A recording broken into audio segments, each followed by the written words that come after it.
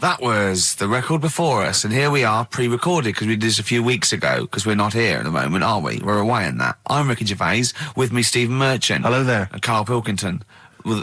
He's not actually with us. He'll be in some of the best of clips that will be coming up shortly. Yeah, this is just us, isn't it? This is just us.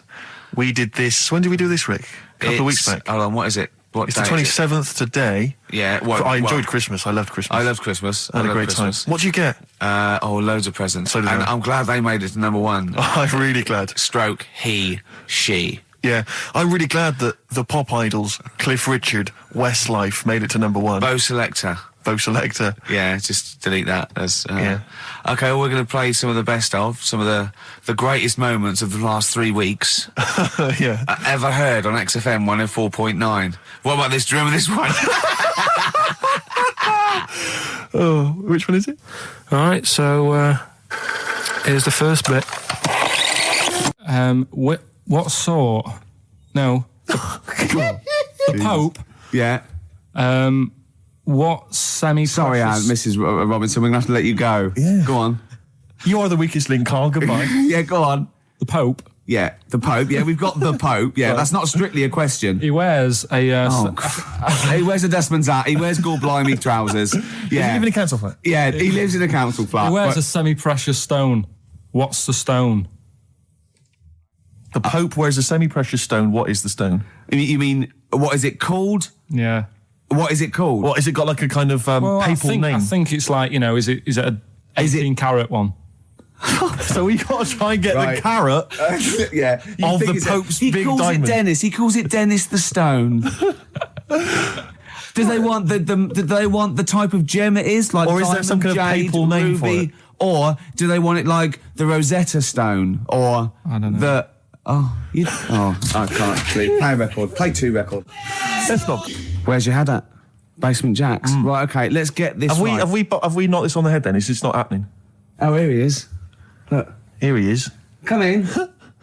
How have you... Oh, God. I don't believe that. Oh, that's pathetic. I do not believe that. That's absolutely pathetic. Now, they won't believe this, will they? No. Right, No. if I say that Jonathan Ross just got his massive member out, and he is a big lad... Come and sit down. I've got your tickets, Mr. Gervais. Thank you. What's going on here then? I mean, why are you dropping off tickets? Well, because, in the spirit of the Comedy Awards, we like to have the rising young stars of the British Comedy Awards. That's right, Yeah. and that's me. Well, we couldn't find any this year, so we've asked Ricky whether he would sit in the rising young star seat, and I wanted to deliver the tickets personally, so there's no excuses if he doesn't turn up later. Yeah. I always suspected that you were sort of pretty well endowed. Yeah. And now we've seen, it's on webcam, That was just one of my cocks. That's the one you're wearing today. Didn't we? Don't say that. No, This is meant to be the happening young station. What's going on? No, you can't say stuff like that. You can't. Just careful what you say. Look up to Julian Clary. 10 years in the wilderness, and he comes back in the person line. 10 years in the What wilderness. happened to you? That's Jesus you're thinking of, isn't it? Just because you're on everything at the moment. I walked in here and I came in here and I thought this is the young happening place, and what do I see in here? 3 old men sitting What are there. you talking about? I'm only 28, 27. You're wrecked. You all look wrecked. Well, that's because we're always partying. I was looking for some youngsters. Where's the youngsters? I wanted to see some tight leather pants. I wanted to see some foxy chicks hanging on you everywhere. What is it? It's a bunch of old blokes and a bloke up there washing up in a sink. But look at him. He even dresses for radio. Look This at is him. ludicrous. It's amazing. Looks like you're I love the fact you were on the phone to Gervais last night, weren't you? Asking his advice Yeah. on clothes. Look at him. He's going for the man down the DSS. I like that look. That's a nice look. Have you got a single pair of trousers that aren't elasticated at the waist? They're maternity jeans, aren't they? They've got a whole frank panel that pushes The forward. thing is, what I do at the end of the week, I can pop these in the pan and I can make a nice soup with all the food that's encrusted in As them. his years as a homeless come to the fore there. Look at you, But one why- step away from Lawrence Llewellyn Bowen. I'd like to be that bit closer. But why are you dropping off tickets? Are you a little bit... Because I thought you were married and stuff. Why do you suddenly got this obsession with Gervais? Because I'm a bit rough, ain't I? yeah, it's like when you see Dale Winton out with those rough boys. I'd like to get one of my own. When a top celebrity in a lovely looking suit walks down the corridor with his penis out, Yes. Yeah. I know that I'm still an attractive man. You've arrived. I was inaugurating the same way. For me, it was Des O'Connor. It's like it's the passing on of the baton, if I may use that euphemism. and you've been battened. But it's fantastic. Well, it is a pleasure. I don't think I'm complacent just because I'm mixed with you. I still wake up and think, I don't believe it. I'm mates with Jono. Can I just point out? I was listening to the show last week and I heard you, as always, revealing a little too much about yourself, if you don't mind me saying so. Yeah. Steve, not as much as you. No, but that was just for the benefit of the room. Yeah. And talking about when you used to occasionally urinate in the sink. Yeah. When you were around my house last time and I came in and you looked a bit shifty. No, please reassure me. It was more ownership. I was like, I went to my territory, and then other people that come in that go, has Gervais been round here? It's like just marking my territory. Because my coffee the next morning had a hazelnut tang to it that I don't remember putting in. Can I just say something? Because I mean, I used to, mention to you, Gervais, when we first started getting involved in the business. Yeah. I used to say, if there was one celebrity I'd like to be friends with, it's Jonathan Ross. Yeah. Lo and behold, Ricky's befriended Jonathan Ross. I'm nowhere to be seen. But Not Ricky invited round. Ricky told me that I could be his friend, providing I never extended the arm of friendship. Right. Yeah, if you ever... I thought as much. He tries to keep everyone else down he works with, from the office, all the other shows. He tries to keep them down. I didn't even want you to come in. I wanted to Yeah. meet you on the steps. Yeah. I didn't even want to tell him you were around. But you called. He went, who's that? And he saw your name come up and he went, well, can I meet him? Well, you're coming tonight, aren't you? This isn't Radio 2, by the way. These links are way too long. This is snappy radio. We have to play out... Yeah. You might The be kids have lost interest. But the kids want to hear Coldplay, Catatonia, You know what I like? Faithless. How about some more of that instantly forgettable hip-hop you play each week? One of those obscure hip-hop hooray. That's the worst feature on British radio. You should be ashamed of yourself. Wait a minute, I've heard your quiz on Radio 2. You're having a laugh. The hip-hop's had its day. You told me that one. Put it away. Put it away. I'm Carl. Carl, how you doing? I'm all right. Got a question for you. Right, man. Got a question. Yeah. The Pope. Yeah. What semi-precious stone does the Pope wear? That is easy. Go on. Topaz. Is that the right answer? I don't know. I might have wrote it down. I'm really sorry, Jonathan. It's not what he publicly admits to, but I have to know because I was hanging out with him at the Groucho one night and he was saying, oh, look at this, look at that topaz, go and buy that, look at that. Vatican City. Look at that. We can make a nice ring out of that, he said. Didn't go anywhere, but thanks for asking. I better go. I've got to go and buy some winkle pickers. Thank you very much. Okay. Enjoy Nice to it. meet you, Stephen. Yes. Carl, I wish I could say it'd been a pleasure, but actually it was quite creepy. See you later. So we just had a text here that says, and I don't know what truth there is in this, as ever, but John says there is apparently a nude bike ride today in Hyde Park. Now, I can't believe that's the case, because I don't think it's allowed, is it? You can't ride around with your veg, can you? I don't know. Why would you want to? Well, good point. On a bike. On a bike, I like the fact that that's what disgusts him.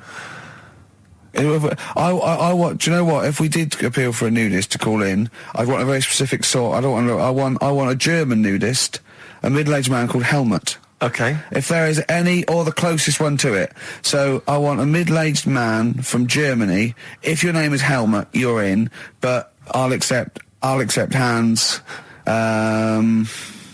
Carl would be good, wouldn't it? All right. Yeah. I think I'm wondering if the age might. Maybe we could we broaden that Okay, a just little bit? a German nudist bloke.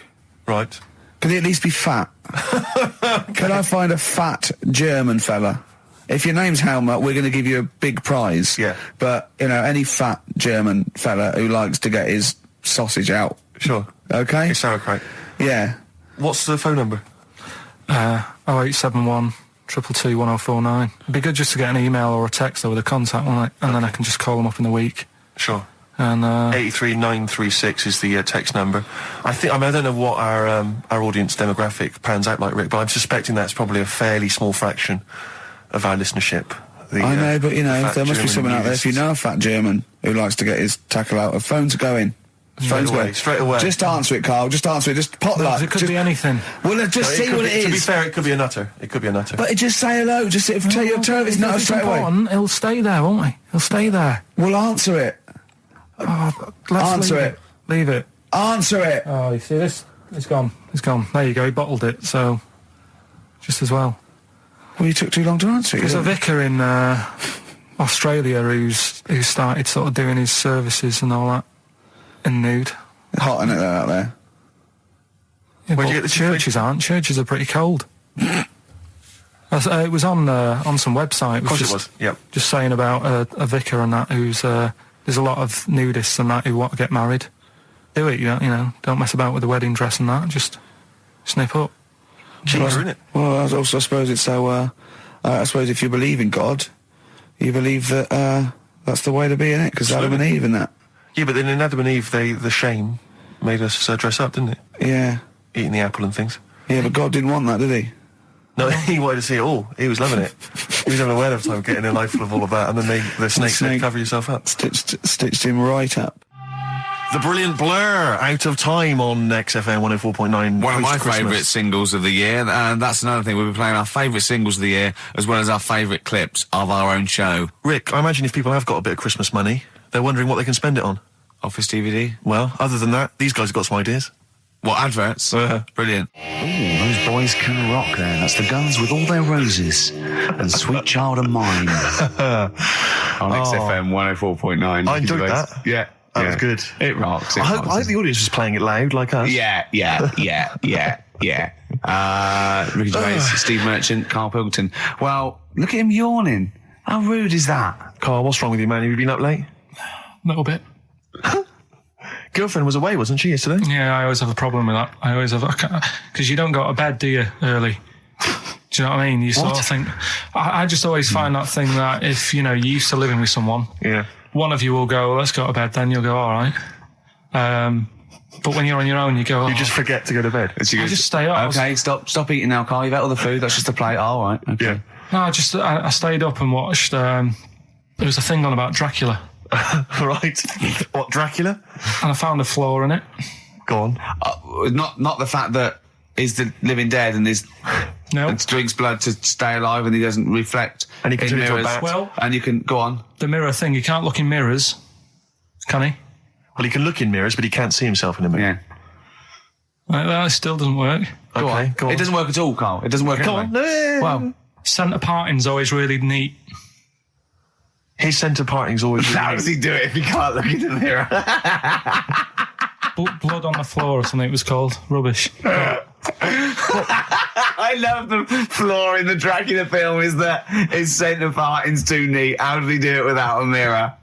Oh. Was it a documentary about Dracula? No, Yeah, there was the real it's Dracula. The real called- Dracula. Bit. Yeah, the real Dracula, the It's true just a Dracula. film. It had blood on the floor or something. It's called. Yeah. It's rubbish. We had a little lunch yesterday, didn't we? We did indeed. That was a nightmare. Yeah. I hate going out with you two. I was explaining to Carl, right? I like to excite Carl's imagination, right? And if it involves chimps or monkeys, all the better. Brains he likes, parts of the body, deformity. I know where to, what buttons to push. And I told him about this thing. I don't know if any of you out there know about this, but there's an experiment they did in the 50s, a clinical psychology experiment where your two hemispheres of the brain, okay, they're joined by a thing called the corpus callosum, right, which is just a little flap of skin, like a little scarlet lead that joins your two hemispheres. And what they did, they cut that in half, and they thought it was a cure for schizophrenia, but what it turned out to be, or epilepsy, I think, I can't remember, was that your two sides of your brains didn't function together. You couldn't get information. I was telling Carl all this thing, and one of the things I told him was that they did it on a monkey, and it fought itself over a nut. Like its right arm was connected, by its left lobe of the brain, and it was fighting over itself. And Carl went, instead of thinking this is amazing experiment, he went, would it have been happy if you'd given it two nuts? Yeah, I know.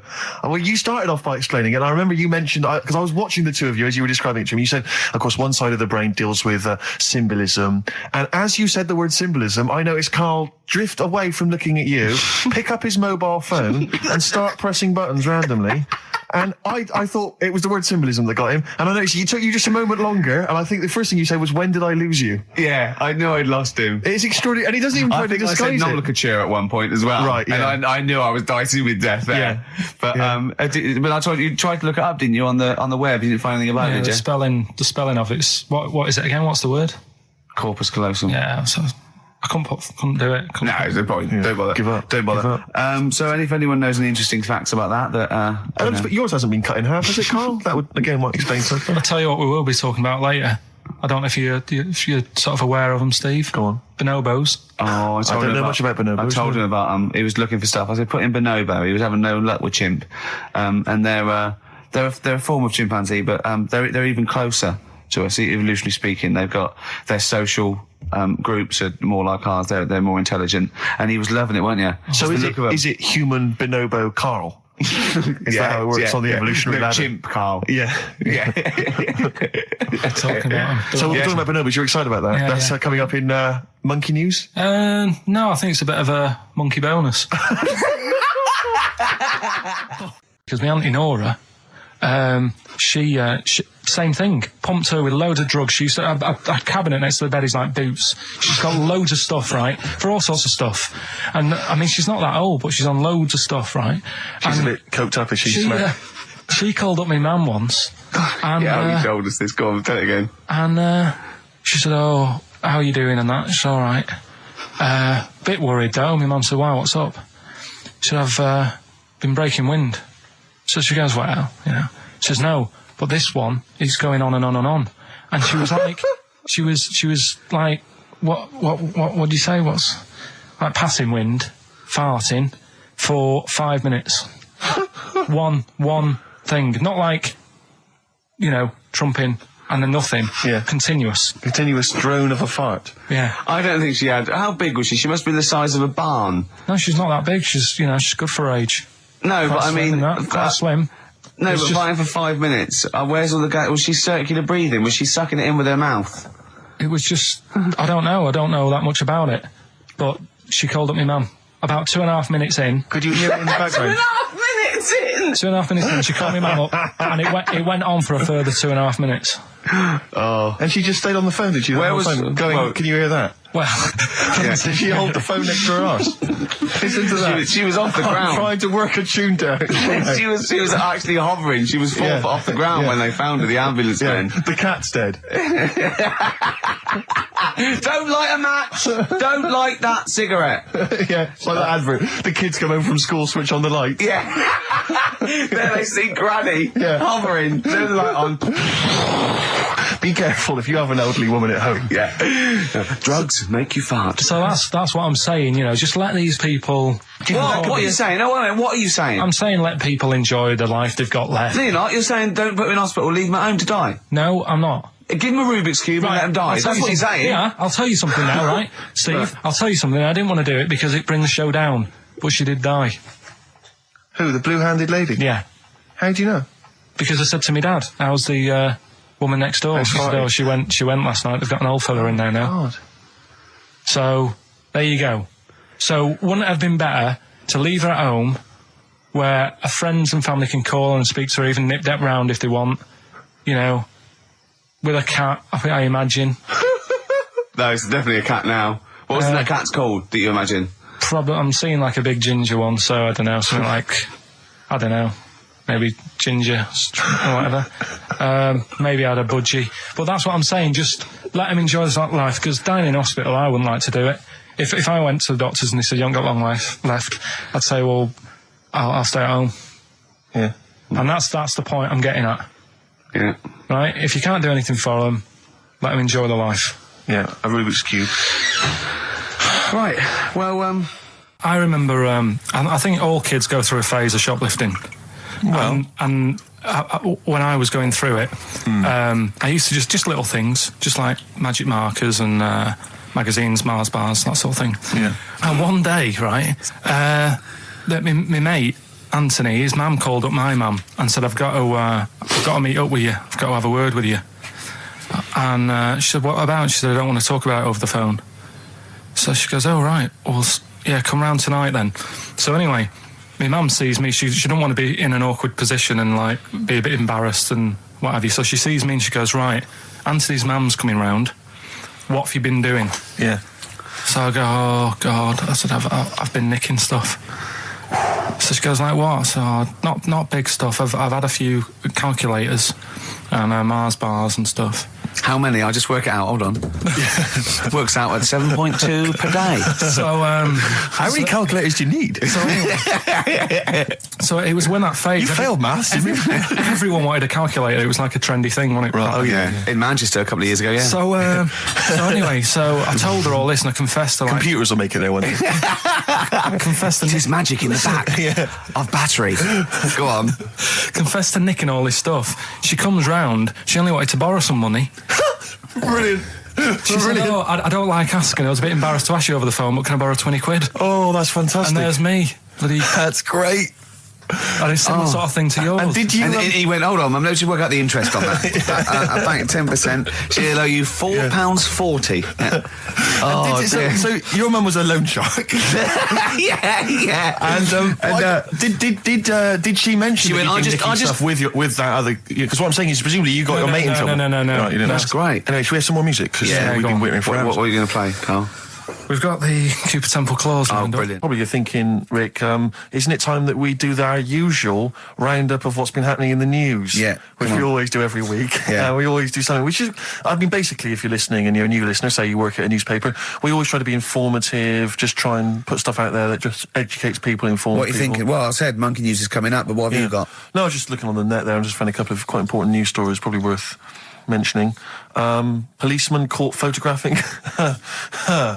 I don't know why it makes me laugh. It's just the phrasing, I suppose. It's the headline. Policeman caught photographing up woman's skirt. No, he wasn't up there taking a picture of Big Ben. He wasn't going, can I just sit up here? I'm just going to take a picture of that seagull over there. No. He was facing the camera up a woman's skirt. He was indeed. Right. A policeman in Japan is facing disciplinary measures after he was caught photographing up a woman's skirt with a hidden camera while on duty. The 42-year-old sergeant, who's not been named, used a digital camera to secretly snap the shots when the woman was reporting a stolen bicycle. So he was actually doing his proper job. He'd obviously thought to himself, I'll bring him a digital camera today. On the off chance a beautiful woman comes in to report a crime or robbery, I'll have it ready, I'll have it positioned, in such a way. But this is interesting. This is how he got caught. Okay? The woman became suspicious after she saw a flash go off. brilliant. I mean, this Not a secret at all. Sorry, did I just see your shoe? Your shoe just seemed to just spring into life there. It was light. There was light. Yeah, I think I've had someone set fire to some magnesium that was on the end of it. It won't happen again. But it's only you and I in here, and your shoe was just suddenly lit. Why are you standing like that? Why is your shoe just sort of like between my feet? There's no reason. This is how I always stand. What did the bike look like? Flash? So, are you taking pictures of my family? No. And no, I'm not. And you should be wearing knickers anyway. Well, how do you know that? What? How did you know I'm not? How did I know what? I'm not wearing any. I didn't know you. I don't know what you've got up there. Well, I don't know what it looks like, and there's no way I could. Of course, it would be roughly that conversation in Japanese. I know, yeah. This is the Best Of Show on XFM 104.9. I'm Ricky Gervais, with me Stephen Merchant. Yes. I hope you're enjoying the Best Of. I'm amazed that these are the highlights and that we've strung it out this long, Rick. But the good thing about this is, we're not here, we recorded this a couple of weeks ago, just the links, right? This has taken us about 10 minutes for the whole show. We get paid the same. Why don't we do this every week? That's a great idea. High five. Listen to this clip, it's brilliant. Can I just ask Carl how he got on over Christmas? Because the last time I spoke to him, you hadn't bought a present for your girlfriend. I had to say I was on tenterhooks all Christmas. Well, you changed it. After that show, I felt bad, even though I shouldn't have done, because... Because you hadn't bought your girlfriend a Christmas present? Yeah, but I said to you, I booked a table at a hotel in Covent Garden, had Christmas dinner there, which was nice, right? It's good food and everything. Didn't feel like enough to me. Well, then I went out and treated some stuff, and then... No. A couple of days before Christmas, he went, I took Suzanne to that hotel we're going to go to for Christmas dinner. We had tea and cakes. And I went, oh, you treated her? He went, no, she paid for it, but I was just showing her what it was going to be like. That was her extra treat. She paid for it. I love that. Brilliant. Yeah. Well, it was a dear. It was like 150 quid for a meal for two, which is pretty dear. So I'm not going to buy her cakes as well. All right, love, have anything you want. You pay for your own pudding. I'm not mental. Yeah. So you treated her to some other stuff. Some bits and bobs. What, and then she chose them and you paid for them? What, the presents? Yeah. No, you chose them and she paid for them, but you know, it's the thought that counts. I got them on the way home that Saturday. Well done. And what did you buy? Shops. Well, just some bits. It might be personal, Steve. Well, I don't care. Just some bits. Yeah, but bits and pieces. leave out the personal bits. What bits? Just little things. And then yesterday, right? A monkey wrench and a new washer for the shower. Yeah. Some recordable CDs that you need for your job. Oh, dear. Now, when you gave those presents to her, did her face light up? Right. I don't want to tell you what they were, right? But she wasn't that impressed. You're going to tell us what they were now, tell us what they are. You even know what they are. She told you on Christmas Day. Hold on, wait a minute. But it doesn't matter what they are. It does matter what they are. It doesn't. It does, Carl. It's you, mate. Of course it doesn't matters. matter. Oh, God! Have you just remembered? Yeah! Right, but there's no need. I've got to tell him, Carl. I really want your permission because I don't want to be I know it's not, but we know it's not that embarrassing. It's really quite sweet. Yeah, but in a way, right, the way I look at it is, right, Christmas, even when I was a little kid, right, is not... Please let me tell him, Carl. Well, let me just tell you first, though. Let me tell you why I didn't go all out on the old present front. Right. Justify yourself. Right?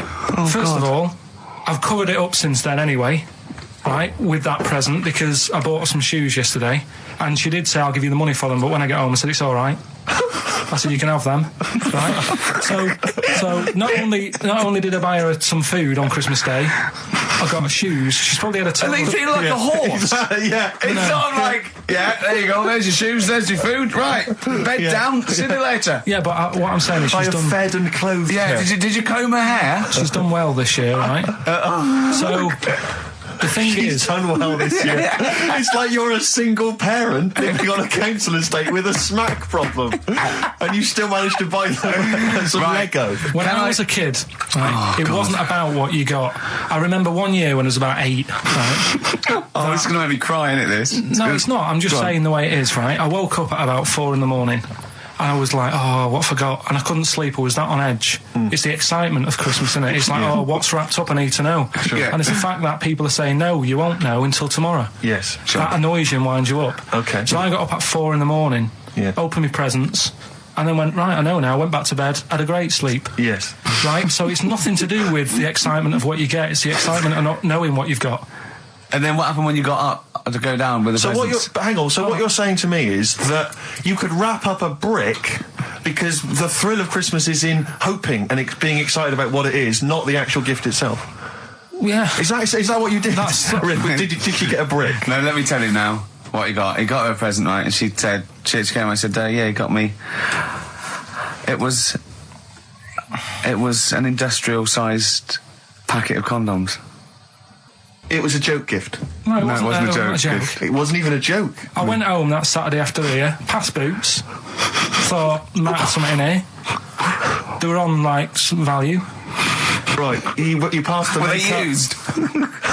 Right, but The anyway. makeup, you passed all the other... Past the makeup, feminine stuff. past the lovely vanity cases, the foot spas. Exactly, Yeah, the bathroom hold products. on. How much are these, love, for 100? $4.99. Yeah. Do I get them reduced if I buy in bulk? So how many did you buy? What was it? I don't know, probably about 100. Right, okay. And is she allowed to use those with anyone?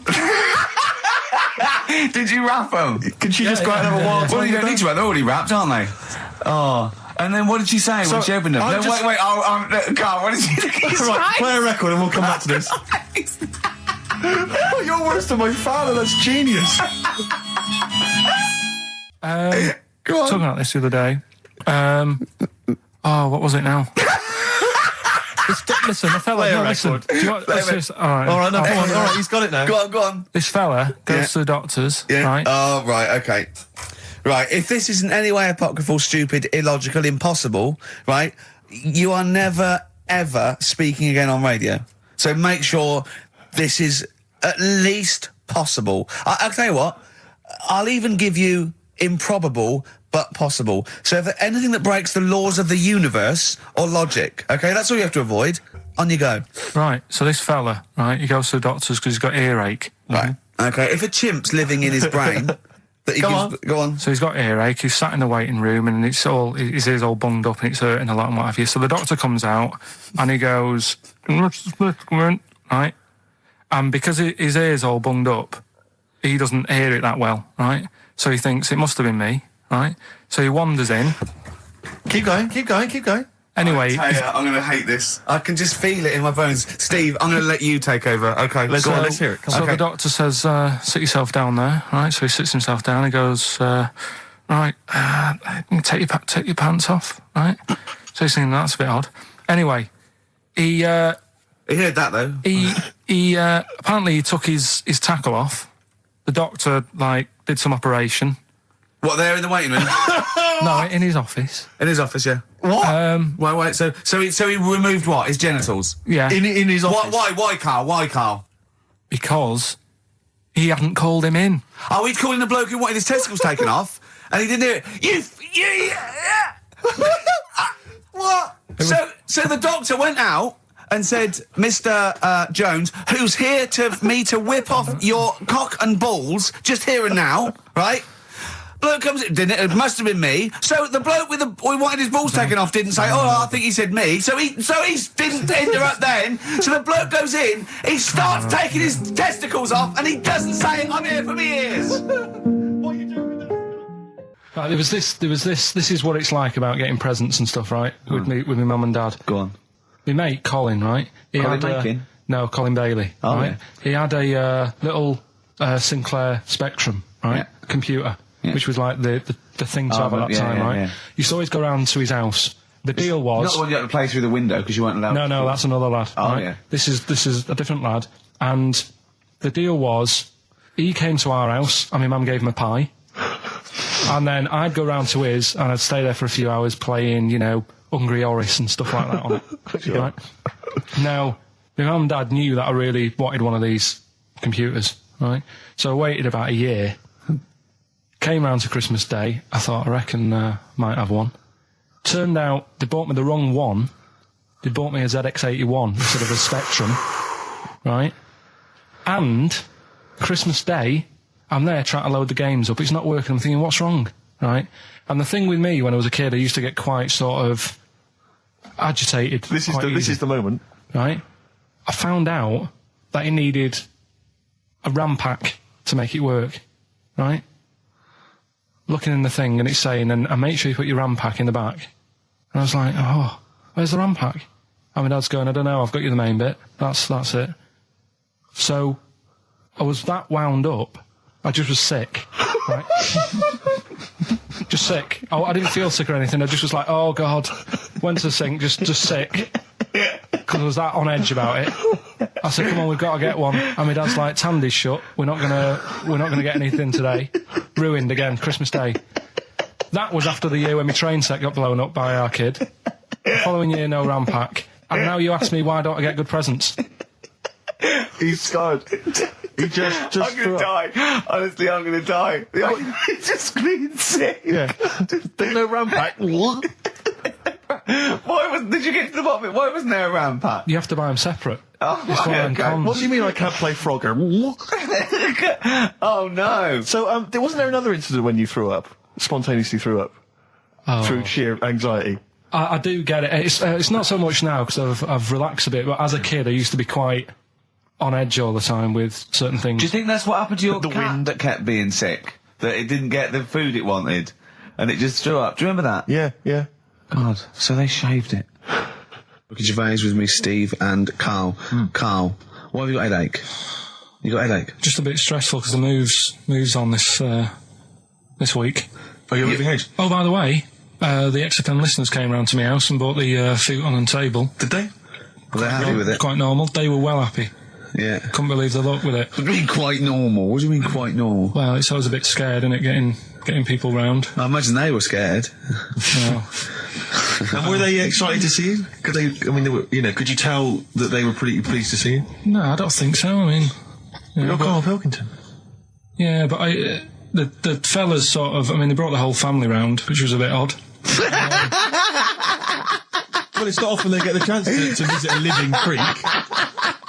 Anyway, no, they were nice. And you're moving now, yeah? He said he phoned me up today. It was absolutely tipping it down. Right? He had to cycle in, right? Because he said, because of the move, he doesn't want to leave his bike round there. Right? And he said, and Suzanne, I can't say this in case he's listening, can I? He won't know. He said Suzanne's hired the oldest removal man in London. You should hear him. And the thing is, right, we booked him because everyone else happened to be booked out, but this fella's free, right? So he called up this morning. I've never spoke to him, but he was on the phone. He sounded about 90. Yeah. Carl thinks that he's going to have to do all the work. And the thing is, right, Cheap. it seems to be All he cheap. wanted some Werther originals. Yeah. Right, listen, it seemed to be cheap because it's £50 an hour. But how long is it going to take him? Yeah. Oh, that's So, genius. When's the move on then? When's the... Oh, well, he's coming round. He came round today to bring some empty boxes, and he was struggling with them.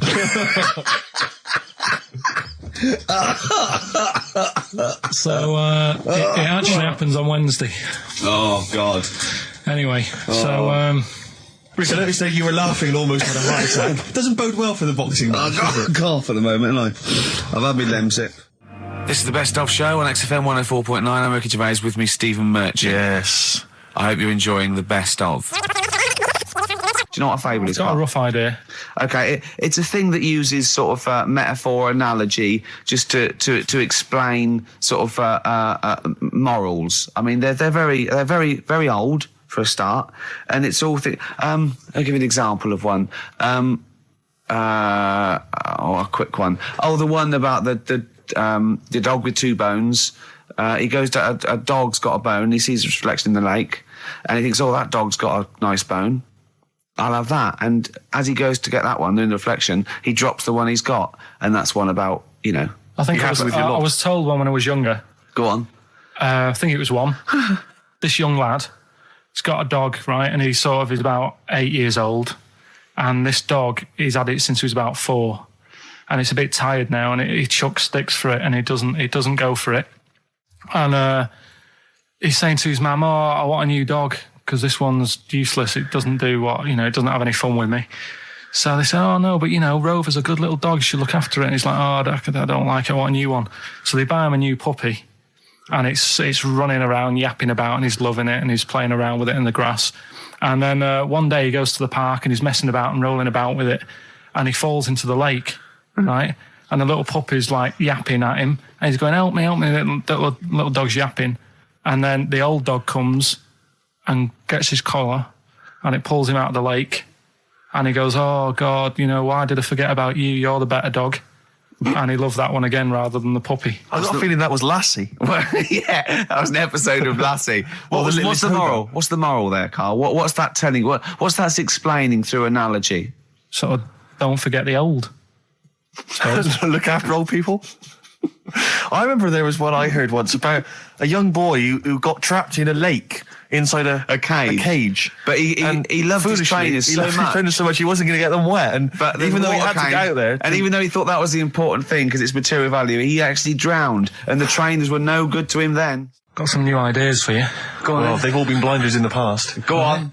Did you do any competitions when I was away? Did we? I think we did, didn't we? Did we give away a DVD? Did we? Yeah, we did. Yeah, go on. Yeah, right. Go on. Anyway. Well, I thought some... This isn't like radio, is it, as we know it? This is just people talking.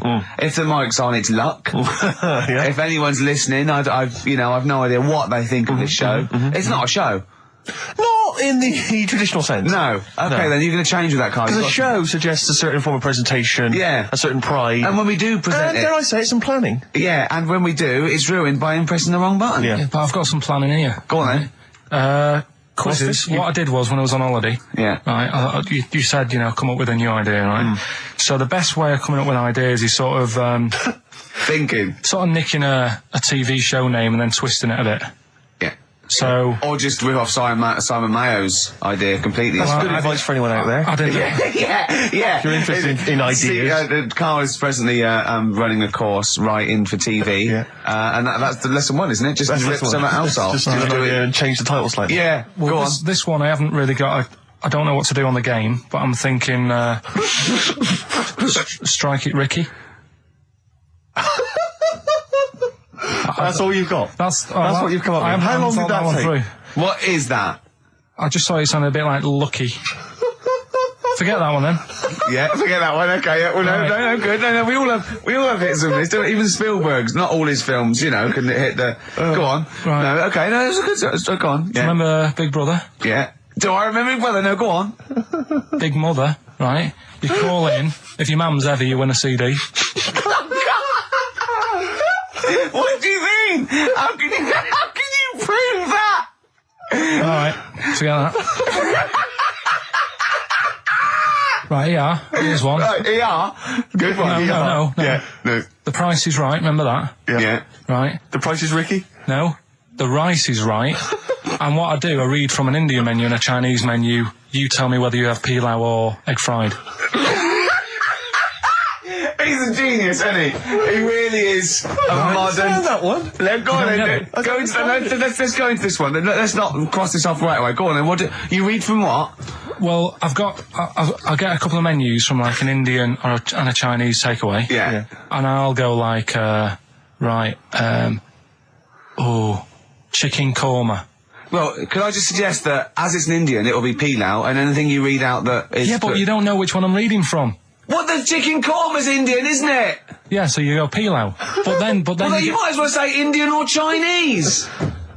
No, because then the name wouldn't work. The rice is right. Okay, yeah, I forgot you're working for the title backwards, aren't you? Okay, yeah. I'm so confused. I don't know where I am or what day it is. A programme that they've been in on Channel 4, right? Can you cross that out? We're not doing The Rice is Right I either. don't understand The Rice is Right. No, go I'll on. tell you that later. We'll have a game in the office, right? A game that they've been in on Channel 4, but has got really big viewing figures. Well, obviously not. Right. Or they wouldn't be binning it. Go on. Do you know 15 to 1? Yeah. They're getting rid of that, right? Are they? I'm thinking 15 Taiwan. Get some items that are made in Taiwan, right? Get 15 items, and I say what they are, and then you go, oh, I bet it's the vase. Or something. That's the one that's made in Taiwan. Yeah. Just explain that again very quickly. No, don't go. Alright, Cross it out. forget that. Cross it out. 15 Taiwan. Tell you a job I don't like. What? I wouldn't want to be doing. The woman, there's a little woman who sits in the little snack stall on Finchley Road. Yeah. And I don't know how to describe it really. She is surrounded by snacks. She can't move for snacks. It's Does like, it look like American Beauty, but with different... not dissimilar to that. Yeah. It's a little hut on the station. And it's like, if you go to the seaside, you can put your head through one of those cardboard cutouts and it looks like you're a big fat person or whatever, and you can have your photo taken. It's like an equivalent of that, but it's just snacks everywhere. She's got bananas up to her chin. She's got chocolate coming down to her eyes, crisps either side of her. She can't move. She can't do 360 degrees. She's like packed in there. I don't know how she gets in there. I think they put her in her first, and they put, pour in the bananas. Yeah. Then they go pour in the nuts. She has 2 hours of makeup before they open. Exactly, yeah. Dressing her in there. Because I'll ask for something from the fridge, and she cannot turn her head to see. She has to go by feel alone, just to feel the fridge and get stuff out and pass it. And often I'll say, that's not what I wanted, but she can't. You've got to let her off. It's extraordinary. Dear. But there's no music playing. Does she There's have nothing. to sell her way out of it? Exactly. if it's a slow day, she's stuck there till the next day. Yeah, it's like a world-breaking attempt. Yeah. Carl, what job wouldn't you want to do? Well, any job. You're a lazy... You're joking, aren't you? I've done loads of stuff. I'm quite happy now doing what I'm doing. Yeah? You look happy. Trying to think. You sound happy. Yeah, I mean, calm down. You on drugs? I'm all right. Are you on happy E? before England have won and that. I'm What? happy for them. Yeah, go on, happy for them. I'm happy in that. Yeah, what do you mean happy for them? We are England. Happy Yeah. for us. Yeah. I mean, we didn't play. I did very little towards it. No. It was mainly Johnny Wilkinson. Yeah, I and the barely other- contributed. Switching on the TV was about as much as I did. Exactly. And shouting, come on! Yeah. Talking about jobs and that, though, I was reading the other day about, rubbish jobs that people have had and I stuff. haven't got time when I'm at work, man. I just get on with it. I'm not squiddly diddly. Fingers in pies, different jobs. Go on. Do you know Ivor the Terrible? Ivan. He, His Russian. Yeah, that was the Welsh fella who was bloody awful, but not as bad as his Russian cousin, Ivan. Go on. he had a fella doing some work for him, right? This fella built his house. After it was done, right, the terrible fella was like... fella Ivan. He was going, oh, it's brilliant, you've done a good job there. Yeah. I don't want you to build another one like that. Took his eyes out. Just stopped him making an house like that. Yeah. Blimey. That's bad, isn't it? Why didn't he take away his trowel? Then he could have seen, but he couldn't have built a house without a trowel. You can't build a house without a trowel. Yeah. I suppose he probably later thought that once he'd been nicknamed Ivan the Terrible. Yeah. He thought, why? Because you gouge people's eyes out. Yeah, but I didn't want to build another house. I know, but Take his trowel away. What would I have been then? Ivan the Crafty at most. exactly. Yeah.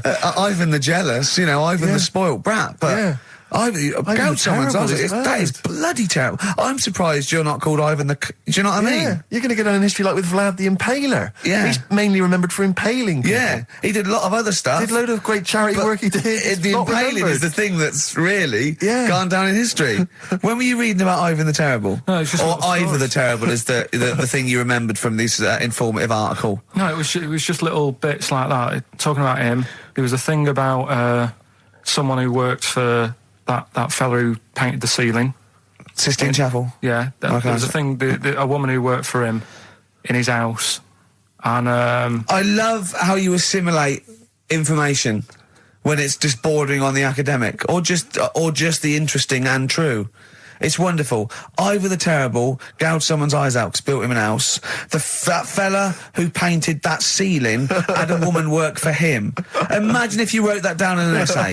Imagine if you wrote that in a school essay. Well, you'd probably end up with not getting a grade, or or thinking you turned up to more than you had. Exactly. Anyway, the woman who lived with the woman who lived in a shoe. Go on. yeah, there was this woman who lived with him, and she used to go out and do all this shopping and that. yeah. But because she couldn't read or write, he used to have to draw everything that he wanted. Why couldn't you just tell her? I don't know. No, but no, wait. That's an excellent point. Could she talk? Yeah, but if it's a big list and that, loads of different coloured paints. But why and couldn't stuff. she draw on a piece of paper? Why did he have to do it? Because he's a better drawer, isn't he? That's the point. That's it. That is. We were just looking for the logic of the story. You found it. You've done it. Play a record.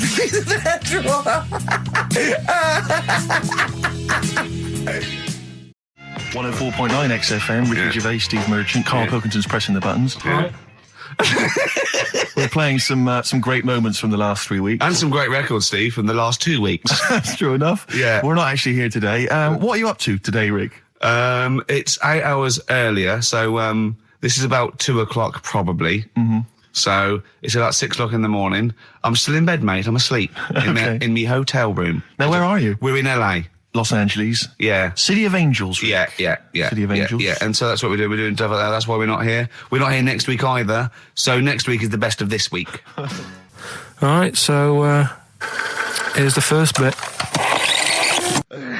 The reason you became King of the Universe, of course, is because of your fascinating French bread anecdote. Oh yeah. Come on the then. How did baguettes come about? If this is going to be someone cooked a loaf a bit wrong and said I can still make a sandwich out of it, I'm going to hit you. No. Go on then. Right. Napoleon, when he was at war and that with Russia, 1812, yeah. yeah, all his soldiers were like, not used to the cold weather and that.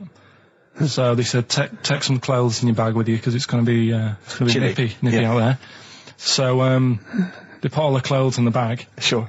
They were told, Oh. it's Napoleon, for Christ's sake. No room for any food. You're joking. So Couldn't they make some sort of sandwich? no, it wouldn't fit because of all the clothes. You had to take extra gear. Sure.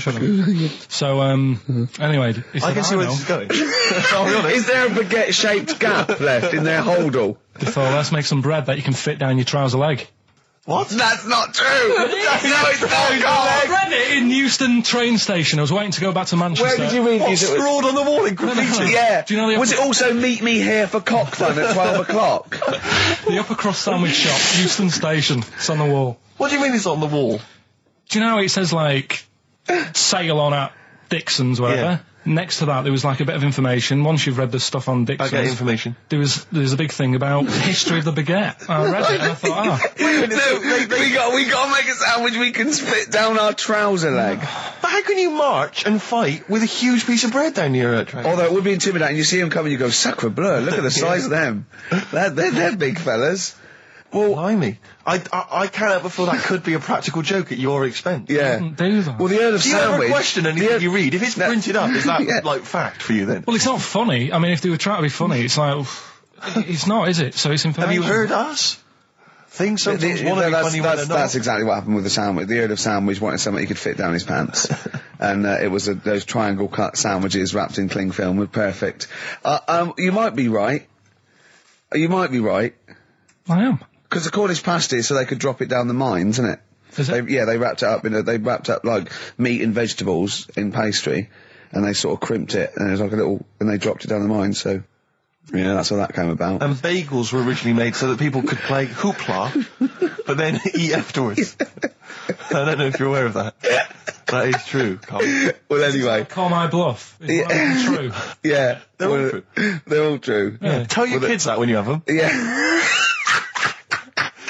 You know, if they're still alive in a million years.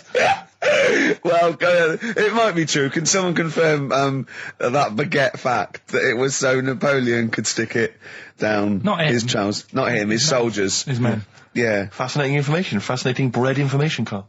Radiohead.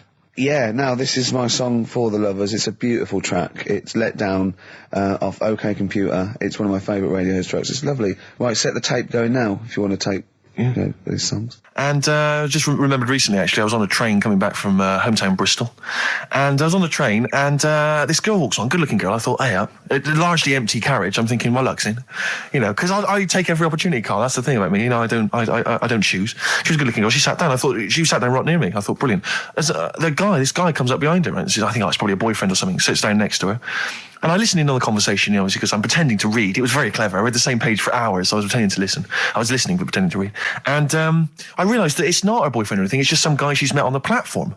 And I'm thinking, brilliant. If she's the kind of girl who's just going to start talking to someone, you know, on a platform, on a train, brilliant, I'm going to be in here. Because he was only going one stop. So I'm thinking, what's the worst that can happen? He'll nick off, you know, I'll get chatting to her, you know, and who knows, I could join the... is there a train equivalent? Foot High Club. The Foot High Club, brilliant. And so I'm excited, you know, I'm listening in. And it turns out that they're both kind of graduates who've just finished university, or they're coming to their finals or something. And they're chatting away, you know, and he's making a couple of witticisms, you know, and she's kind of tittering at his jokes. I'm thinking, well, I'll tell you this, if she's laughing at this kind of material, I am going to blow her away, you know, with my kind of anecdotes and wry observations, you know. Yeah. It was weak stuff, I got to be honest. Really? He was coming out with nothing. He was running on empty, as far as I'm concerned. Yeah. And she was loving it. So I'm thinking, brilliant, I'm going to be right in here.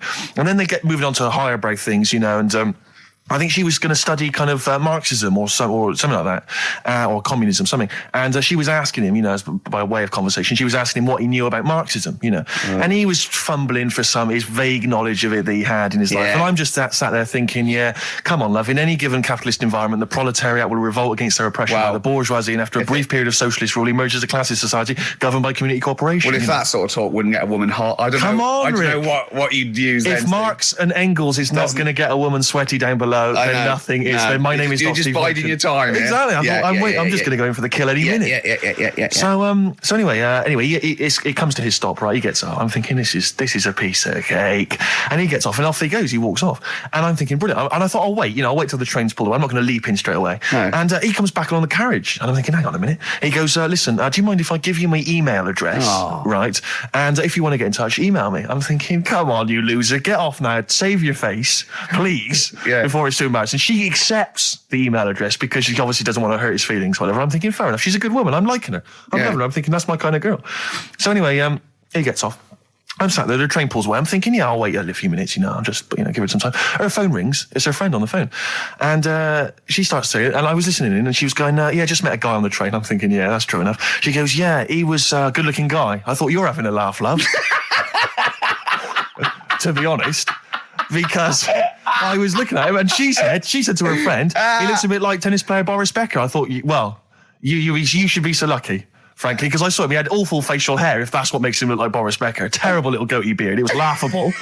I thought, I don't know. And then she goes to thing, and she's like, yeah, I met him, we got chatting and stuff, you know. And she was going, it's not often that you meet someone, you know, generally in life, who's, you know, kind of thoughtful and intelligent and funny. I thought to myself, I'm not even going to waste my time with you, love. Frankly, if that's what you thought of him. You just walked away. And I'll be honest with you, I didn't even bother talking to her. No, you were just didn't even waste my time with her. If she thinks that bloke is not only great looking, but funny and intelligent, and she got on well, and he was polite, and it was a chance meeting, and he thought, and she thought that you were like a freaky looking dork who didn't even have the nerve to speak. That is what if that's what she thinks, then I don't want to know her. I couldn't. You walked away, and good luck to you. And I have my dignity intact. Yes, and she's nothing.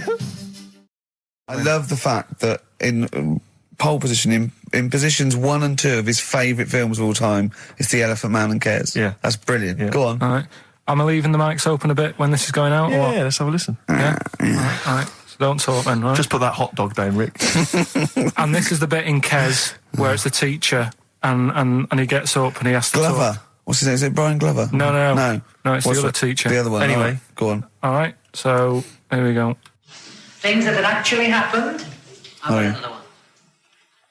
What about you, Casper? Casper! All right. All right? All right. You haven't been listening to a word I've said, have you? Yeah, I heard some of it. Yeah, you Some of it? just... Stand up. Always somebody, isn't there, eh? Right, now you're going to tell us a story about yourself. What sort of story?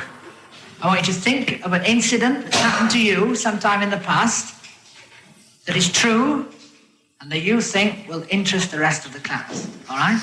All right. What about... I work on a radio show at the weekend. Well, are you going to tell us about it? I'll just do...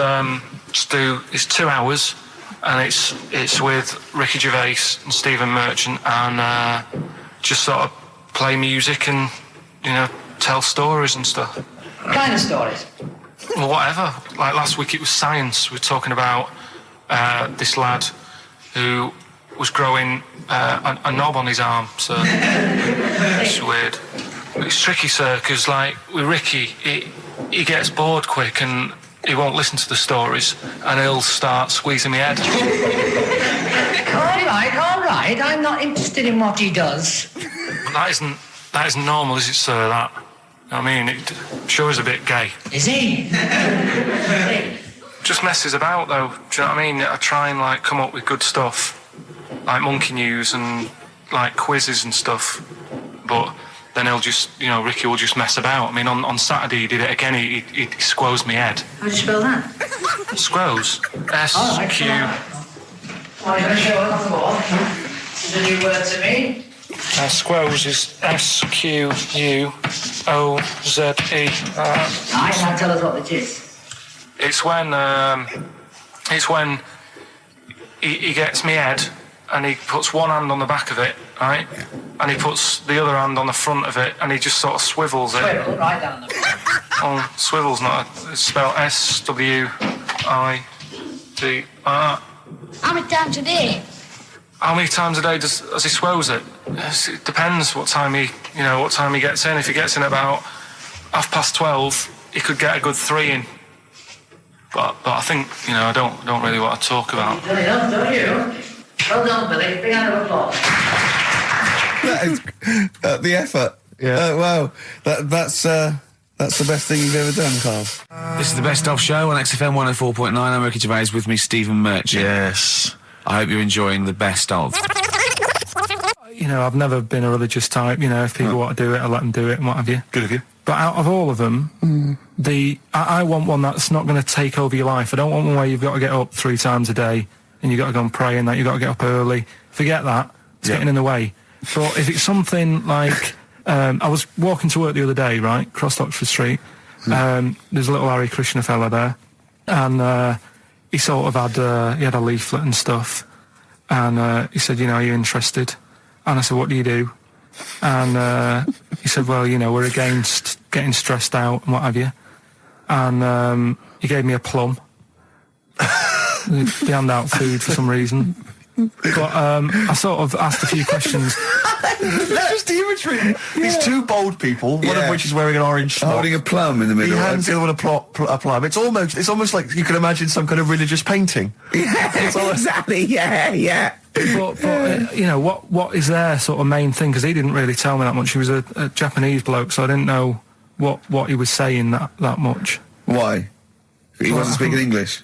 Not very well. He wasn't the best sales bloke to send out for them, is what I'm saying.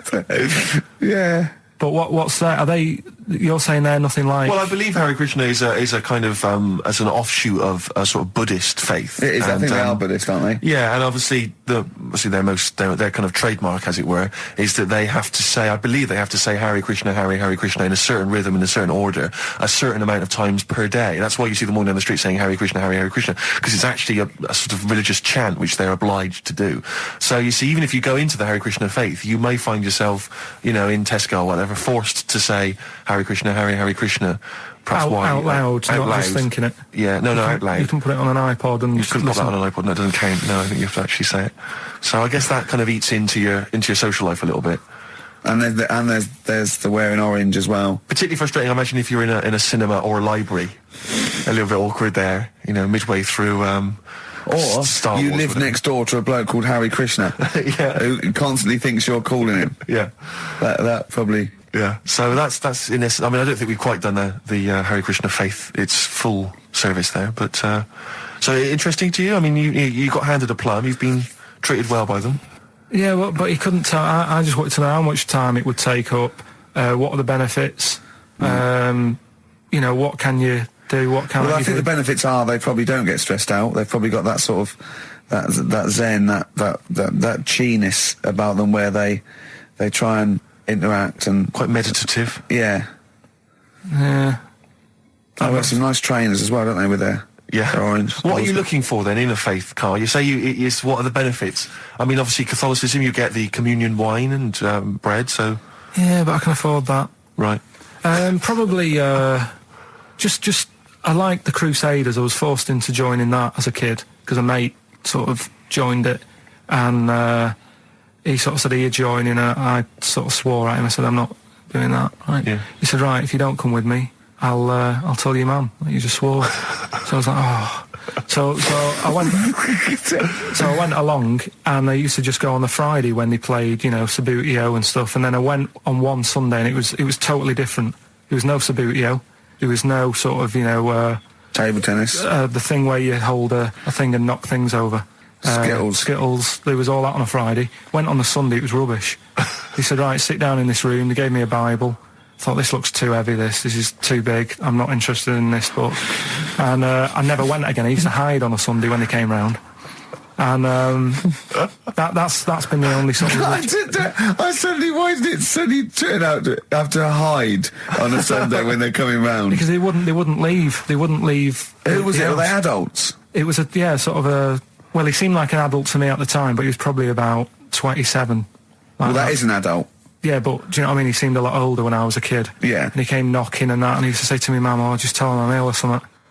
And he used to hang around to see if I'd eventually come out to play and that.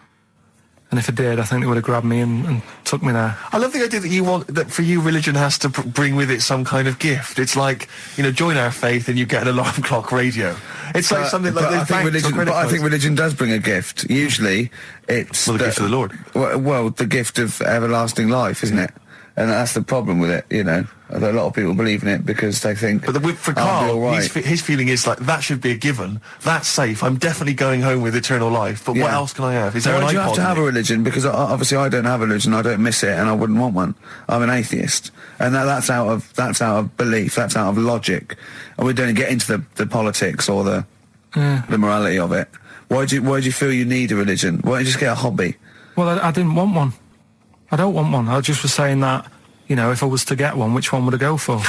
Is what I'm saying.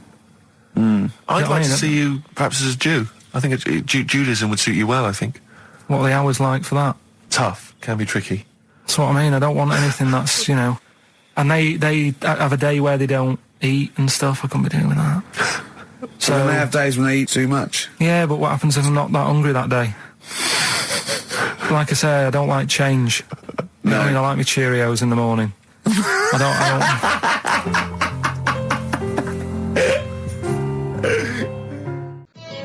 Avalanches, Frontier Psychiatrists. Absolutely. Well, we've had lots of emails. People, obviously, we inflamed and provoked about the Cornish pasty.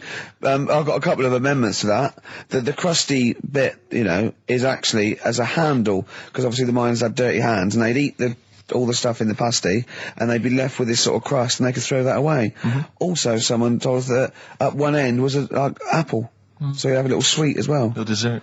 So, there you go. You noticed how, over the years we've been doing this, way back when we started XFM, no one ever contributes when we ask about the music, when we ask about hip-hop, or their, opinions on that, anything important. No. But start talking about pasties. Yeah. We've had about 5 phone calls. Yeah. And someone phoned up to confirm They used to work for Upper Crust, and basically, Carl got all excited. So it is true. Well, I don't know if it's true. I've read the same sign you did, Carl. Interestingly, there's an email here that says, which basically offers a history of the baguette, and talks about after the revolution, the government decreed that all of France must eat the same bread. And it was up to the bakers to bake this bread of equality. And then Napoleon kind of made sure it was a particular, he kind of set in. Obviously on the bread you can eat anything you find in the garden. Frogs, snails, bits of horse, But squid. the interesting thing is, Rick, that there's no mention of sticking it down your trousers whilst going to war. The French have tried to keep that secret for over 100 years, It was only Steve. the upper crust people. Nearly 200 years, that is a top secret. Somehow Euston Station upper crust got hold of a document, left behind in an old sea chest, possibly Napoleon's, could have been Josephine's. Unfortunately, jotted it down. He's kicking himself now. Oh, Secretary, I cannot believe I left a note. If he talked like that. He did. He did that, yeah, he talked English, but in a very funny French accent. Do you remember, there was one thing that, talking about funny French accents, you remember Allo Allo? Yeah. Remember, it was on about 5 o'clock in the afternoon, but they still meant, because it was a funny Frenchman, it was that English guy who was posing as a French police officer. It's very complicated. He would often walk by, and I remember there was one where he said, I was pissing by the door when I heard a shit. Oh yeah. Now that's passing by the door. I'm allowed to say Passing that. by the door when I heard a shot. That's what he's saying. I'm allowed to say that at 2 o'clock because I'm just saying I'm talking in a French accent. Yeah. I was pissing by the door when I heard a shit. Yeah. That's fine. Yeah. Because I'm speaking French, Carl. Do you know what I mean? That's the rule. I'll tell you something I do know. Go on. Right. But I can't really get a question out of it. Go on, just tell us. There's a shadow somewhere. It's already good, isn't it? I'm loving it already. No, right. There's a shadow. I think it was in America. Yeah. And it's on a quiet road.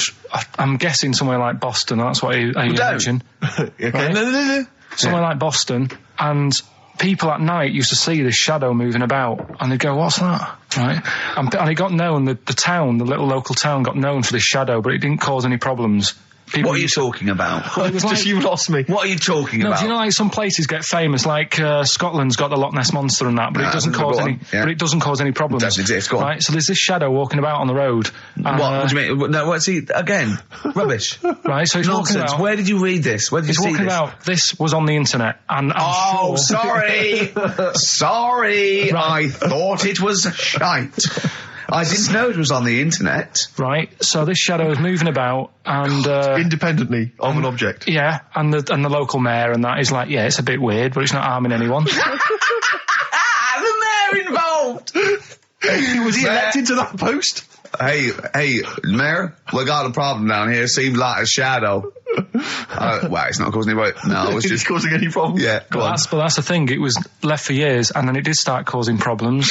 I see, that's it. If you leave these shadows to go unchecked, Rick, they go crazy. Yeah. You let them run amok in the city. Yeah. You've got to stand What down did it do? on What did it Roman do? shadows. What did the shadow do?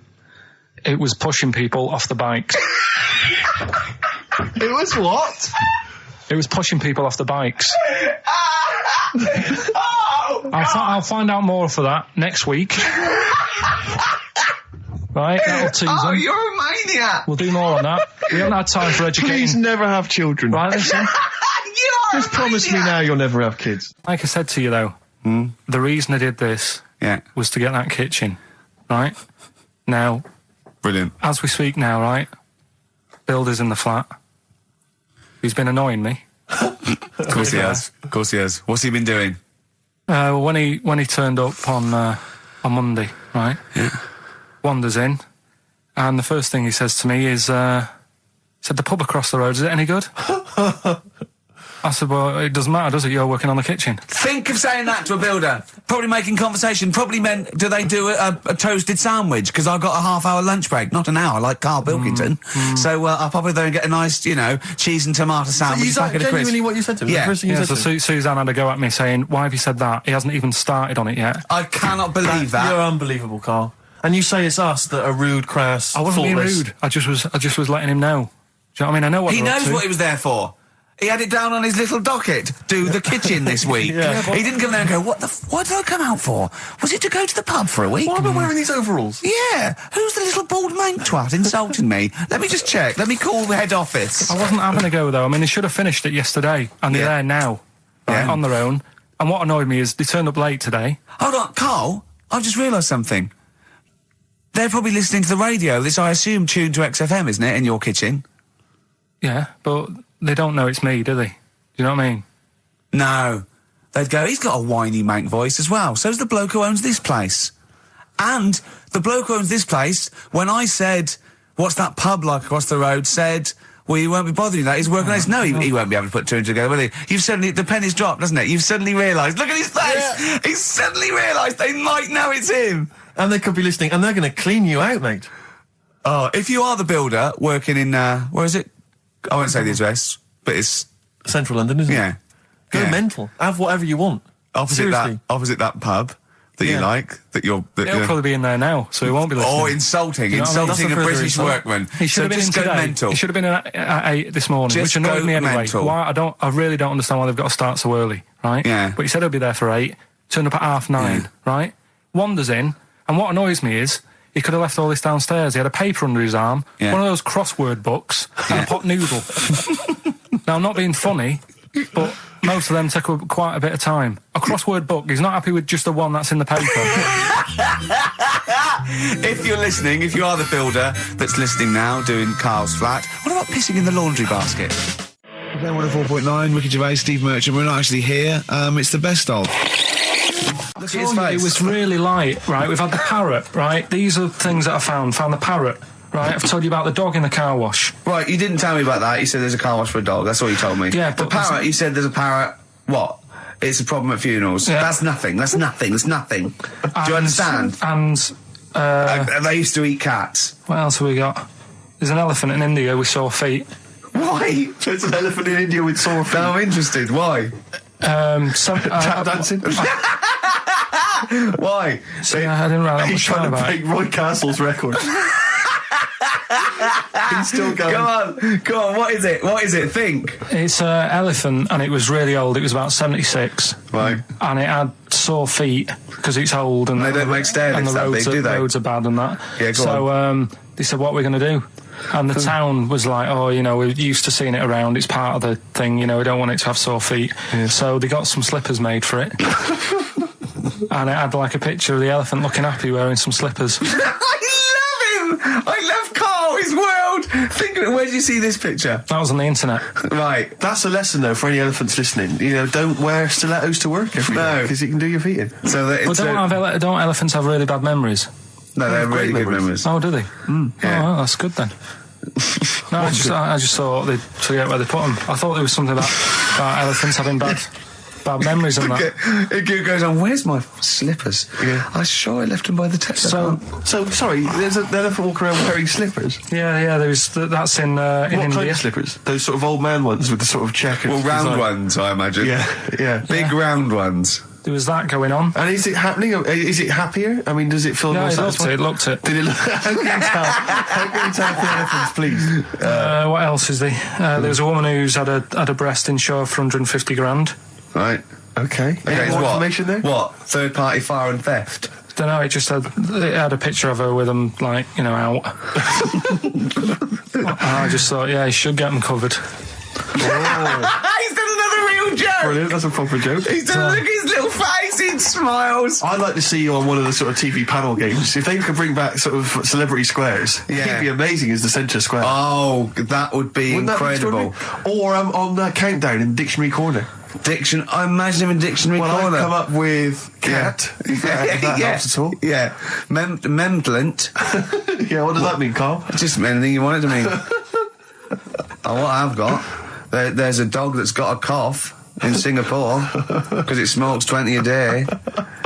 Right, okay, another one. No, it's the last one in it, so we'll save it. The last one we've got is... Last week when I did Do We Need Them,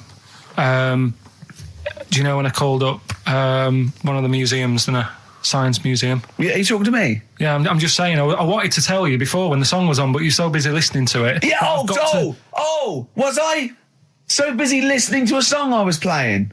Yeah, but we're doing a radio show, aren't All right, we? what's your point? Well, I just wanted to say she emailed in to say I got her name wrong, so I'm just apologising for that. What did you call her?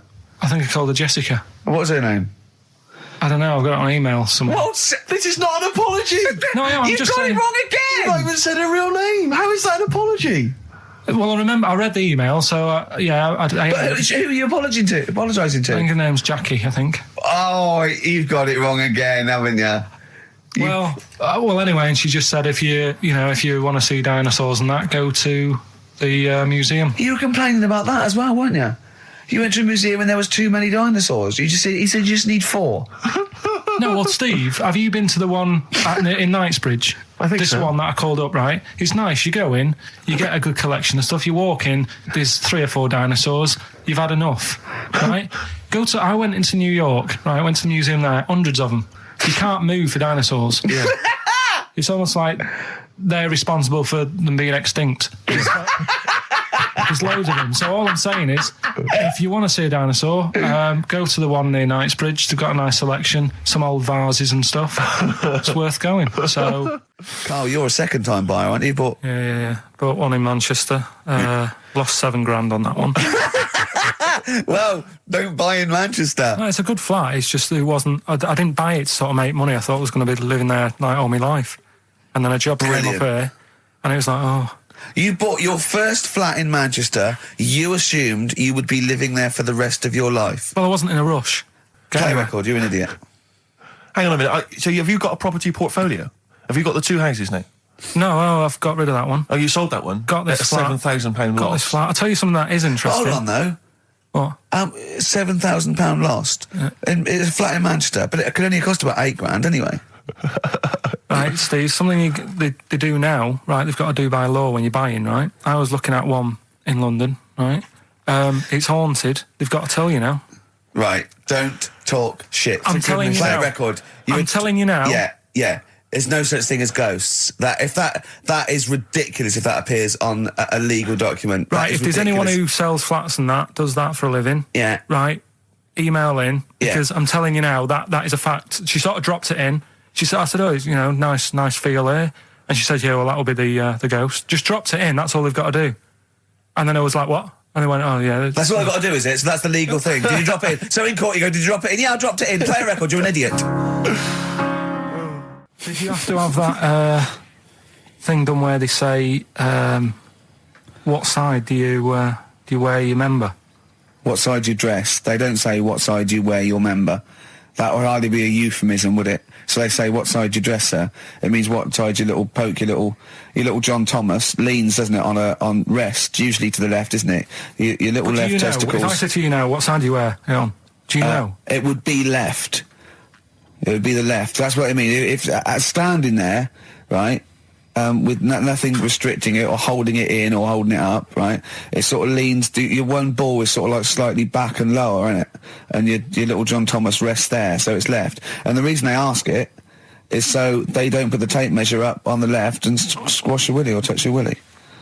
So it's nothing to do with like, well, you'll need a bit more room of sort of more material on that side, or. Well, no, I don't think they compensate. It's just when they when they stick that up into your groin, they don't want to come in contact with your little. The thing is, I don't know what side I wear stuff on.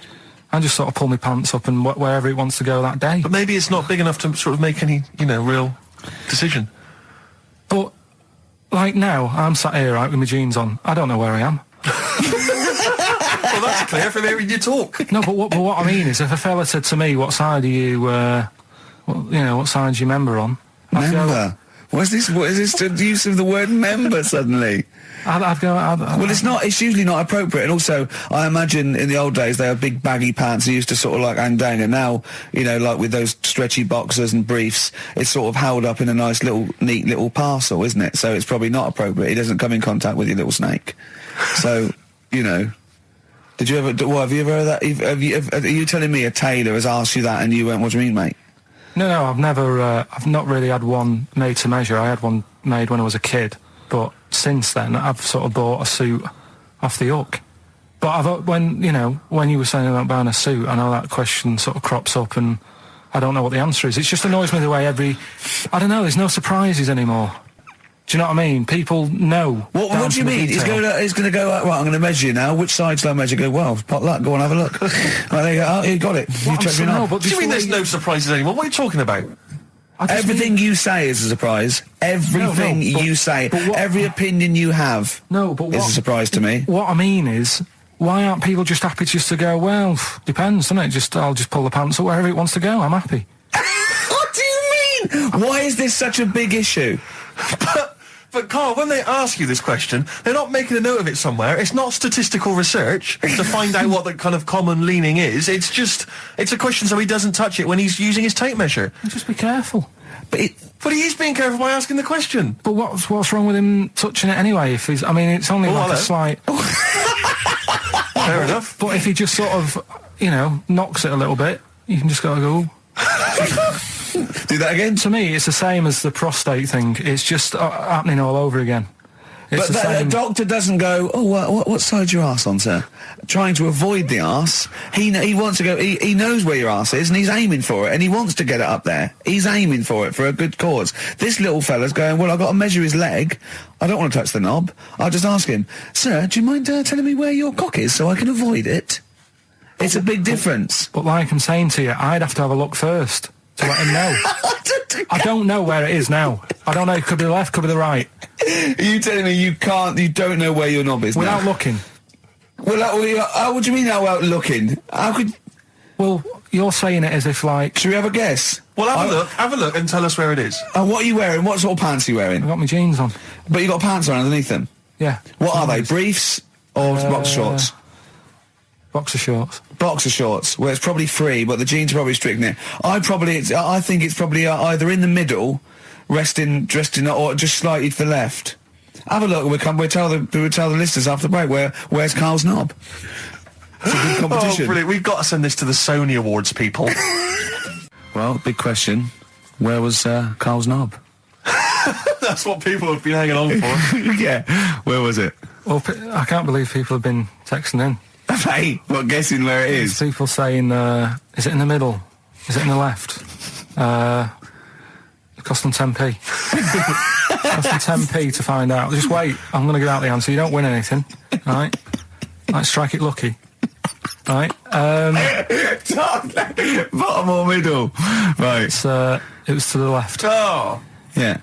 I went with the right. That's annoying. See, I thought it would be to the left. If not, maybe if it was all scrunched up, sitting on your lap, right, it might just pop up to the middle. Just pop out, like, Well, next week we'll be finding out where yours is. Where's Ricky's bollocks? 50 Cent in Da Club on XFM 104.9. We're playing our favourite singles of the year, and we're looking back over some of our favourite clips of the year. Right, Carl, it's a questionnaire about happiness. Oh, yeah. There's one person... Well, that should answer it right where. The first question, Carl, on a happy scale of 1 to 10, where are you on the happy scale? Is it at this moment or in general? Well, I would say generally. Okay. Yeah, but you don't always have to, like... I mean, I think I'm happy in that, but I don't always show it. You never show it? No, but it doesn't mean I'm not happy in that. Like, I'm all right at the moment. I'd say I'm probably on a... It's probably on about an 8. I was probably at about a 9 when I woke up, right? And then sort of fell out with Suzanne over a haircut. Yeah. Right? She went for a haircut and came back with something that I didn't like. Sorry, what did you say? So when your girlfriend walked to the door, she had her hair done, you said, I don't like it, alright? She could tell by the look on my face. But don't you say, no, I'm happy with it, I just can't tell. I'm loving it. Because then she won't have it done again. Oh, Carl, I just cannot get over you. I really can't. No, but you haven't seen it. Right? So then I was fed up, but then I thought... Sorry, what authority have you got to talk about haircuts? Yeah, you had the officially from a barber in Manchester above a railway station in a shack, it was £2 a cut, told you have the hair of a Chinaman. Well, you wish you had the hair of a Chinaman now, you got no hair. You're a little bald man with your mouth open, so don't... Is she listening to this, Suzanne? Sitting at home with a woolly hat on? I don't know. But she knows now, doesn't she? What did you say? What words did you do about it, I just said you look like someone out of Slade.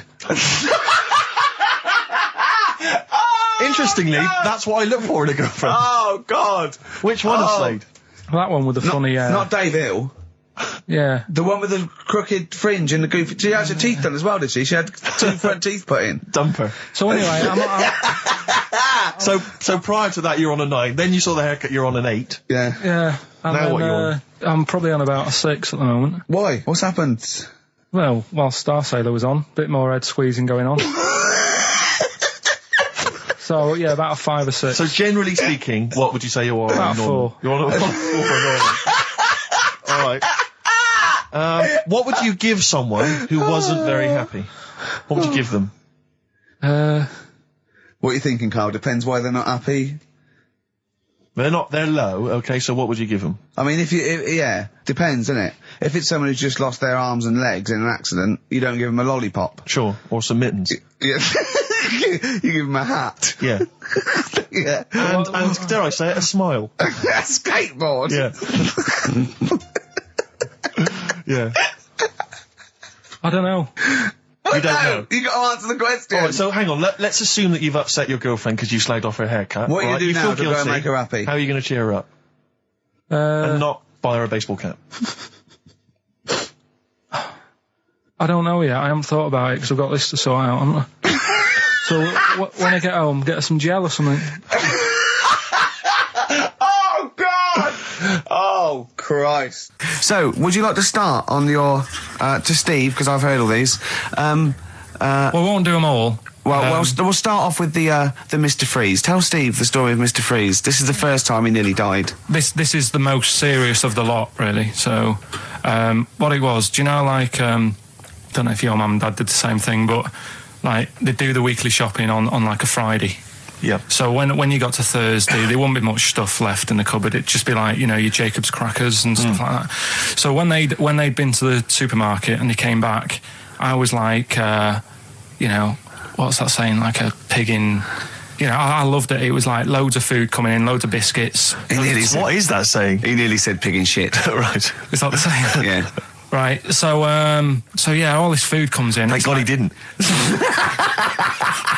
Otherwise he'd have been in trouble. That's true enough. Because he's culpable for our actions, because Exactly. he's the producer. So technically, that twat's in charge. Go on. Right, so anyway, so there's loads of food, and I'm like, oh yeah, look at this, and chocolate biscuits, and, you know, penguins and stuff. Bacon. And bacon. Just in case, you never know. So anyway, my mum and dad's putting the food away. Me and our kid are like, he's already grabbed something, gone back upstairs. It's like feral children. it's like a quest for fire. And then they run upstairs. What did he just sit under the bed, gnawing at some sort of pig's trotter? So I saw, do you remember Mr. Freeze Pops? I do, yeah. So they're kind of like popsicles, icicles. Yeah, but really long, like a foot long, right? Yeah. So I thought, I'll have one of them, so I grabbed it. Went for the nutritious stuff first. Absolutely. And like my mum and dad are putting this stuff away and what have you. And I rip it open and knock it back, right? Straight away, just right back like Swallow that. it straight right away, down yeah. But it went down the wrong way, right? So I was down like, your shirt? So I was like, oh God, I can't breathe. And my mum and dad didn't even know what I'd ate. Do you know what I mean? I ate it so quick. Yeah.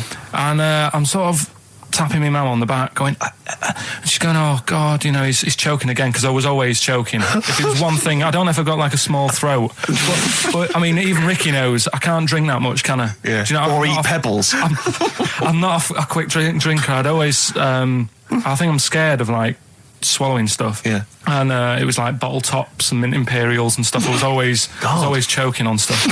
Oh, jeez. So anyway, she's going, oh God, what's he picked up on it now? Drop it. So- And hit his nose with a stick.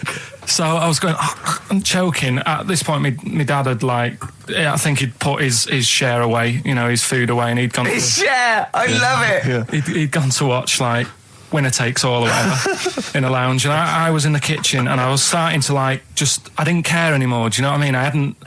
I just got to that point where I wasn't struggling anymore. You just thought, I'm done I just for. was like falling to the ground. And my mum's going, you know, get in here, I think it's serious. And my dad comes in and sort of starts shouting at me, saying that's what you get for being greedy. He didn't even know what I'd eaten. Well, it was the moment to teach you a lesson, certainly. So he's there like that, and my mum's going, oh, look at him, and my lips were going purple, and my eyes were rolling into the back of my head. You look like Marilyn Manson. And so anyway, she grabbed me from behind and did that fireman thing. The Heimlich manoeuvre. Yeah. And, you know, winded me. and it came up, and I was all right. What, the whole popsicle came flying back out? You see, that's what I don't understand, because there was nothing there. No, just a little bit. No, it swells up, doesn't it? Because it irritated it. So it went down this sort of like your epiglottis. It went down the wrong way, like it went into your air canal instead of your throat, and it sort of spasms, and that's the fear. You just got to calm it down and relax. So in time, I would have been all right. Yeah, anyway. you don't. Well, no, you might have. So that's so hang on. But the weird thing is, like for like 3 days after that, I felt like a sort of a special person. I went to school. I'm saying nothing. I did full days. A special needs person. Yeah. I went to school the next 3 days after that. I didn't like wag it or anything. I did full days. I love that. 3 days, turn over. Exactly. After 3 days, you thought, screw it. Yeah, did a quick history exam. Yeah. Right, next one. Weird. That's popsicle. That's popsicle hell, we'll call that.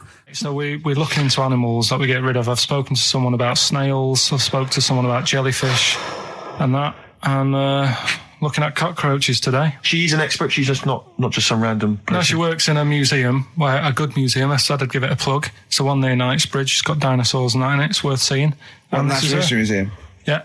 So, it's not sure. He's not sure. This is what happened.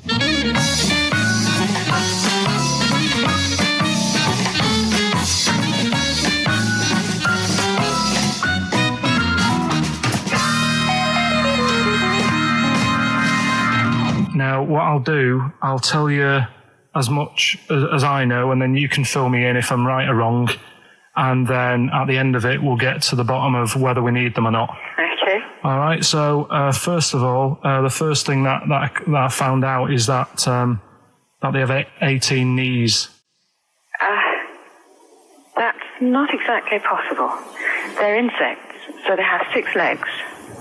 Yeah. And a knee is usually the junction between femur and tibia. That's sort of classic human knees and every other animal knee. So with 6 legs, you can only have 6 knees. Could somebody sort of got mistaken for seeing one that was a bit double jointed? I think you're grasping at straws or something. All right. Well, we might have to come back to that one then. Okay. They can hold the breath for 40 minutes. Well, they don't do that because they don't breathe in the same way as us. They breathe through little spiracles, holes down the side of the body. So, no, they're not a very apt simile because the method of breathing is so different. What do you mean? Because insects have a totally different system. They don't have lungs in the way that we do and just breathing through one part of the body. They're actually breathing through every segment of the body all of the time. So even though they've got their mouth shut, they might be able to slide. Nothing to do with breathing. So only just feeding. So you see, maybe that's where someone's gone wrong. Someone's got hold of one and sort of taped its mouth up or something and got bored after 40 minutes and said, well, we'll call it right. It's a pretty unkind thing to do to an insect, even to a cockroach. Yeah, but it's all... Can't do that. Yeah, but... No. Pretty unkind thing to do anything, even a cockroach. Something else I found out. Yeah. They can live for a week without an head. Well, that's true if they don't bleed to death in the process. But the weird thing is, when I told you that they had 18 knees, you seemed a bit sort of like, don't talk ridiculous. But then we're talking about an animal that can live without an head. So there's a little bit of truth in that one, yeah? Yes. Why, when it was invented, has it got that facility? Say if someone said to humans, we could do that with humans, and, you know, if you lose your head in some accident, it gives you a bit of time to sort of go back to your family and maybe write them a note. You won't be able to have a chat, but write them a note saying, it was my own fault, and it was nice knowing you. Oh, that would be a useful facility, I agree. But cockroaches are great survivors. I mean, they've been around for over 300 million years. They're one of the most primitive insects. All right. Well, I've also... is it true that they do a lot of resting? Apparently they can sort of rest for 75% of the time. Rest? Yeah, they just sit about doing nothing. It's probably true of a vast proportion of the world's fauna. I mean, maybe the 25% that they are working, they're really giving it some, so it might make up. They're probably searching out food, and they can slow down considerably. You can chill insects in the fridge, and they'll become very, very quiet. You might think they're dead. Yeah, but I'm sure, you know, if we were sat in a fridge, you know, we'd go a bit quiet, wouldn't we? You know. Well, you might not know much about it, of course. Yeah, but... Not quite reading the right sources. Well, I've been using the internet. I'm sure there are many useful sources that you could find there, but some of those seem to have been a little misleading to you. So you don't agree with a lot of what I've told you there? No. So, cockroaches, can we get rid of them? No. So we're keeping them then? I would say so, yeah.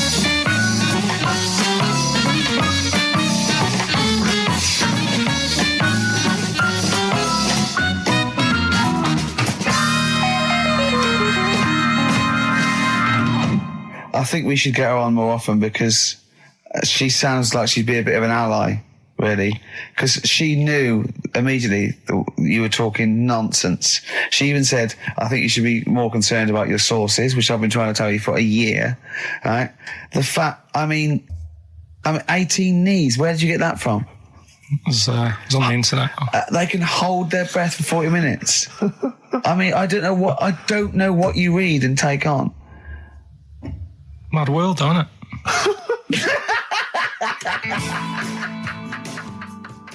Placebo, The Bitter End on XFM 104.9. I'm Ricky Gervais. With me is both Stephen Merchant and Karl, the K-Man, Pilkington. Oh. So you've already got that. That's safe. It's only 4 minutes past. You've had Placebo and you've got us three. So You're definitely going home with that. yeah, whatever that's happens. safe. That's on its way to the hospice. Exactly. You've banked that. Yeah. Now, do you want to gamble all that to go on and listen for another 2 hours? Well, you could walk away now and you're up. Yeah, you're up. You're right. already up. Right, that's brilliant. You have not wasted any Or time. do you want to gamble that against another 2 hours? It might be shoddy, it might go downhill, but it might get even better, Karl. What do you say they do? Listen for another 2 hours? Yeah. See, we shouldn't have done that. We shouldn't have asked Karl, because a lot of them now are already taking what they've got. And what they've got is Yeah. great, Rick. What they've got is lovely. Yeah. They're loving that. They're going to enjoy that. We have got monkey news. We've got cheap as chimps. That's not the same thing. How many A lot of radio people stations do. have got two ape-related simian features? Rick, can I point out now, a lot of people are making that mistake. A lot of people are thinking that monkey news is exactly the same as cheap as chimps. It's not. Let's keep that clear. It's not. It's in the same ballpark, but it's not the same. There are apes. They're involved. They're involved. Yeah. We've also got some great music. Yeah. We've got an amusing sketch about a fly. Oh, he's looking forward to that. Oh, and Mystique are dropping in. Let's hope the Mystique ladies are coming in. Singing their Yeah, music I for us. want to kick off with a song that is, you've got like half a dozen posing songs that when you're sort of like between 14 and 18, they were the ones you'd put on to get ready to go out or just pose around or be that pop star or think you're on stage or whatever or in the video. Yeah. And embarrassingly, I dug this out and I remembered I used to post this like a mother when I was about 14, right? It's his Street Life by Roxy Music. You used to do... Mine was Oops Upside Your Head. Yeah. It was just me on the floor in my bedroom. One day there'll be other people in this imaginary boat. yeah. Elbows going everywhere, knocking over vases. Yeah. But then I remember later, it was Black Lace's Superman, which is something similar. Do you remember that? That was brilliant. Wow. Spray, ski, da-ding, da-ding. If you've out there in Radioland got any funny jokes, then call in. Email them in, because we need some. Street Life, Roxy Music off the Stranded album. That's what I used to jump around to. What would you have been wearing while you were listening to that? Well, probably Brutus Gold jeans. Classy. Or Green Flash pumps. Sure. Any socks? I would have had socks, yeah. I'd have probably been wearing the shirt my mum got me from Tesco's, which was again a Brutus shirt, and it had women in bikinis eating bananas on a chaise longue. Of course it did. Lots of small ones, or just one big lots of little small ones. Yeah, so so that was that. A trilby? I didn't wear a Did you trilby. have a toy with a trilby? I remember when I went on holiday about that time, and I was about 14. But my older brother had this leather jacket, and I was on the beach. Just in my shorts and that, and I went to get an ice cream or something. I said, "Can I borrow a jacket?"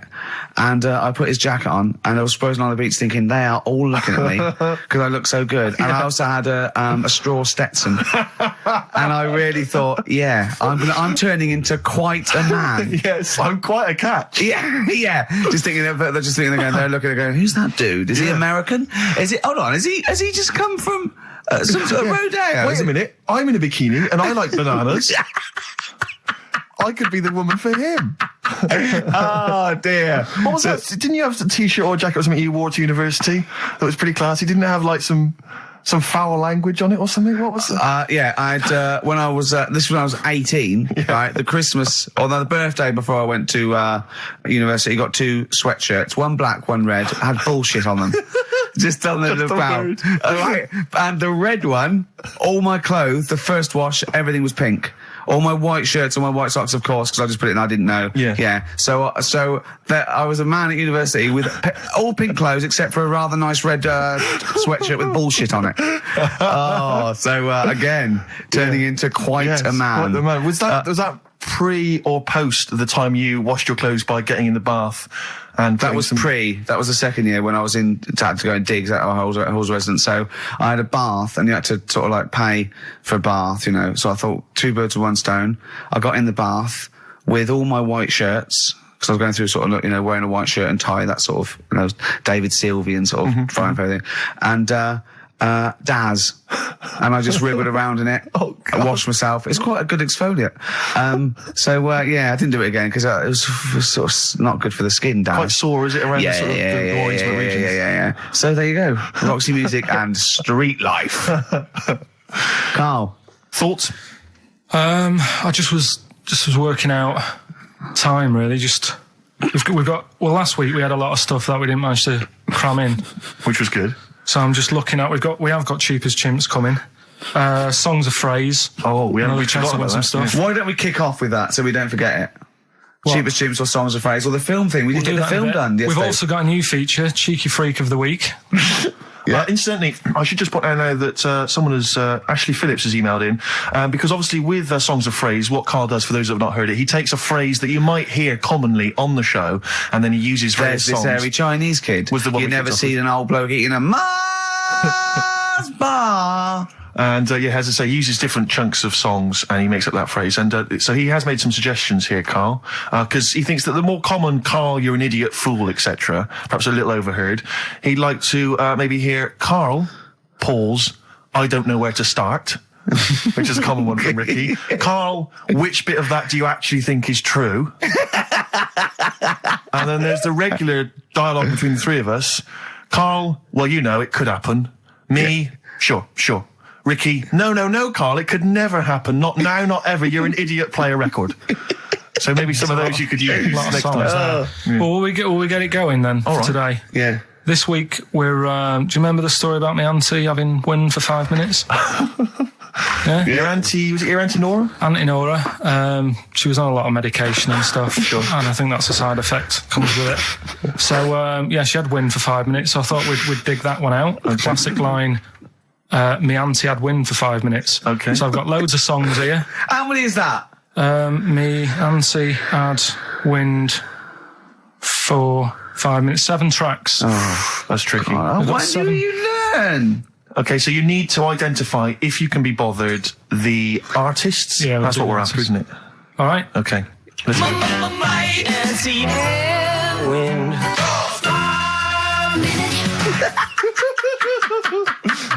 All right, we'll play it a few times. Just remember, as many as you can get, because the winner would probably be, who gets 5 or something. So don't worry if there's a couple you can't get, because you could still probably win. Here we go again. Wind. Can I just, what's the email address? It's, well, if they go to xfm.co.uk/Ricky, they can just send them through there and that. Send them through that way. Which of these is the prize bag? Yeah, don't we get them mixed up? That's the one, is it, Carl? Yeah. All right, so let's see what hot treats you could win. As I get them out, Carl, do you want to play it once more? Yeah. Wind. I recognise all of them except one. Yeah. Right, let me see what we've got here. Once again, Carl, you excelled yourself with an arbitrary collection of DVDs. Just hanging around, were they? Just hanging around. Again, I'm always interested to know which of our XFM listeners has tastes as broad as this. Go on. We've got the recent BBC adaptation of The Hound of the Baskervilles. Brilliant. Okay, fair enough. That's We've got, what's this? This is something involving air. the band Air. I think it's a single at best. Yeah. This is probably worth having. This is the current Flaming Lips album, so you've excelled yourself there, actually, Carl. That's not bad. An XFM mouse map. They're as common as muck. Oh, hold on. You can't give away that mouse mat. It's a piece of foam. Now, I was going to dismiss the oddball sci-fi movie K-Pax featuring Kevin Spacey and Jeff Bridges, but Carl, is it signed by Kevin Spacey? It's signed, yeah. It's an actual. So win that and put it on eBay for £4.50. And man alive, what is that? Just look at their faces. No, Carl, don't give that. No one wants that unless it's ironic. Series 1 and 2 on DVD of popular northern-based sitcom Bread. Buy it, sell it. The game's getting hard because someone's dealing you a losing card. They all had a go. All the actors had a line on that song. Play the clips again. Play the clips again. They really want to win it now. Here we go. Might and see and wind. I can't believe this hasn't been done before. It's extraordinary. Because most of our ideas have. Verve, Lucky Man on XFM 104.9, Ricky Gervais, Steve Merchant and Karl Pilkington. The emails, I should point out, aren't flooding in on the No, but it competition. always takes time when they go through the website. Does it? Yeah.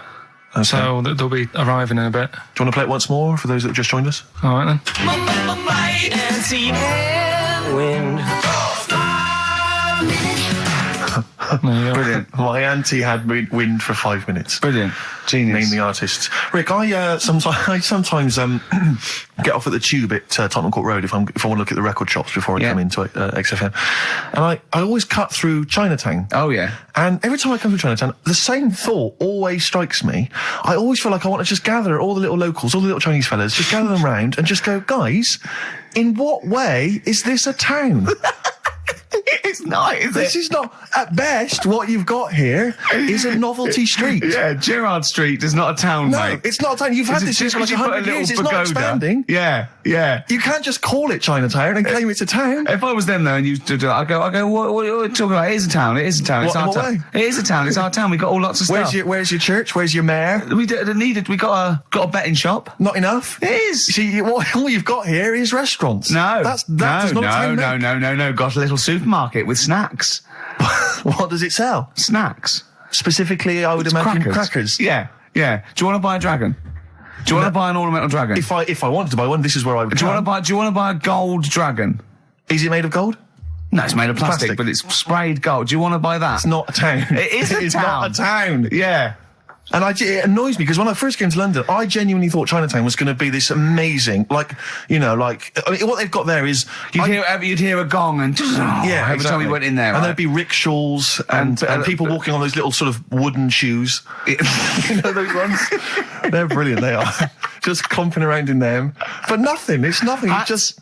Yeah, exactly. Yeah. It just reminds me of, have you ever been to any of those sort of museums? You tend to have them up north where they've got you sort of sit in a little cart and it sort of rides you through kind of, I don't know, it might be, Newcastle, the Victorian era. Yeah. Can I have half a pound of those sweets, please? Exactly. Of course you can. If there was some animatronic then, it would just be an exhibit. Yeah. Although their concession to being 100 years ago is that there's some scales in the shop and there's a horse outside. Yeah. That's it. That's it. Exactly. Yeah. The traditional sounds and smells of old England. And the voice of going, of course, there was no television. Exactly. Amazing. Yeah. Amazing. Brilliant. Yeah. Welcome to Chinatown.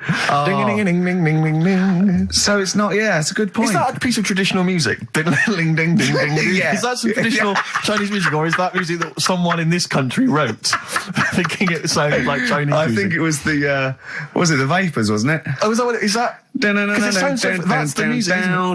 But are you sure they didn't take that from some other source? It's that pentatonic scale, isn't it? What is it called? It's the black notes on the piano. Right, that's the one I can play along with EastEnders. Yeah. Do you know what I don't get with it? Go on. Chinatown. Yeah, Chinatown, because I always walk through it on the way to work. A couple of things annoy me. First of all, I think it's bad business, just because if you've got a Chinese restaurant, put it somewhere where there isn't any others. It's a good point. Yeah, but it's also a community. They're not just a theme park for other people. I remember going out one night with Suzanne, some friends, and you got there and there's so much choice. It's that dilemma of, Oh, forget it. Well, I'm not moving really. somewhere Specifically, else. do you fancy Chinese? Well, no, but No, why don't you go to the one with the dead ducks hanging in the window? That's my That's the favourite. other thing as well. It's like, normally you put your good stuff in the window. If that's what's in the window. Yeah. Right? Yeah. And the other thing that annoys me, walking through it today, there's always lard on the floor. What, in the street? In the street. It is, honestly. I'm scared I'm going to slip over. It's because all the restaurants and that. But why is it? That's another point. Well, it's not oozing out of the restaurants. No, but why is it? Why is I it? don't know what they do.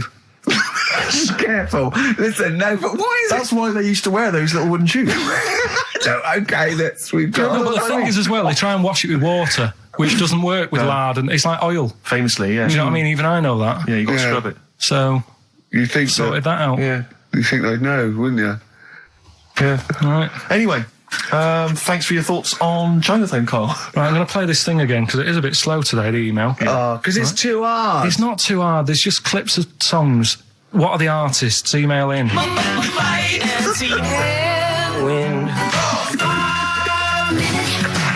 XFM.co.uk. He's getting annoyed because he put the work in and no Well. one's... He's getting annoyed! Oh... Remember, I think Kevin Spacey and the signed K-Pax DVD is probably the only incentive to try and have a go at that one. Do you just think you could win by getting one of them? Exactly. Coming in They're coming in now, okay. This is electronic. Electronic, getting away with it. Definitely. Do you reckon we'll get away with it? You see, you've worried me now. Yeah, I don't know. He's worried me. My Carl. apologies if you're offended at all by my reference to those little wooden shoes. Well, that's not going to help, Rick. Dear. That Chinese women used to wear. I don't think they still wear them. We've only had one complaint, haven't we? We got from the Sony's that one about talking about the swan's penis, but. You know, things about complaints is people complain all the time. It's whether it's upheld because it goes to an authority, and then they have to go, oh yeah, look, that was in poor taste or pre-watershed or Some of the things you've said on TV though, you must have been stung.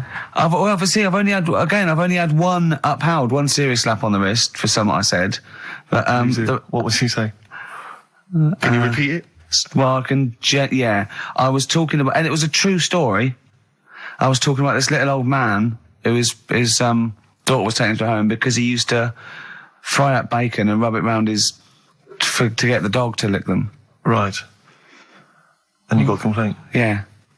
And that was it. That's why you got a complaint. Yeah. Yeah. What's up with that? Well, he said it on Songs of Praise. They said it was in poor taste, I suppose. What other complaints? The biggest complaint ever on TV, the most complaints ever for anything on TV, was the showing of The Last Temptation of Christ. Yeah. Do you know the second? Yeah, the second was I think Anne Robinson putting the Welsh into room 101. What? Because she didn't like him and that? Yeah, she just said, well, they're going in the, She said it slightly more eloquently than that. Yes, yeah.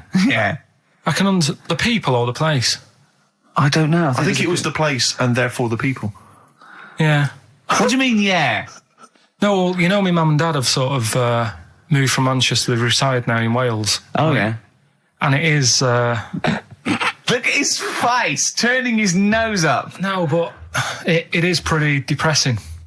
Do you know what I mean? It's just one of them places that... it's like you go back in time and that when you go there. I mean, maybe the major cities there, maybe Cardiff is all right. What, even coming from Manchester, it's like going back in time? It's like one of them places, it feels like every day is Sunday. Do you know what I mean? It's just depressing and grey and slate Lots everywhere. of vicars walking around going, I'm late. Well, yeah, it is the sort of attitude they have, right? This is true because my mum and dad live there and that, right? And they love it, it's all right, it's an healthy place to go when you get older and that. But this is why they don't move on in Wales. Well, I'd just like to make another... No. Sorry to any Welsh people listening, we're not saying you don't move on. Carl is. No, but... Sorry about the little Chinese shoes again. The as thing well. is, it's good that, in a way, that they do that, and they don't want to be, like, rushing about everywhere, because the way London isn't that great either, is it? Because it's totally opposite here, right? Yeah. So I'm not having a go. It is a bit dull. I think even people who live there will agree with me, right? But, like, one of the shops that my mum and dad use, right, it's only a little sort of villagey type shop, can't be bothered staying open for hours and hours, right? Because there's not enough people who use the shop. Yeah. So what you do is, they get used to what you buy. They leave it out. They put it in a phone box outside. They put it in a phone box? Yeah. So it doesn't get wet. So my dad's loving that. Well, Once he yeah. found that out, it was like, brilliant. But how is that a bad thing? That's brilliant. Well, it's not for other people. It is for my dad, because he's picking up all sorts of stuff. Oh, Chickens. no, he's not. Oh, yeah. He's not nicking other people's shopping. Well, it's not like nicking, is it? Because it's not theirs yet. Oh, and you've stitched him up on radio. Well, of course, because they're going to think, who is there in town with a Manc accent who hangs around a lot? Who keeps making phone calls. And he's getting fatter. Yeah. That's You stitched him I right love up that. there, I love Carl. that your dad was excited when he found out. I can't believe that he's moved there. He's retired to this little village where it's based on trust and community, and he is abusing it. He's using his scally Manc ways. Bloody hell, Lakers. There's no bread again. There's old women Was going empty. hungry.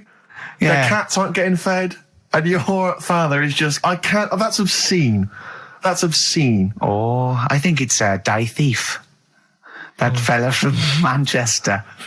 I don't even think they've got Sky there yet, have they? They can't listen. They won't know what's... I think you stitched him right up. I hope you have, actually. I hope he goes down for it. I hope he's hounded out of the community like Frankenstein's monster. Yeah. They should get burning torches, go up to the Set fire mansion. to his cottage. Yeah. Exactly. Right, well... He's out of the choir. Yeah. Bit of streets. Yeah. Streets. Has it come to this? Could I just extend, Rick, my apologies now to both the Chinese community and any Welsh people listening? Yeah. And I'm sure that list will increase as the show goes on. Yeah. Forget about tomorrow. Feeder. Right.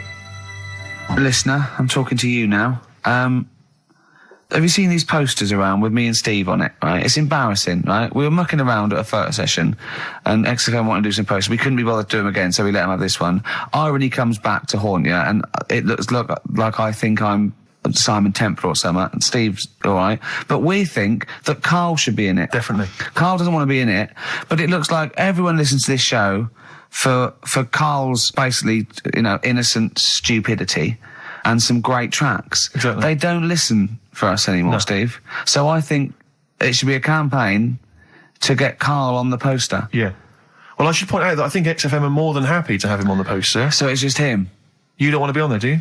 There's no need for me to be on it. Of course there is. Why not? I've got so many emails here as I'm sat during the show reading them. So many emails saying, what does Karl look like? Well, I if want they pictures of Karl. go to xfm.co.uk/Ricky, we've got those film bits on there, those video mock-ups where I'm part of it. You can sort of... That's not see it enough, online. Karl. People want to see your face. You're part of the show. Not You're an bothered. intrinsic part of the show. Yeah. Yeah, we'll get you on the poster. Why? It'll be too much on a poster. They can only take in so much. What do you mean? They can only It's take in good. so much. Yeah, it's good with two people. No. It's enough. So what do groups do then? Well, they haven't... It's like Ringo Starr is being left off the cover of Sgt. Pepper. Yeah. Or Rutherford doesn't get in a look in with Genesis. Exactly. Well, Which would be outrageous. Yeah. Oh, sorry, Tony Banks, you can't be in this one. Yeah. It's just me and you will be very. You see, you look like the Collins, yeah, so but you've got to be in I there. don't photograph that well either. You're joking. Is it because you look like a little cue ball because it just shines off the But top? a lot of people as well, you should dispel the myth. A lot of people think for some reason that you're fat. A lot of people say to me, is he fat? No, but that's because I haven't got much hair, so it looks like my head's big. No, they haven't even seen you. They just think from listening to the show that you're fat. That's because you're northern. They think you just eat chips Yeah. and complain about the weather. Well, Complain about the south. I just think you could answer a lot of your critics. but then you see what I don't like about this world. A lot of people judge people on the way they look. Yeah. Oh, Like you hey. If only more people thought like that, Steve. But Karl, you judge people on the way they look. Yeah, I know. That's what I mean. But I couldn't with me, could I? Because I don't know what I look like. What? If I was listening to me on the radio, I wouldn't be able to say, oh, he's a, and slag me off and that, because I don't know what I look like. And I quite like that. Do you know what I mean? I lost. I don't know what Absolutely you're talking about. lost. Just believe me, right? I'm right on this one. It's best if you leave it. Well, we're not going to leave it. We're going to get you on the poster. I mainly have to see myself on videotape this morning. That's put me I even showed more him, off. the animal show I did, the show. Yes. I'm doing a video, and I did behind the scenes footage, and I've got you've seen it, haven't you? I feel a bit of Karl on there, isn't there? Yeah, It's great. yeah. It's lovely. He can't believe it. He said, "Is it playing slow?" Because he's so slow. When I come into the office, he's going, "All right." That's how you And my talk. head as well. I look like I'm looking into a spoon. I'm not happy with it. I just think that if we're willing to if Ricky's willing to use his celebrity profile for the sake of the show, I'm willing to look like a, let's say a fairly handsome kind of cool customer. I think the very least, Carl, is that you appear on there as well. You could dress up smart. Are you worried that you'll look the worst out of all three of us? Who am I standing next to? I'm next to Steve. I'm fairly confident. Yeah. I like the way it's so predictable. You pull the string because you know what it is. You pull the string? What were we talking about before? I was to tell you, the most complaints ever, the Last Temptation of Christ. I haven't seen it. What is it? It's Scorsese, isn't it? It's Martin Scorsese, and I've bought the film actually recently because I was intrigued to see it, but I've not actually watched it. But from what I understand, the reason that it was so outrageous is because it has a whole sequence which shows what it would be like if Jesus had lived his life and not martyred himself on the cross, but lived his life as a human being, part of which is him having sex. And so I think that was chiefly what the outrage was, that it was showing this godly man to be, as human as he was supposedly, because he's supposed to be human as well. So that's the reason. That was the reason that there was complaints there. I don't know. I haven't seen the film. I can't say. You see him, do you? You see him having sex, I think, yes. Although it is an actor, Carl. Yeah, it's not actually Jesus Christ. It's not the real Robert Powell. No. It's an actor playing Robert Powell. Is that, you see, sex on films and all that, right? When I was growing up, I'd be watching... No, just saying an example of this, really, right? When I was growing up as a kid and I'd be, watching films with my dad, right? He'd really be enjoying a film, right? And then a sex scene would happen. Right. And he'd go... On film? Or just behind you? Yeah. In the film, a sex scene would happen. Your brother up to his old tricks again. And he'd get up and go make a cup of tea, right? Right. Typhoon? That he'd stolen from some sort of telephone box? And, even recently, he thinks it ruins a film. Do you know what I mean? Because there's no need for it to happen, is there, really? Yes. Why? Sometimes it's warranted. If the film itself is some films it isn't though. Some films it isn't. Of course, some films it's arbitrary. I think the films that him and his dad watched together on Channel 5.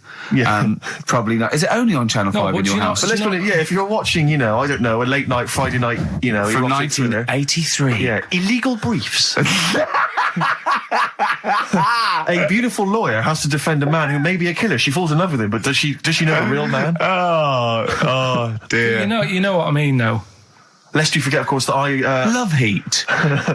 With the bloke that is now in... Go on. Of course, that I, according to the Internet Movie Database, I once appeared in one of those films, in the film Killer Image, a Canadian film, I believe, from 1989. According to that computer... it's all wrong, isn't it? It's all wrong. It's all wrong. Of course it is, yeah. Apparently, I was in that, and I played the role of Kirk. Was it a porn thing? No. I think it's just an erotic thriller. Oh, right. That I supposedly... You only had a very small part, though, didn't you? Indeed. Yeah. But no, do you know what I mean? Sometimes you don't need to go that far. Say, like in this Jesus programme, right? Film. What's it called? The Last Temptation of Christ. Just like talking... You know what? What's his name? Is it Ralph in The Simpsons? Yes. I drawed a kitty cat. It's like talking to that. Yeah. No, but right, this sensation thing, right? Do you know, often we don't get that many complaints on this show. We don't get very many complaints. And I think that's either because there's no listeners, or B, it's because most people agree with Karl. And that terrifies me.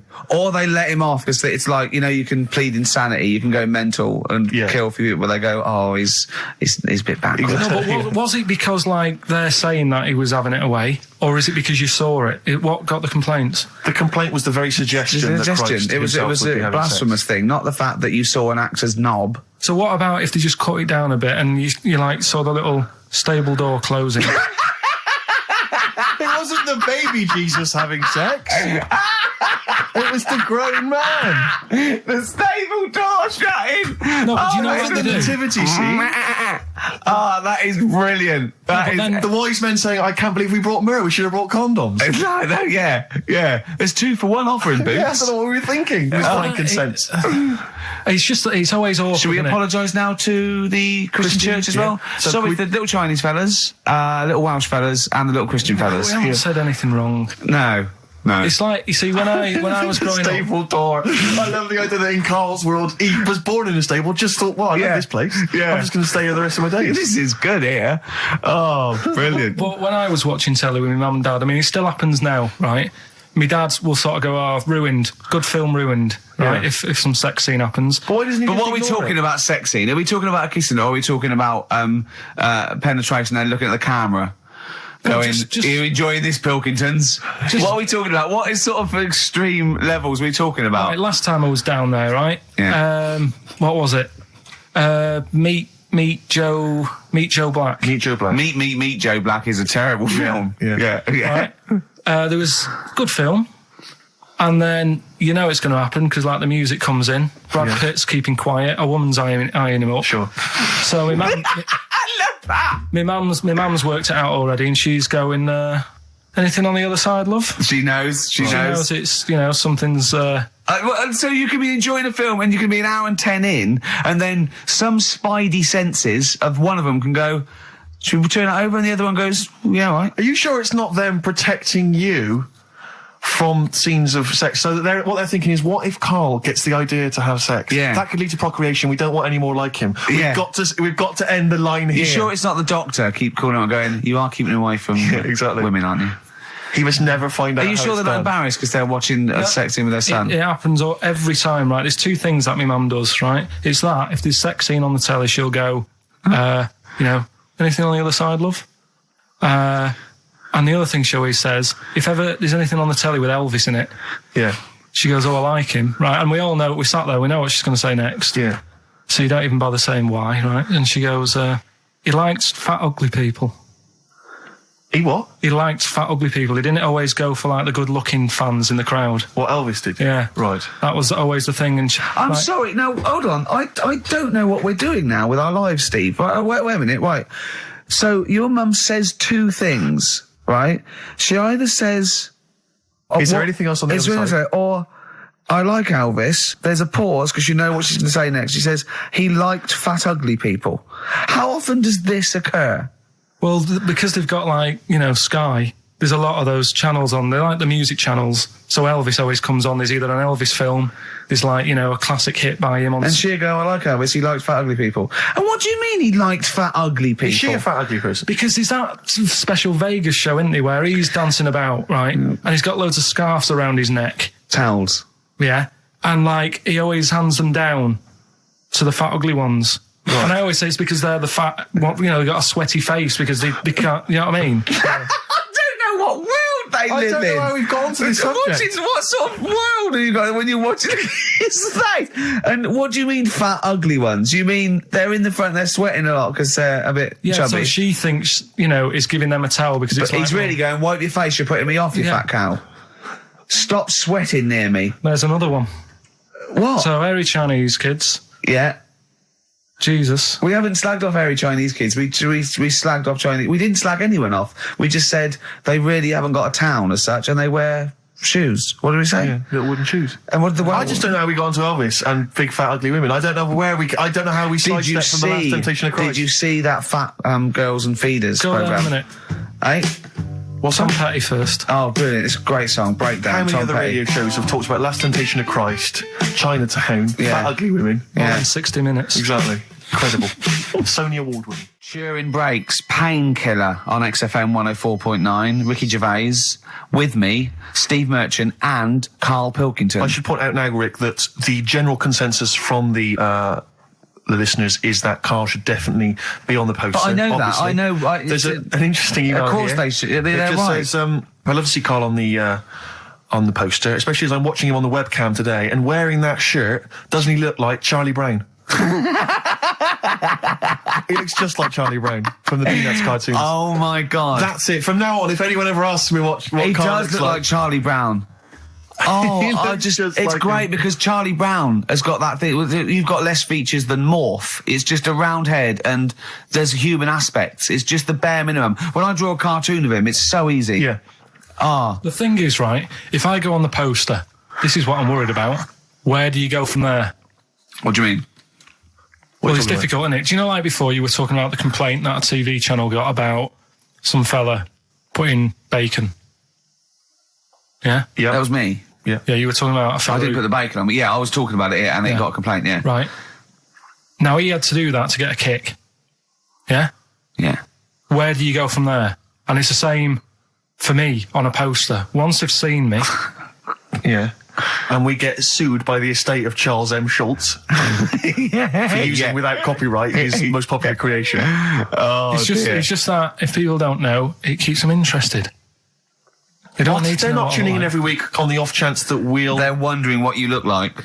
Yeah, but the ones who are, it just keeps them... They won't let them down there when they see your picture. It won't let them down. It won't be a letdown. It's exactly as it should Leave be. it. Anyway, competition, yeah? Right, let's get the answers. Let's get this out of the way. Songs of phrase. Songs of phrase, just in case you just tuned in, it's a new feature we've been doing. We take songs and chop them up and that, and it's a phrase that has cropped up on the show a few times.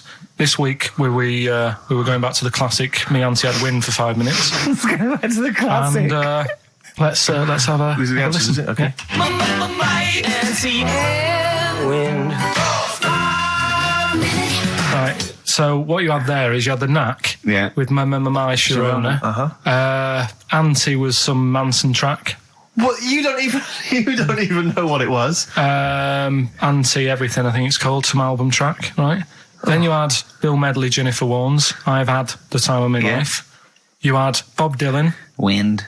Idiot wind. Blowing in the Wind. Oh, Blowing in the Wind, was it? What was after that? Four was 2468 Bob Motorway. 2468 Motorway. Yeah. Tom Robinson. Tom Robinson, yeah. That was the 4. Then you had the 5 from Manfred Mann, 5, 4, 3, 2, 1. We wrapped it up with a bit of 5-star for a minute. Something about... Can't wait.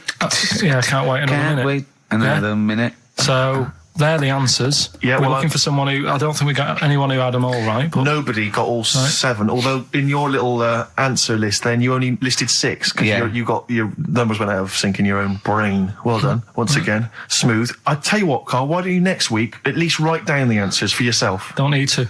Well, you clearly do because you just embarrassed yourself. Don't need to. You've proved that you do. Right, okay. Anyway, well done. I'm going to give it to Paul Tier, PJ Tier, because he got 5 of the 7. Correct. Well done. So he gets. And he's getting that signed Kevin Spacey. Yeah, DVD. if you can just email us your address as well and get them off to you today. All right. Brilliant. That's what you're dealing with.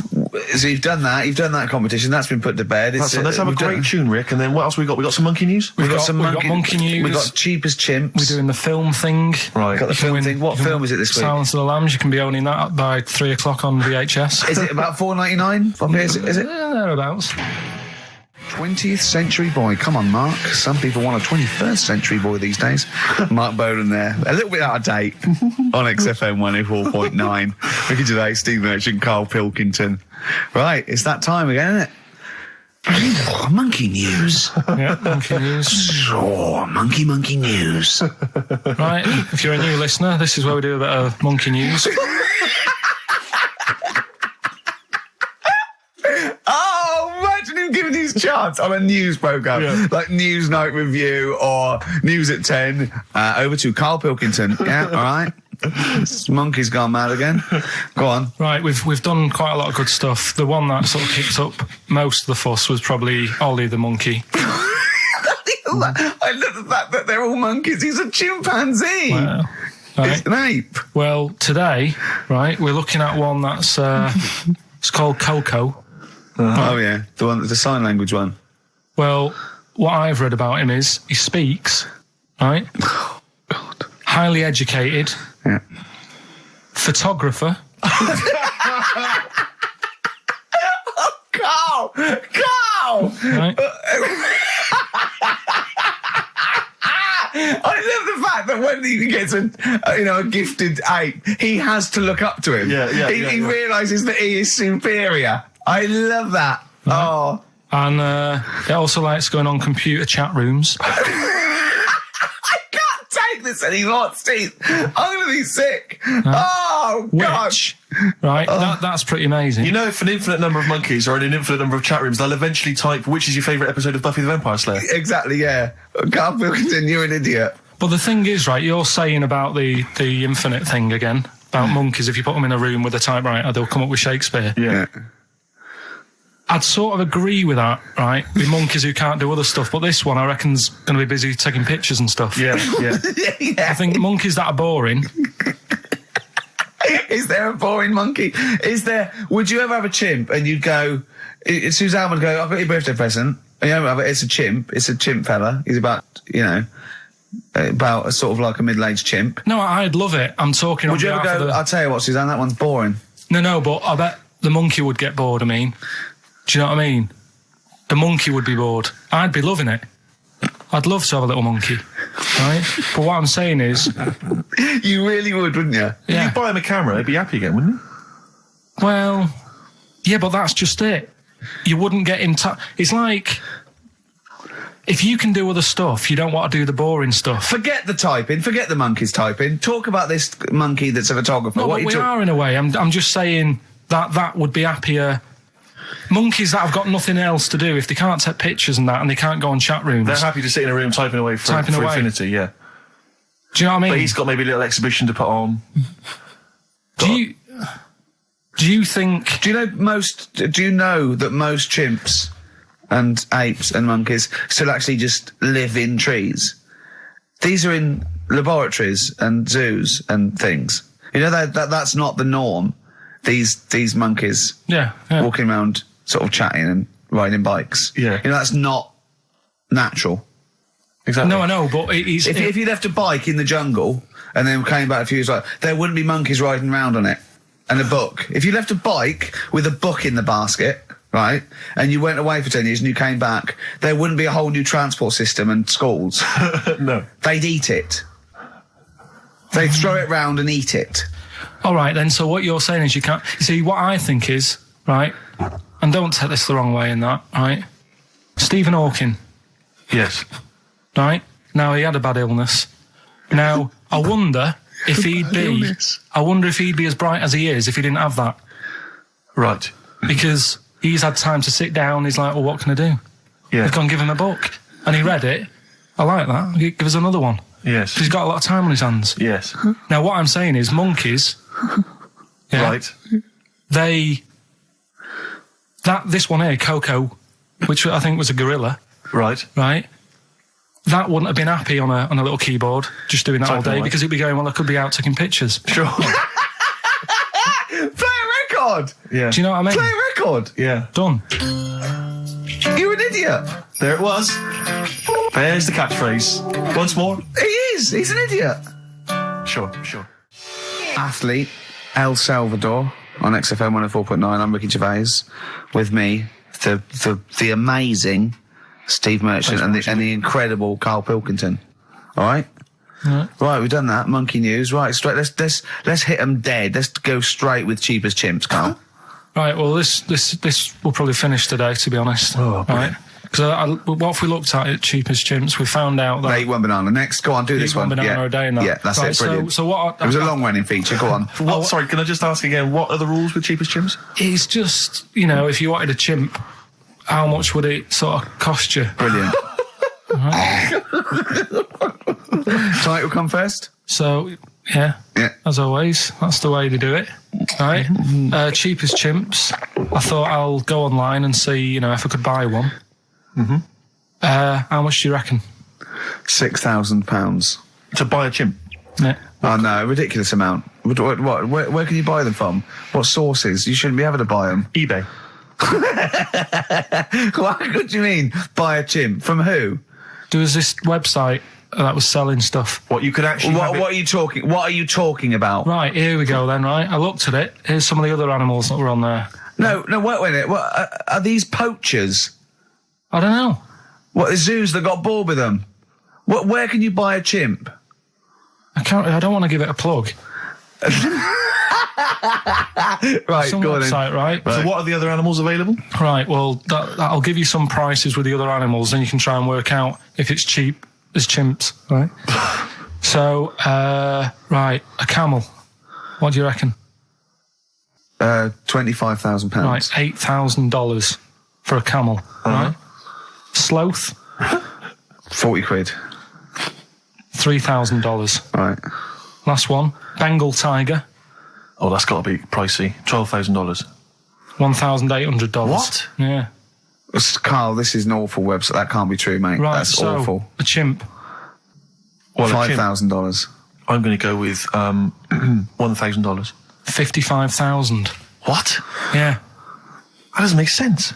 It's mad, isn't it? Yeah. So, But I don't know what to say because this is rubbish anyway. What website can you buy? Okay, get me a tiger. Here's $1,000. Get me a tiger. well, I don't know You're an idiot.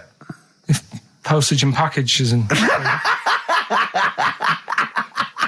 Sorry, so where does the cheapest chimps element come in? Well, that's sort Aren't of you supposed to rounds it up. shout, it's cheap as chimps at the end? Well, it isn't. That's why I want to finish the feature.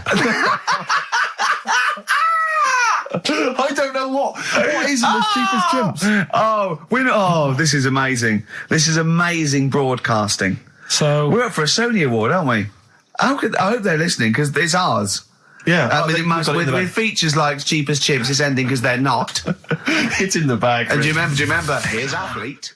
Can't stop the Red Hot Chili Peppers. Well, I've got news for you boys. I don't want to stop you. I love your funk rock fusion. Word of warning, no nudity. Repeat, no nudity at this gig. I do it like you. I think you should host a whole show like that.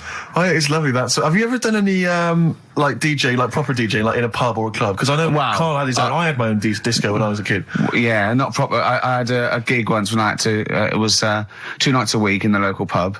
Just the 2 decks. That was in a suitcase. You know, there's those sort of all-in-one thing. And they just wanted the same records. They wanted Rod Stewart, Baby Jane. They wanted about 11:15 when they were all drunk. They wanted Don McLean's American Pie, which they all sang along to. Yeah. Uptown Girl they liked. Right. But yeah, I didn't used to do the talking. Did you do at all. the patter? No, 'Cause I never couldn't. had the- I just don't understand it. I just love those wedding sort of DJs that they have to give you extra information. They can't just play a song. They have to say things like, "Ooh, all the way back there in the Commodore's easy." It's sort of like they have to tell you something. Who's listening? They're just going to play the next record. It's a wedding. Yeah. It's like there's like the controller of a local radio station listening. He just happens to be at the wedding, thinking, "Hang on, hold on, he's played a record, but he's got extra information." Well, they should do useful things at a wedding. Like, will the overweight aunt in the purple dress please now take the floor with little unfortunate kid and let him hop around? As the dance floor is currently empty, will any 8-year-old boys wearing those tiny tuxedos please slide across the dance floor on their knees? Until they are taken home and put to bed early. I went to one once. And the bloke who'd hired it went to the DJ, and this DJ that had come with this sort of party wanted a 70s disco, and he looked like Woody Allen, right? And I was sure he used to be a gentleman's outfitters, like, and he said, "Oh, I wanted a 70s disco," and he went, "Well, I've got Bicycle Race by Queen lined up, I've got ELO, and I've got Cliff We Don't Talk Anymore." So, and he went, "Well, I went sort of more disco." He went, "I don't really want to blow all my Earth, Wind and Fire before 10. But it's like all planned. There are rules.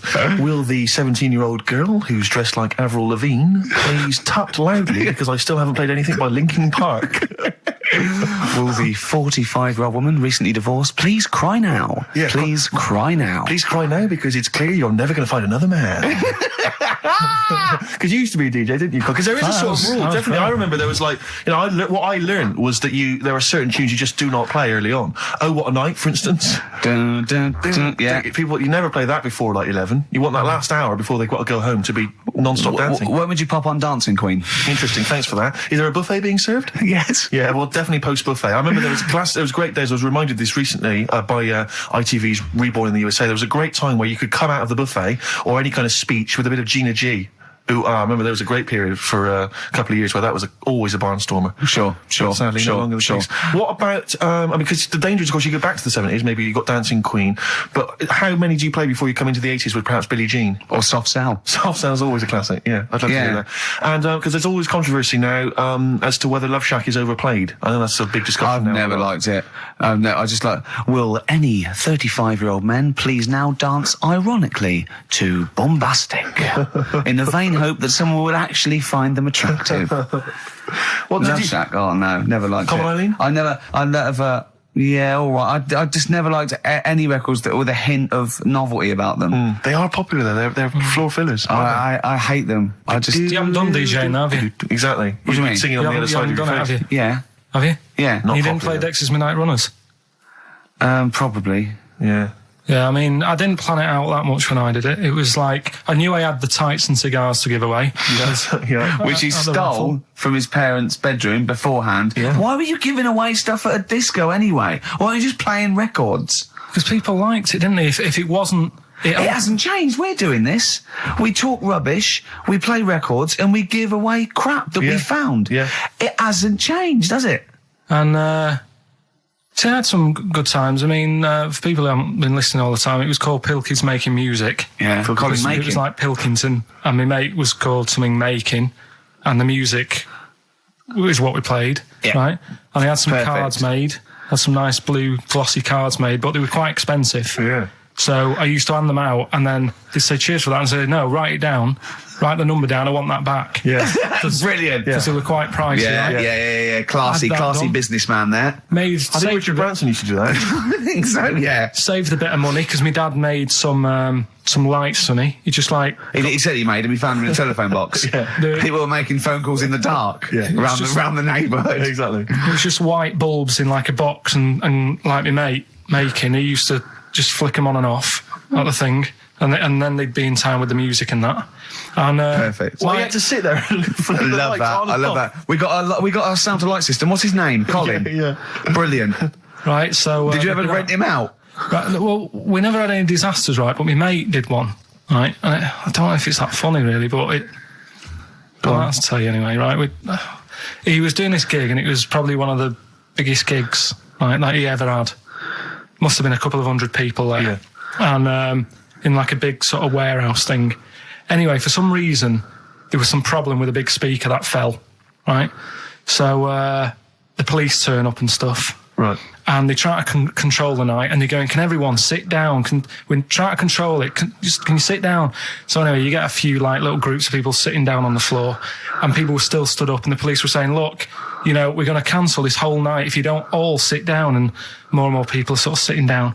It's going on for about 20 odd minutes, right?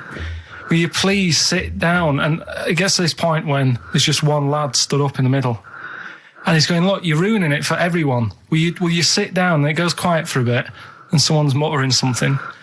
And he goes, the lad standing up has got calipers on his legs. Can we have a round of applause for the kid? Who said that? It was this lad who was doing the DJ. He was the DJ. So, like, the police and everything were saying, well, you sit down, you're ruining it for everyone else. Dear. You know, the quick way to sort that out would have been to play James. Or sit down. Yeah. But most of mine I had good nights. Yeah. Always got rebooked and stuff. And I had a bunch of Venture Scouts went mental once, had a food fight. What are you playing to Venture Scouts for? Well, we got booked by everyone, Rick. We started with weddings and local, things, but we soon went up. At one point we played a massive gig in a big tent in the middle of nowhere for some scouts, and they absolutely loved us. Rage Against the Machine. Oh, they couldn't believe their luck. Do you know when they say weddings and bar mitzvahs? Do they get a lot of discos playing bar mitzvahs? Is that a big? I don't know. So. What happens at a bar mitzvah? Well, I've not never been to a bar mitzvah. Could someone phone in if you had a little bar mitzvah? Tell me what it was like. What do you play at a bar mitzvah? I don't know what the occasion is really. It's becoming a man, isn't it? Yeah. All right. Yeah. We'd learn something, won't we, Carl? Yeah, all right. And do you want them to phone in? Yeah. Do we? Well, I want to know if they really do have DJs at bar mitzvahs. All right.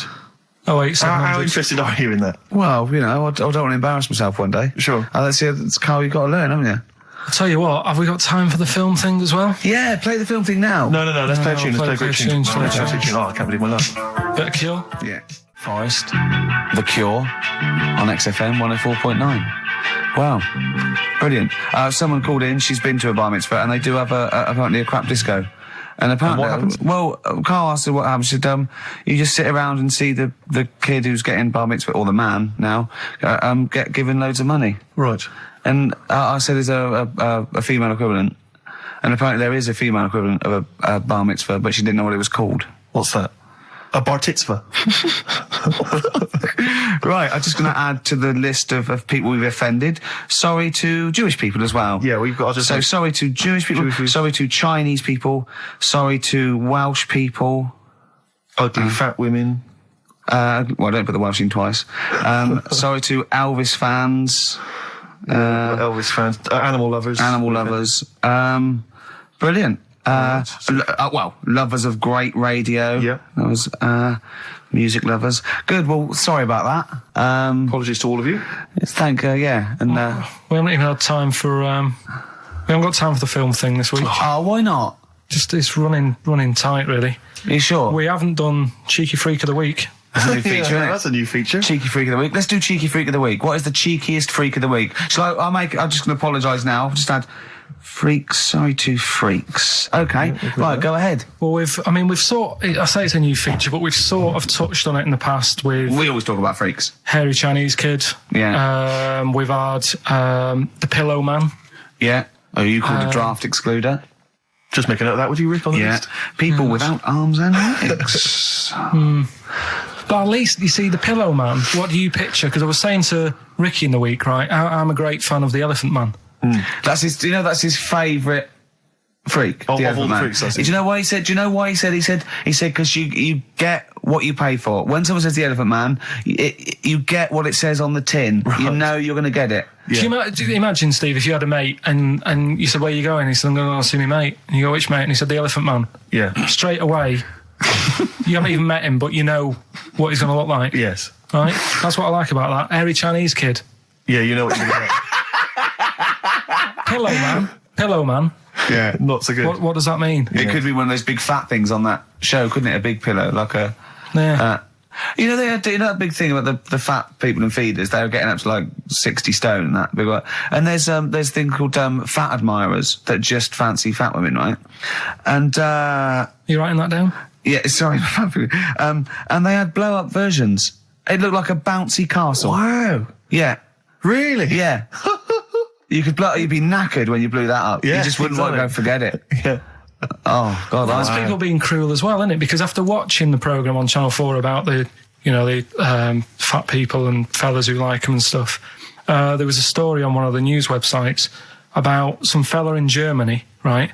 He was a big fella, must have been about 50 stone, and he fell over, right? And I think he hurt his ankle or something. And Timber. They sent firemen instead of like an ambulance. Yeah. So straight away they're having a bit of a laugh. They're not. No, they've got winching gear. Well, they didn't know. They didn't have winching gear. They had to use the hose pipes to carry him out. I think it was Anna Nova, that news website. They had to use the hose pipes. So they made like a bed using the hose pipes. Oh, yeah. And had to carry him out on that. And then they had to sort of get him into a special truck, they said. Mm-hmm. And do the same when they got to the hospital. I mean, that's a bit... That's mad, isn't it? They shouldn't do that. Although, Carl, I'm loving that story. I'm just worried that we're not going to be able to fit in Cheeky Freak of the Week. What's the Cheeky Freak of the Week? All right, Cheeky Freak of the Week. Something I found on the net. Yeah. A fella who had 27 toes and fingers. In a jar? No, still on him. And proper ones as well, not like little stumps and that. Proper, fully formed fingers. He had like... Was he a pianist? Close-up magician? I don't know what he did. He just said that he was... Cat's cradle professional. Did he ever work on finger bobs? He was saying in the week. For the crowd scenes. I'm now going to do Braveheart. Yeah. He said about the Elephant Man. He said, I want to do a thing right with freaks where it's good and bad. He went, what you said? The pro about him is What about the fella with loads of fingers, or...? No, the Elephant Man. Well, he said the bad thing is he stretches his jumpers. When he puts them on. Yeah. And what's the good thing? Sort of, he never gets up and goes, oh, my hair's a bit of a mess today. No. He's always having another bad face day. I don't to complain about this head and shoulders. Are you taking the piss? Yeah. Oh, dear. So that's freaky. Didn't you see an elephant woman in Manchester? Yeah, leave that. What do you mean, leave it? No, because it is sad. I know it's sad, but I mean, I don't know what my next sentence is. No, people always that think, should be the end. I don't need to say anymore. People will know what she looks like. It's a good name for her. Did she like buns? Oh dear! It was when it's when my dad was a taxi driver, and he used to sit in the front. Yeah. And she used to get a lot of taxis. Yeah. And he only charged you half price, didn't he? He was a good guy. Well, the bad thing is as well with people like that, you don't want to offend them because they never forget.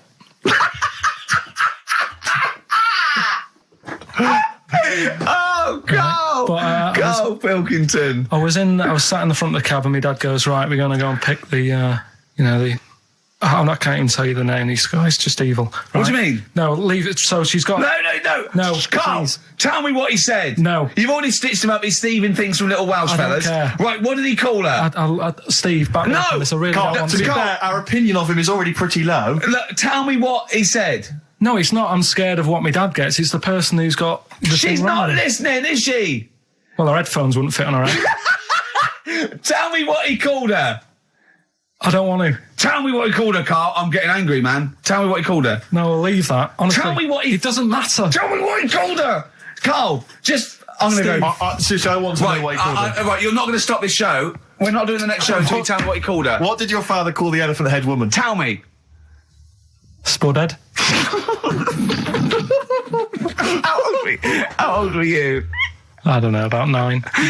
So did you expect to see a potato with a dress? He did sort of, again, it's a good name. Do you know what I mean? I had an idea of what it was going to be about, and he said, do you want to stay in the car, take you home, because you can't... Spudheads, you got lovely eyes. Can't. Come on, man. That's it, by the way. Is that all of it? Cheers. Bye. Brilliant. Well, let's end with LL Cool J. Magnificent. Yeah. See you next week. Oh, proper rock band. Best band since Thin Lizzy. The Darkness. Well, big words. Growing on me. XFM 104.9. Bit rash, I think. R. Gervais, S. Merchant, K. Pilkington. With a little bit of... I know for a fact that Steve is getting a little bit sick of Carl's attitude. Oh, his attitude's appalling. I quite like it though, because it's straight away friction, and he's sort of like, you know... To be fair, I genuinely don't think I'm the culprit in this. I think I come in and I just ask him a simple request. Yeah. And immediately on my back. Whinging, moaning, whining. I don't know if there's any evidence.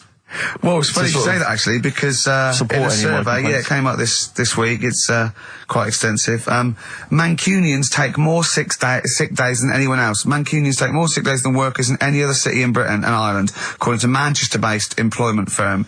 Survey by Peninsula found employees in Manchester take 11 sick days per year, whereas closest rivals Edinburgh and Dublin take an average of 9. Liverpool, Newcastle, Birmingham, and Cardiff only 8. Is Reading mentioned there? Or no, Bristol? it's not even in there. They don't take days off. London is only 7. So the point is, I mean, I don't know you can take anything from it, but if you were an employer and you had a Mancunian and a Liverpudlian and they were equal on everything else, but you really couldn't afford them to be away, Liverpudlian's going to probably be away for 8 days. Sure. The Manc's going to be away for 11, phoning in sick. And so what can you? I mean, just analysing the data there. What would you extrapolate from that? I really don't know. I mean, call in if you've got any clues, or email us in if you've got any. I don't know why they. I think maybe. I don't know. Mancunians. I don't really know many people from Manchester. Well, I only know one, but I know he was off sick because he put on wet trousers and he got a cold, I think. Yeah. Well, he just said he was. Didn't come in for. Yeah. He left early as well once. Yeah. But I don't know. I mean, that's the survey. I don't know. I mean, it's evidence because it's statistics. So there you go. It's guaranteed evidence that's proof. Any thoughts on that, Ricky.Gervais at xfm.co.uk? I mean, oddly enough, you're from Manchester, Carl. Yeah, I am, yeah. What are your thoughts on that? On what? Sorry? On the survey. Oh, wasn't really listening. Sure. Well, Mancunians take off more sick days. They call in sick. I mean, presumably spuriously. Yeah. I mean, because they've got the same body. They're biologically the same. So they're obviously making up their life. Yeah. Some of the days, maybe there's just the 3 extra they're making up. Yeah, they're moaning. Probably because we work a lot harder than the others, so we're tired, so you're sick, so you need time off. Probably. Seems unlikely. I mean, the Scousers, to be honest, yeah, take them on, let them work in your office. But you know how many computers are going to go missing? Right, that so offensive. Is offensive. Right. This is a survey that proved. You just made that up. You just carried on the myth that Liverpudlians thieve. Now that's not true. That is not true. Well, it's not. Well, some of them do. There's been no survey that you're more likely to thieve if you're from Liverpool than if you're a Manchester. So that hasn't been proven yet. So all I've got is the evidence from a survey of, I think, 3,500 people. It's proof that Mancunians take off more sick days. XFM 104.9. This is April Come She Will by Simon and Garfunkel. Simon and Garfunkel, April Come She Will. A lovely love song there. The X-List was all about sort of like sexy songs because of death of Barry White, of course. And Carl and Steve having a little argument. Steve said, well, there are such thing as sexy songs, of course. Carl said, I can't understand it. How can something be sexy? How can you woo one with a song? Steve went, well, you don't woo one with it, you just put it on the background. Carl said, stick the telly on. Stick the telly on. I love that. You don't believe there's any such thing as a sexy song, is that right? I don't think it can get you in the mood. You know what I mean? Right. You're either in with a chance or you're not. I don't think it matters what song you put on. Well, I don't think it ups your chances. I don't think if you it does. If you put Channel 5 on a Friday night, right, see a little bit of that action, gets anyone going. It's worked for me, and that's all. What's that, when pets go mad? No, you know, like, I don't know the titles of them, I don't look at the titles, but... What, that show with Chris Moyles? Do you mean the kind of erotic thrillers? Yeah, put one of them on, that gets you going a bit. I might be tired and that, but... What does the woman go, oh, that's an idea. Hey, that's an idea. They're normally called something like illegal briefs. And they're normally about some kind of female solicitor who's defending a guy who may or may not be a killer, but maybe in a former life they were lovers. It's always some nonsense like that, and presumably there's normally some gruesome murders. So how is that getting you in the mood? It's plot development. Yes, the narrative. I love narrative. Yeah. I'll tell you what, that's a lovely twist. I've got the horn. Yeah. Brilliant. So, if you're from Manchester, sorry about that. I mean, it is true. We weren't making that up. We weren't doing a stupid stereotype like Kyle did with Liverpudlians. It's just a survey that Mancunians take off more sick days. But they might be genuine. They might be sort of an iller people, or it might just be people who are in Manchester go, oh, I can't be bothered to go to work, it's rubbish. Whereas if you're in London, you go, I can't wait to go to work. What a lovely place this is. Some great jobs, don't you? Great jobs, don't they? Yeah. Rick, I know you're always looking, just to keep you abreast of, new developments in music, what's happening. Yeah. I don't know if you've got any plans this evening. You might want to pop along to the Hope and Anchor in Islington. Why? Where, playing tonight, Restless Diesel. Please welcome to the stage. Restless Diesel. I mean, we've talked about it before, band names where you just have to imagine you're supporting U2, Wembley Stadium. It can never happen. Please welcome to the stage. And Restless Diesel. And after the first song, he goes, thanks, because great band before us, Restless Diesel. Yeah, a lot more of them. Exactly. Yeah, it won't happen, will it? Sure, they're a great band. I think. What's the tax on that? $5 in, is it? It's not telling us actually. But pop down to the Hope and Anchor. Maybe tell us how Restless Diesel was tonight. Yeah, just call in. Maybe call in on Christian show Monday. Just tell us how Restless Diesel were. We can make that a regular feature. Now, what's coming up on today's show? Well, listen, we got all the usual favourites. We got and some new ones. We got Monkey News. That's sorted. Carl told me. People are guaranteed Monkey News. He called in. He said, I've got some Monkey News. Brilliant. He's done that. I have to make sure. Then we got that. We've got some great tunes. I've got a great song from Tupac, some Cat Stevens, some Jimmy Webb, some Thin Lizzy. Can I surprise you with something from Aerosmith? And a little treat from Evan Danberg. We're quite rocky today, aren't we? There's a threat there won't be Rockbusters. Good. That's no threat. But we can bring back Educating Ricky. Oh. I mean, because it's sort of like seasonal, isn't it, our show? We don't want it's not like Ant and Dec's takeaways on all through the year. Yeah. They go away for a few weeks and we get something else like Ian Wright's, Friends Like These or something like that. You know what I mean? Yeah. And so maybe Rockbusters, maybe not. Rockbusters on hiatus, but Educating Ricky always fun. If you've not heard that before. And I'll tell you what, Jane's Addiction, just because they rock as well, don't they? Oh, brilliant. XFM 104.9. Excellent, Ricky Gervais. Jane's Addiction, just because on XFM 104.9, broadcasting from London, where people prefer to only be off sick when they actually are ill. Sure. Yeah, I don't think I've ever taken a day off sick. Except when I had that terrible tonsillitis. Is that when you went home, stayed with your mum and dad? Yeah. Why is that a problem? It's bad to health. No, I'm not saying it's a problem. Bad to health. Yeah, I've got a loving family. So sue me. What do you make of The antagonism and piss taking is just like, oh God, 3 blokes in a pub. There's people listening. I can't go. Are there? Carl, what do you make of London? Because you often say you'd much rather be up north. Well, he wouldn't, or he'd go. Well, this is what he constantly says. You've chosen to live here. You've lived here for years. You've got a flat here. No. I chose to come here because I was offered a job that was good money. Yeah. I wouldn't have come here if there was no job. So you prefer to be somewhere where there's a good job, so you've chosen to live here. I don't like being here, though. What? No, but you can leave. To what? Well, exactly! So you've chosen to stay somewhere that's better for you. It's not better for me. Well, it's making me ill. I'm not sleeping. Well, so you say you're ill, I think you call in ill, but I don't think you are. But I mean... Are there any stats to prove that? Well, yeah, because, of the 11 days that he calls in sick, I reckon probably 7 of them are genuine. I'd love it if I dropped down dead tonight. Honestly, I'd love it. If you drop down dead tonight, you know it. Why aren't you sleeping? What, you're feeling ill now, are you?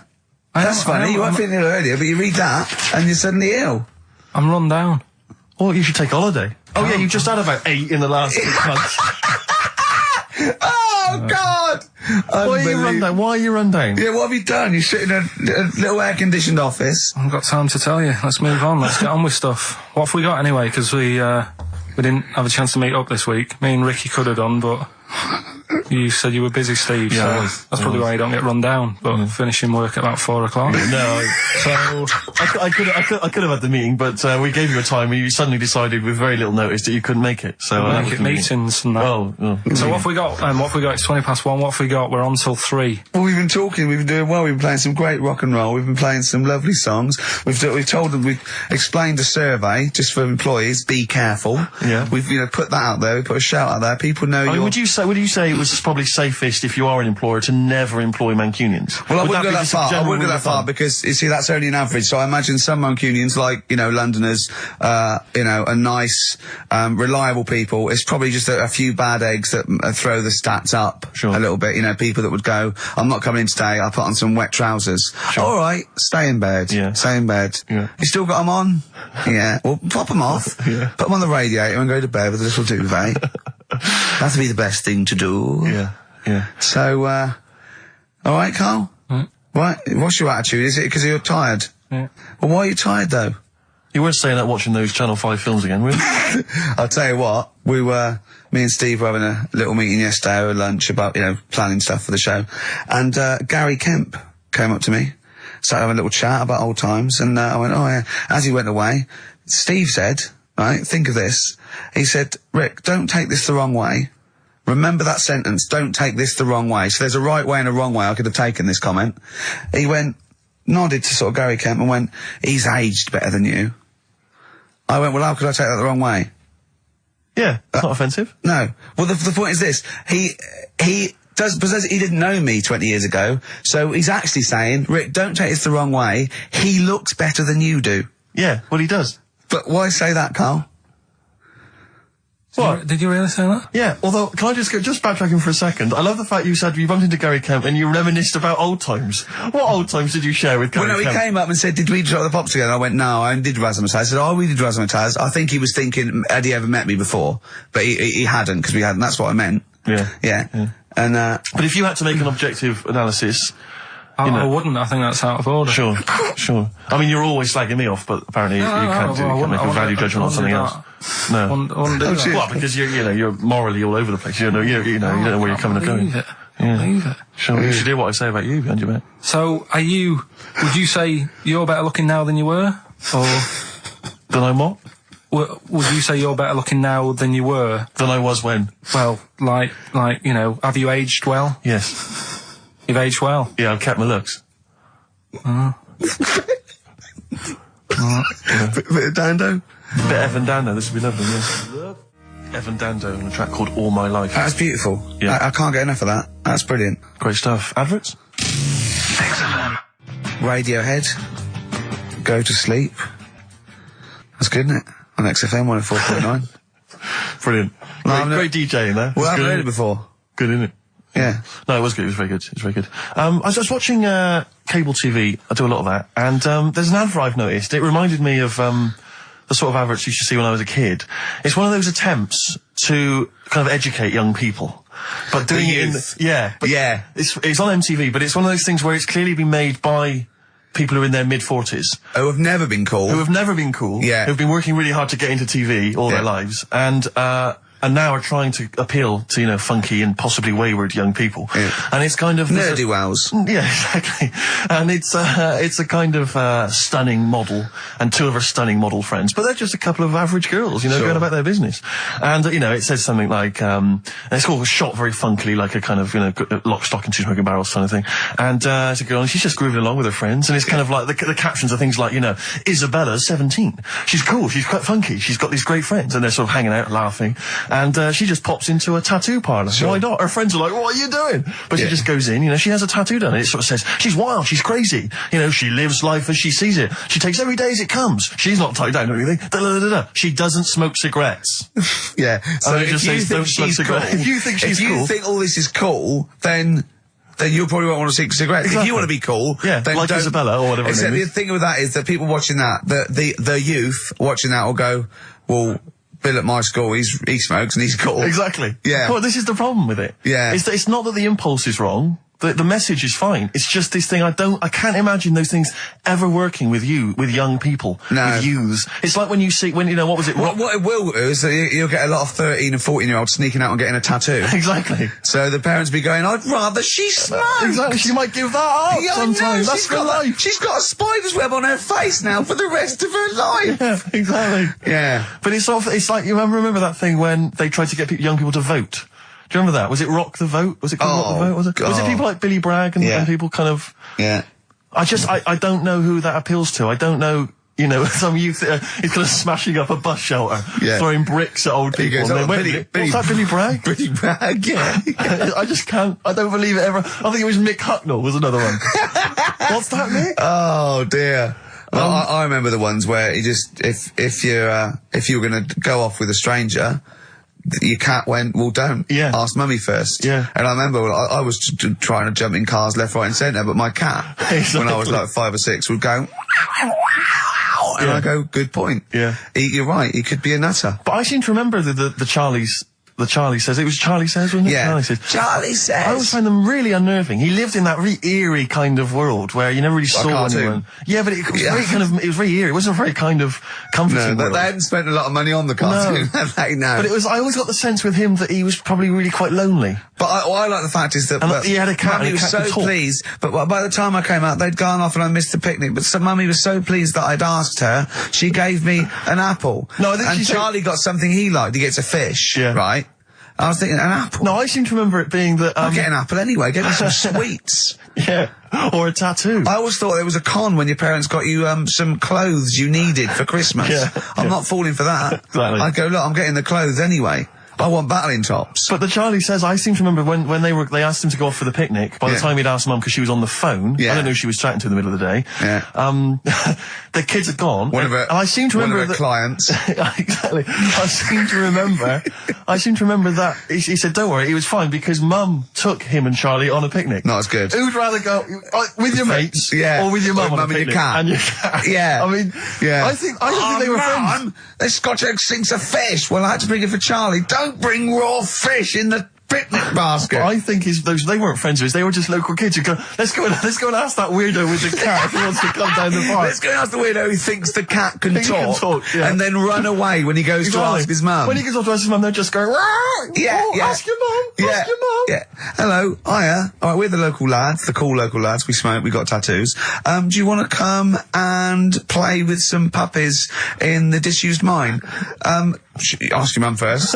Quick, run. Exactly. So he's talking to the cat. Look, he's talking to the cat. They were just round the corner spying on him. They were just laughing. There was no picnic. Did you ever go on a picnic, Carl? Was there places to go in Manchester, or was it like Quarryland mostly?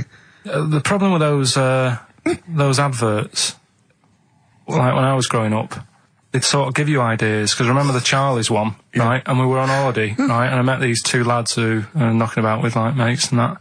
And that advert came on, and we thought it'd be a good idea to wind his mum up, because this advert had just been on saying, you know, kids are going missing in Wales, right? Yeah. So we said, oh, this will be a good laugh. We put the kid in the wardrobe. His mum came back from shopping. We said, oh, he's gone missing. We haven't seen him for hours. That's terrifying. I know. That's an appalling. How old were you? About 13. And what was his mum? She must have been. Yeah, she was going mad, and that's when we thought, oh God, we've gone. Will we say anything? Will we pretend we don't know where he is? Open the wardrobe, he'd suffocated. Yeah. That's horrible, Carl. I know, but Such it's a just cruel what you do, thing. isn't it? It's just what you do. Well, no, you do. What do you mean? It's just what you do. What was it? Was he in the wardrobe? Was he listening to this? Why didn't he go, Mum, it's all right, when he heard her crying? No, she wasn't crying, she was just panicking and, like, screaming a little bit and that. Screaming a little bit. Okay, we'll tell her when the screaming starts. Exactly, yeah. And then, what's the other thing? Like, on the same, like, you know, all this was going on when I was growing up. And, one time we're on holiday, and my mum says, right, if you're going on the beach, it's a big beach. But, you know, if you're going to go out and play there, I need to know where you are. So where are these bells? Where this cowbell around your neck? She gave me a balloon. Good idea. A balloon, and it just, you know, sort of attached to my arm, so wherever I was playing in the sea and that, you can see the balloon and that. Brilliant. But then the problem was, everyone else thought that's a good idea. And it was just like loads of kids with balloons and that. Oh, I've ruined it. So that didn't work. Yeah. Had to bin that idea. Weren't you in a car park once? Oh, no, it was New Year. And we were all gathering up, you know, like in Trafalgar Square at New Year, everyone gathers and they have a big kind of party and stuff. Well, in Bristol, they do something very similar on a smaller scale. And I was there one New Year, I was with my friends, and I for some reason I picked up a balloon during the evening. You know, I don't know where I got it from, but I was holding this balloon, and these girls came up to me, and I thought, yeah, nice, you know, maybe a little New Year kiss. They came up, they said, hey, are you going to be here for a while? And I said, well, yeah, I probably will. They said, it's just that we've arranged to meet back at you at midnight. What do you mean? Because I was so tall and had a balloon, I was towering above everyone else. I said, what? I said, we're going to meet back at you at midnight. This is. They said, don't worry, you can go about your business because we can see you wherever you are. This is where Nelson's column is. No. No, this is in Bristol. Oh, right, okay, yeah. And so I'm sort of wandering around, and then at midnight these two girls turn up again, and some of these lads come and meet them, and they're sort of laughing and joking. I'm thinking, they're probably going to invite me back to a party. I watched them get in a cab. They went off. They had a wild night. But then I did have a balloon, so it was a great New Year for me. I did have a balloon. Oh, should we have a little bit of Tupac? Yeah, if you want. Yeah. There's a great lyric in this. It's picture me rolling, right? Mm-hmm. But at the end, he's saying about look at me now. I'm you know, drinking Remy, and I'm in a Rolls Royce. And he goes, oh yeah, I forgot the DA. Can she see me from here? Can you see me, ho? And I think this is like District Attorney turning on the radio and Tupac going around going, can that ho see me? She's going, yeah, I can see you. Yeah, it's brilliant. Tupac. I'll tell you what, we should get rolling. Rockbusters. No. All right. No. Well, he has done it. He just said that he was worried about it because we said it's the last one. What do you think, Carl? I just don't think... I mean, can I just say now, Carl, seriously, I'm only responding to what we're getting on the email, which is people do not want Rockbusters. They really... There's one guy here who is... He says... it's James Pooley. He says he's preempted Carl by giving my answers to this week's quiz. I don't know what the clue would be, but his answer is no van ear. Nirvana. Yeah, good. Nirvana, yeah. That sounds like one. Number 2, he's just guessed. I don't know again what the clue would be, but the answer is Kid Creosote. Yeah, that's good. That's a typical Rockbuster. That is brilliant. That's a better game. And the last one is Harry Seacombe. Yeah. Yeah, that'd be good. So, I mean, maybe we should reverse it so people just... and we have to come up with the clue for them. And we win the prizes. Yeah. Have you got prizes ready as well? It's all there, but... Oh, I feel sorry for him now. What the prizes would have been. I'd rather just give them away to the first person to email in, frankly, than have to go through the torrent of Rockbusters. God! Look at Carl's face! I wish you could... Oh, can't we get this on telly just for Carl's face? Hey, I'll tell you what we could do, Steve. You know, like Smiley Miley and that used to take the Radio 1 Roadshow out? Oh, man, that would be amazing. Come on. Should we take it out? Hello, Bournemouth. Yeah, how many miles have I done? Don't care. No, should we do this? How many miles have we done? Well, XFM's down the road. Yeah. 1. Yeah. Should we take it out the roadshow so they can see Karl Pilkington? To be fair, though, I mean, you're not really keen to leave W1, are you? Well, we wouldn't. Right, so where exactly would we take the roadshow? We'd do it outside. Outside the building? Yeah. Right, okay. And what would we do? It's called a roadshow because it's in the road, I imagine, isn't it? And we'd give away t-shirts? Throw in t-shirts, and then we'd have a band. We'd have band playing. What was that band playing tonight? I forget, something Diesel, was it? Yeah. See, instantly forgettable. I mean, that was my point, really. we could have them on. Yeah, great. Yeah. We'd get a couple of celebrity pals down. Someone from Big Brother 2. That would be ideal. Well, Josh, the other little gay fella. Yeah. He'd come on, just wave. Yeah. I'm beginning to like the idea. Yeah. Brilliant, yeah. So we'll have Josh, something Diesel, we're playing the Bull and Gates night, whatever it is. Yeah. Right, I'll throw out some t-shirts. Yeah. And then, Karl will do a live Rockbusters. Yeah? Well, I don't know, do you want it? I just think that ruins it slightly. It would just bring the whole afternoon down, Rick, I think. We get it sponsored by someone. Yeah? No? Well, I'm just trying to inject a bit of... Read the prizes, what they would have done. There's a PlayStation game here. I guess it's maybe not been released yet. It's a little demo of that. What's this? The American Song Poem Anthology. I don't exactly know what that is again, but lots of songs on there and a couple of compilations, arbitrary compilations, the Club Anthems compilation, the best summer holiday album ever. Wow. You've certainly sold it to me, Steve. The best air guitar album again. Brilliant. And an old edition of Only Fools and Horses. So, you really haven't put the effort into the prizes, Karl. So if that's the prizes, if that's the whole point of the competition, and they're the best prizes you could conjure up, in God's name, how bad are the clues this week? That's why he doesn't want you to do it, Karl. Oh, we won't bother. Forget it. Doesn't matter. Good. Excellent. Well, that's resolved. Brilliant. That's excellent. What we have got, though, is Educating Ricky, haven't we? Well, another one of my little things. Oh, it's brilliant, then.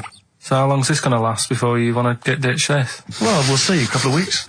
It's not like that, Karl. It's all one. It's one love, man. We're on the same team, man. Yeah, we're just one voice, man. One true voice. Like those lads. Yeah. They could play.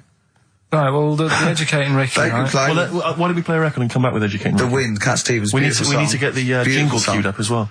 Yeah, I'll get the jingle queued up, No, yeah. I haven't got Neil Young lined up yet. No, not you, Young. Cat Stevens. I gave it to you. I know, we're not playing that yet. Can we just play a record? No, This is just sounding rubbish. Well, I told you to. See, so why aren't you playing the record I told you to play? Because we've just had something chilled, right, from Tupac. Let's lift it up a bit now with a little bit of blur. Right? Come on, play it. Oh, I'm not sure. I just have. Crazy beat there on XFM 104.9. Right, we're gonna do Educating Ricky instead of Rockbusters. Incidentally, on the subject of Rockbusters, we've just had an email from Phil. He says, I could do with this week's rather shoddy array of prizes, as I'm doing a car boot sale tomorrow and need a bit more tact to fill the table. Probably send it we might as well do it anyway. Yeah. But Educating Ricky, it was a feature. Well, actually, about a year ago, I started a feature called Educating Karl, because we found out he had 1 E at O level at history. And I'd educate him on things like Rasputin, things that I thought he'd be interested in, Winston Churchill, some of the greats, some scientific facts. And then I said, it's your turn, and he started telling me about people born without legs. Some people have got a funny eye. There's a woman whose tongue's longer than her arm. And really, turning the screw on education. Yeah. So, I don't know what he's got for me today. Maybe a dog born a cat. Let's have a look. We've done that one, we've done that. Is there, because often we should point out there's sometimes a crossover between Educating Ricky and Cheeky Freak of the Week, just in terms of subject matter. Yeah, so we've done Cheeky Freak of the Week, we've done all the freaks. What have we done with the Freak of the Week? There's a dog. There was a woman that had the back legs of a dog. What was last week? It was the girl who was born with 4 eyes, 2 mouths and 3 legs. Sure. You weren't that impressed, so I thought if we've got to that and it's not impressing you. We are a tough audience, Let's spin it, let's move on. Is there a jingle for Educating Ricky? Educating Ricky, oh God. You've told me Educating Ricky. Very similar to some of the other jingles I've done. Yeah. Well, they're made by the same people. Yeah, yeah. Right, okay, it's just, Educating Ricky is just stuff that I learn in the week, and I think that's interesting. I keep it up here, and then I share it with you, right? And, some interesting stuff. One of them, right? Mount Everest. Go Go on. I need more. Right, well, there's a problem. Yeah. Because people are leaving rubbish up there and that.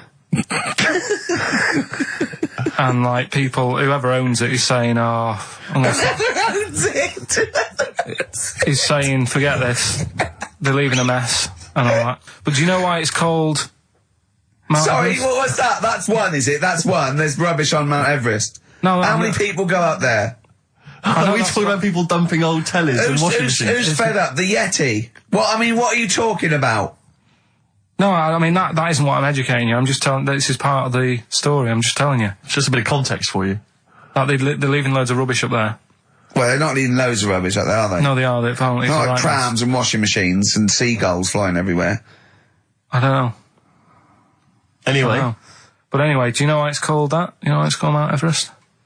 Why it's called Mount Everest? I know the mount bit. It's because it's a large mount, and if you climb it, by the time you get to the top, you need to have a rest. And that isn't the educating bit. I'm just telling you. It's not true. Well, we'll leave that. Well, no, Carl. In the name of everything holy, do you think that anyone named it because you have to have a rest when you've climbed it? Well, we'll see. You'll see what people say on email. But Well, it's definitely not. But anyway, that's one thing that I kind of thought, that's interesting. I'll remember that. I'll teach Ricky that, so you've learnt that. Right, now, are you familiar with this thing that they can do if you're dead, right? No, not if you're dead. It's like if you're ill and you know you're going to die, right? I don't know what this is anymore. Extraordinary. Have a rest. Extraordinary.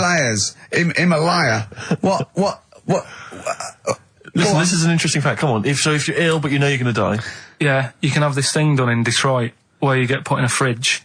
Right. And if they work out, you know, what's wrong with you in 20 years' time, they go, right, that fella is in the fridge. He had that. We can sort it. Let's get him out. And they sort you out. Yeah. Is this the first time you've come across this idea? Yeah, I read it the other day. I didn't know You've about never it. heard of this before? It's called cryogenically preserved. Good, innit?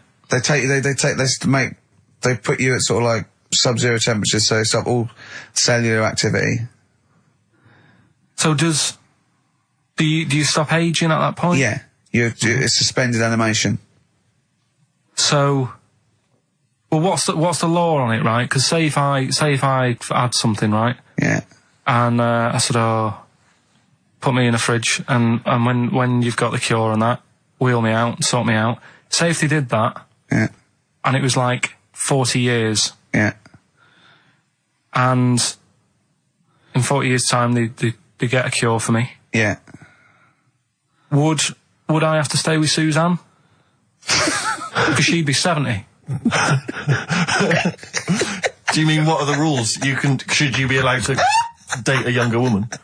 Well, it's not fair, is it? It's like good news, we sorted you out, but... I don't think she'd mind. I reckon she'd have the best 40 years of her life. Yeah. And plus, they're never going to find a cure for what ails you. That is genius. That is brilliant. You come out, you're cured, and you go, oh no. I love the fact that's what he'd be lying there. If you could think while he was in that state, you'd be thinking, oh God. She's losing her looks. Yeah. Just, oh dear. But everything else as well, like, my job wouldn't be here. No. No. Although the figures would have gone up a little bit. Yeah. Flat's probably gone or knocked down or whatever. Sure. Yeah. Most of my family would be dead. Yep.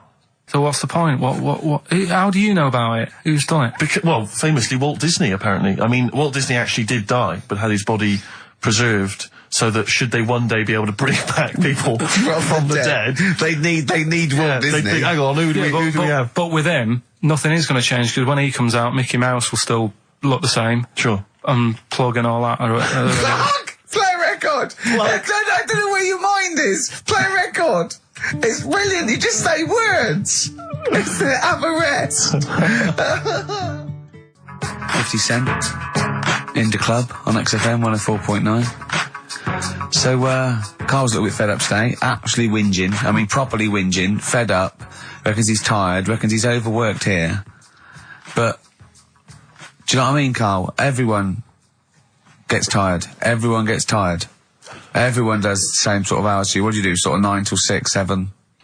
About 9 till 7:30, 8. Well, no, because a couple of times this week I've sort of met you for a drink about 6. So it's funny, isn't it? That's But weird. some of the times I've come back after it, just for another 40 minutes or something whilst no one's around, try and get stuff done without phones going, without emails coming in. Yeah, we got to do it. Can I tell you what I think's a disappointment? You're in the department. You got to do it. I just think it's a disappointment that Karl hasn't been able to put that aside and rise to the occasion. He's only got to do this show once a week. It's I 2 know. hours. It's I mean, you no and one's I, doing it. we're tired. We've got busy lives. You've got one job. We've got about 6.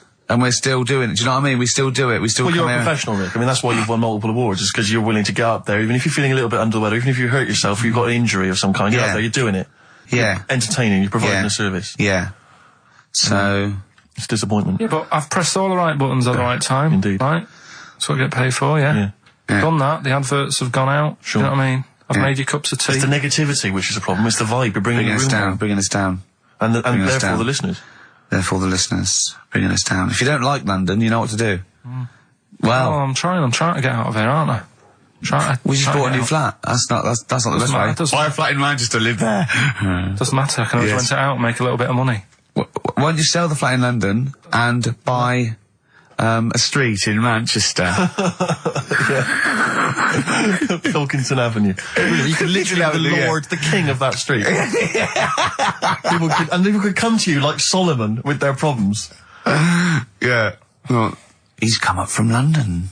He's got London ways. Now, interestingly, have you heard? Do you remember the famous King Solomon story that there are 2 women arguing over whose baby it is, and they present this to? They say, "This is my baby." And the other one goes, "No, this is my baby." So he knows one of them's lying, but he doesn't know which one. And so what does he do? How does King Solomon solve that? How does he figure out whose baby is his? First, what would you do? They're both white fellas, yeah? Both what? White fellas. There's 2 women. Right, it's 2 white women. To be they probably weren't, completely white. Yeah, whatever. Yeah, they're of the same ethnicity. No, but I'm just working out. Right, alright then, so that's alright. And don't think about what King Solomon would necessarily. Yeah, do. it wasn't that easy. No, there's not one tall, skinny white one with big ears and so's the baby. The other one's a little short Chinese bloke. It's 2 women for a start. Yeah. 2 women, okay. The baby to look at could be either. He doesn't know which, but he knows one of them's lying, obviously. And is the one lying saying it's hers or saying it's not hers? Right, okay, this isn't worth it, Steve. I'm going to tell you what he said, and you tell me if you think it was good or not. He says, well, then what we do is, as King, he said, what we do is, I'll take a sword, I'll cut the baby into 2, and you can have half each. And one of the women says, no, don't do that. And one of them says, yeah, that's fair. Right. Do you see? So which one was it? Sorry? Well, no, my guess is the one that didn't want it done probably was the mother of the child. The one that didn't mind having the baby cut in half probably wasn't a mother of the child. Why don't you think, you bald little mank twat, play a record? Well, I'm just, right. Although, it's not a very good solution. No, that doesn't happen in the NHS. The woman who was lying could have come up with something better than, cut it in half. What you should have done is, I'll give it to the other one as well. Yeah. Jaded from Aerosmith on XFM 104.9. Just trying to pep things See, up. Steiner, you're up there. I mean, we've got lots of work to do. We're filming soon. We've got loads of things, admin, DVDs, everything like that. We come in here. This is Poxy. This is not a drop in the ocean, the sort of work and money we earn. Right, really? If we do this to keep charitable status. And yet you know, Karl, come on, what's the matter with you? Are we doing Rockbusters? I'll tell you what. Come on, Rick. I'll tell you what. Because it's your special day, and I want you to have a great time today. We're going to do Rockbusters. If you cheer up, miserable. It just got ratty then. Don't push it on my head. Don't put it on my head. Right, what were you trying to put on my head? I was trying to put a pear on your head to knock it off with a ball, like William Tell, but it was because your head is so round and the pear was round. I tried to flatten it a little bit, and I didn't know it was a juicy pear. So I thought it'd be like just to crush it a little bit, and then he went mental because he had juice running down his face. Oh. Why is it my fault? The pear's a faulty pear. Exactly. Get proper fruit in here. It worked with the apple. That was fine. And then he gets ratty with me. Okay, let's not waste any time with Rockbusters. let's whip through it. Just whip through it. Just do the clues quickly. Quick, go, Rockbusters. Right, go. Right, the first clue. Yeah, hurry up, faster. All the police cars are on fire. All the police cars are on fire. What's the initials? BS. BS. All the police cars are on fire. Good. What's the next one? The director of 28 Days Later is shouting about sleeping outside. Yeah, okay, what's the initials for that? DB. Right, okay. Okay, yeah. Right, go on then. He wants to be a sailor. Why is that? Yeah, what's the initials there? B. Brilliant, okay. Give them again quickly, because I didn't quite catch the second one, but go from the top. All the police cars are on fire. Yeah, that's BS. BS. Yeah. The director of 28 Days Later is shouting about sleeping outside. Yeah, okay. DB. Yeah. Right? He wants to be a sailor. Why is that? Yeah. B. B, okay then, brilliant. Okay, now Carl, you gonna cheer up now? Email only, Ricky Gervais at virgin.co.net. Radio 1 Roadshow. Smiley Miley. Smiley Miley's mileage game. If anyone remembers that, I mean, here's a man, right, whose job, Smiley Miley was not a DJ, lest we forget. Smiley Miley was the guy that organised the vans that carried the equipment to and from the roadshows.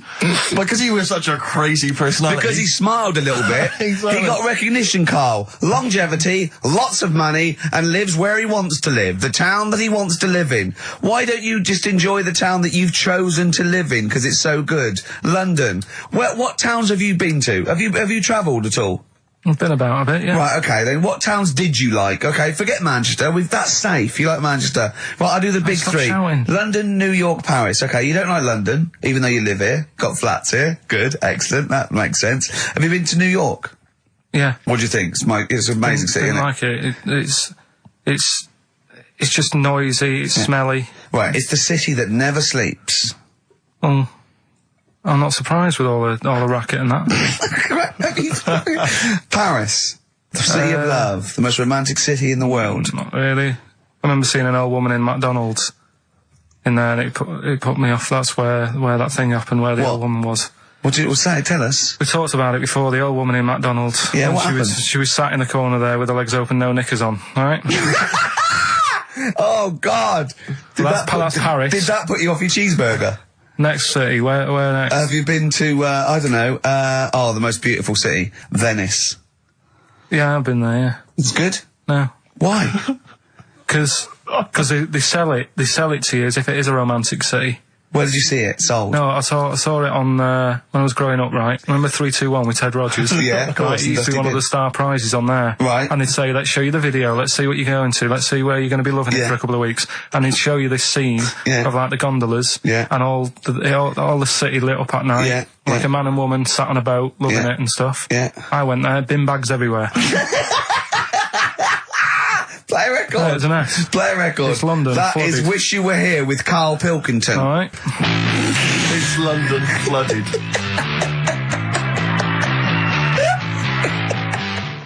Black Rebel Motorcycle Club. Stop. On XFM. Carl's back. He's cheering up a little bit. Because I think he's vented his spleen a little bit on cities around the world that aren't as good as Manchester. So, is any of your family left in Manchester? Because they all moved away, didn't they? You came here. Your dad's moved to Wales, for Christ's sake. Well, your family are all around brother joined the army. Get anywhere. Just take me anywhere. I don't know where he is. His sister's moved away, so no Ireland. one... Yeah, there you go, you see? So, that's just one family. That's one family who love Manchester. Exactly. Alright? Tell you what, Steve. Go on. Look what I did find out in the week. Yeah. World record, right? Person with the longest trump. With the longest what? Wind. Fart. Right. Right? 2 minutes 42 is the world record. Okay. Right? Well, I'm immediately thinking about a relative of yours who I'm sure did longer than that. Who still lives in Manchester. Auntie Nora. Now, Auntie Nora did it for how long? 5 Reportedly, minutes, wasn't it? Starfighter for 5 minutes. But, unfortunately, she was the only person in the room. Whereas I think, which one's alive, Ross or Norris McWhirter? I don't know, actually. He has to be there. Yeah, I think he actually has to He'd be have present. to be there. Would you want to be there? Well, he'd have sort of equipment, looking at his watch, going, finish? You go, yeah. He goes, well, that was 4 minutes, Did she go from like a size 10 to a size 6? Did she show some old dresses? Like a hovercraft. Exactly. In a big dress. Yeah. Just slightly off. Yeah. So, it has to be invigilated. But again, you know, how was the Guinness Book of World Records one invigilated? I mean, who was supervising that? Who was He said, monitoring I can fart for 2 minutes. They went, well, we've got to see this. Went round. And he just probably let it rip. It's probably circular breathing. He's probably sort of sucking in air and swallowing it as he's going. And it's a continuous one, isn't it? It's not like... Yeah. I mean, I said, you know, that's how Nora's happened. Me Auntie Nora. She had a little bit of wind. It went on for like 2.5 minutes. Sure. That's when she called me mum. As it was still going on. And said, there's something not right here. I'm leaking. She said, oh, can you send your dad round? You know, my dad. Yeah. Sent to me mum. With a cork. And, with a lighter. Yeah. I think this would be the best one I ever. want to show the kids something. He said, I'll be there in a bit, get the windows open. But what it was down to, because I was talking to my mum and dad about it. Is she the one with the split tennis ball? Yeah. Can we not talk about that again? I was talking to my mum and dad about it, saying, you know, why do you think it happened and that? And it's because she never chucks food away, right? And she'll sort of mash it all up. And she's got all these ice cream tubs in the fridge that are just full of like water. Old mashed up food. Really? And she prepares everything. Right, she doesn't work, she's retired now, she's got nothing to do all day, but everything's got to be ready Still for her. calls in sick. Do you know what I mean? Everything's got to be done. Even though, if you're going round to her house and you're going there for tea, it's like, what time are you coming? And it's like, well, I don't know, maybe 5, maybe 6. Yeah, you're well, late, because you're late when you have to meet us at 5 or 6. Do you know what I mean? That's what... So, sorry, when you say she mashes up food, she literally takes the remnants of a dinner, could be sort of some... Anything. And just smashes it all up into a... Yeah. And then what does she do with it? Put it in the fridge, and she's got in the fridge, it's like January, February, March, she's got all these ice cream boxes that are just full of... But she doesn't... She reheats it and eats it. Oh, then she, puts it in a pan. I thought she was just keeping it as a souvenir of each meal she'd had. No, put it in a pan, warm it up. Oh, that's what it is, it's just... A lot of vegetation, is it? Yeah. Why does it only happen once, or does she save it up once a year, just let it go? I don't know. Well, she is mad, she's... Yeah, she sounds potty. She doesn't answer the phone anymore in case there's a burglar. Checking if she's in. It's like, well, answer it and then they'll know you are in and they won't come round. Yeah. Mental. Mental. They can't be sure then, can they? What do you mean? Well, if there's no, well, maybe it's someone just... They are in, but they're hiding. Whereas if Auntie Nora goes, it's Auntie Nora. We can she'll be farting. We can sneak in when she does a loud one. Because we'll be aware of the telly. What's stopping it? It's got a valance round it. It's got caught on the cat. So have we got a recap on Rockbusters? No, just has anyone got the right answers? Has anyone got the right answers? Let me just check here. Here's one from someone who just says, he's given an answer, answer to number 1, I. Number 2, don't. Number 3, care. Right, okay, is he close? Has anyone got 3 answers? I can't find one with 3 answers. So, again, you've done something wrong, Carl. No, no. This isn't radio, play a record. There you go, someone's got it. Give it to them. Fine, okay, give us the clues again, we'll give the answers straight away. No fanning around. Yeah, right. It's really pointless. Number 1, all the police cars are on fire. BS. Yeah, what was that? I can think of something. Go on. Blazing Squad. Brilliant. Okay. Right. The director of 28 Days Later is shouting about sleeping outside. Yeah. That's Dan Yell Bedingfield. Right? Danielle Bedingfield. Right, we'll never let him do this again. I told you I washed my hands of it. I know, but I just thought... Why'd you let him? Why'd you... Because he was grumpy. But this is what happens. Look what's happened. Danielle Bedingfield. That's what happened. The director of so Danny Boy, so Dan, right? All that for Dan, but shouting about being Dan Yell Bedingfield, right? What's the last one? He wants to be a sailor. Why is that? Yeah. Beyonce. What does that mean? Beyonce. He wants to be on the sea. Play record. You're never doing it again. You just signed your death warrant. What have we done? You're never doing Rockbusters again. And if Monkey News is back, they would ban that as well. And we're serious this time. So Joe in Catford, stuff off to you. Oh, I can't believe what we've done. He's even doing the shout out. There you won. Well done on that. What have we done, Ray? What have we done? World Party, is it like today? Still to come. We've got Monkey News, is that right? Yeah. Yeah, we're guaranteed Monkey News. But I tell you what, I know, I can look, the look in your eye. You know what I want? Everything. Just play some. Adverts. There's a little sailor fella. He wants to, join the Navy. Why? Beyonce. Knowles. Is his surname? Yeah. Midshipman Knowles. Now, Carl, we're going to do another edition, I think, of Wish You Were Here, because that really cheered you up, didn't it? Where else you been? Have you been, you've been around Europe, haven't you? You've been to any hot country? You've been to Greece? Turkey. Done Turkey, yeah. Yeah. Been to Turkey. Little fellas. Little midgets working in the canteen in the hotel I was in. Okay. Hassling Suzanne as well. Okay. Have you been to Scotland? Once for the Edinburgh Festival. Go on. That's where I looked out of my hotel room, saw a traffic warden putting a ticket on some bin bags. Brilliant. Because they'd gone into the road. So that's Turkey, Scotland. What about places here? Have you been to the West Country where we? Have you been to my neck of the woods, Bristol? I haven't been. What else is around there? Bath. Been to Bath. Yeah. Yeah. What do you make of it? Once you've been, well, they don't need to go again because it's sort of old and they don't change anything. Okay. Do you know what I mean? That'll be the Roman spa he's talking about. Like, I think. What about Brighton?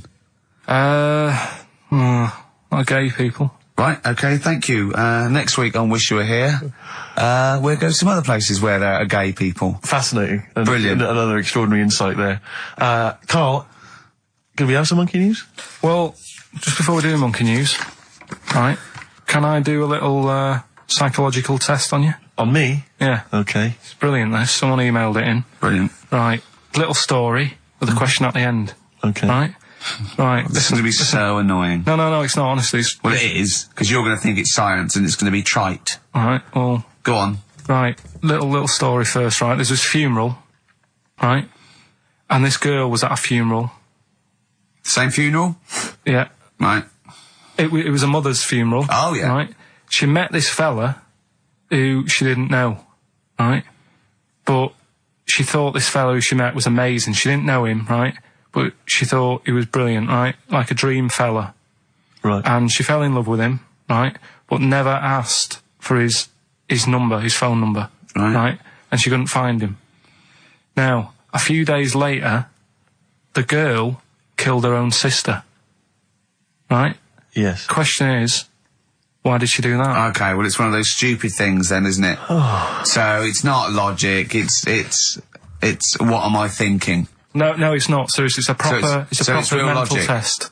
It's a proper mental test. A mental test? It is a bit mental. So you understand the story, yeah? Kind of. Let me just get it right. So there's a funeral. A girl goes to the funeral of her mother. Yeah. She meets the guy, or she meets the guy at the funeral. She meets the bloke. He looks alright. I fancy a bit of that. Right. Has a chat with him. Yeah. But doesn't get his name, doesn't get a phone number or anything. So to cut a long story short, the things are asked, right? So the reason she kills her own sister, is this something to do with finding out something about the man she met? Well, just answer the thing. Just, why did okay then. I'll answer it then. She went mental. He was a spy called Derek. What do you mean, just answer it? Anyway, I'm testing Steve. Right, well, she killed her own sister because her sister had stolen some money from her and was sleeping with her husband. Is that it? Well, I don't know. It's an answer. It's an answer. What's the answer on the paper? So, well, come on. Come on. Well, the answer is no. An answer is that she was hoping that the guy would appear at the funeral again. He'd go to the funeral. Right, that's not a proper psychological test. It's one of those stupid little shitty things. It's like a man goes into a field and dies. Why? His parachute didn't open. That's what I'm thinking. I'm surprised you learned anything. Honest to God. I love that. I'm surprised you Romeo learned and anything. Juliet. Oh, Juliet's a fish. It said she was hoping that the guy would appear again at a funeral. If you answered this correctly, you think like a psychopath. This was a test by a famous fella, right, who used it on killers, and most of the killers got the answer right. Did you also think that? Was that the answer that you gave when you first read it? No, I didn't know. But I wondered what you would have got. Good, so that's proof I'm not a psychopath. Yeah, but that's the point, but it's a psychological test for looking at something very, very specific. What's up with that? Well, what was the best that could happen? That he'd got it right, so he is a psychopath. What annoys me is you're not happy with that test, but before you wasted 3 minutes trying to balance a pear on my head. What were you getting out of that? Let's play a song and have some monkey yourself.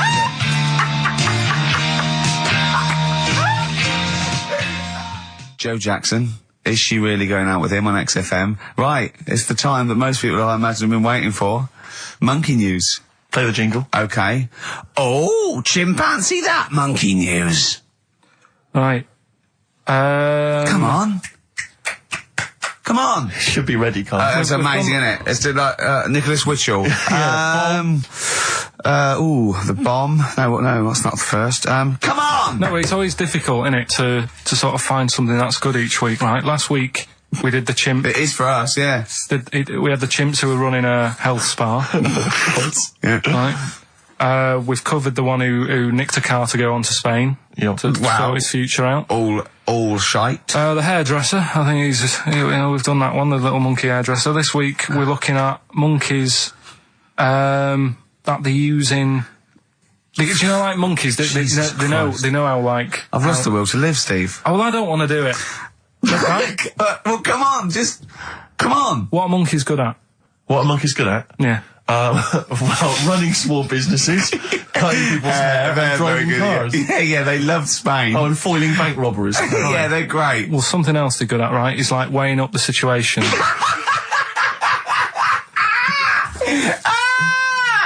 Oh, God! If you stick them in a field with loads of like obstacles on it, right, they're good at sort of, I can get over that, and I climb over that, I'll swing from there to there, that sort of thing, right? Okay.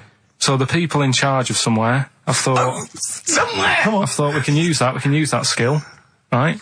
And what they've done is they've got a load of little monkeys, right? They've given an IQ test. Yeah.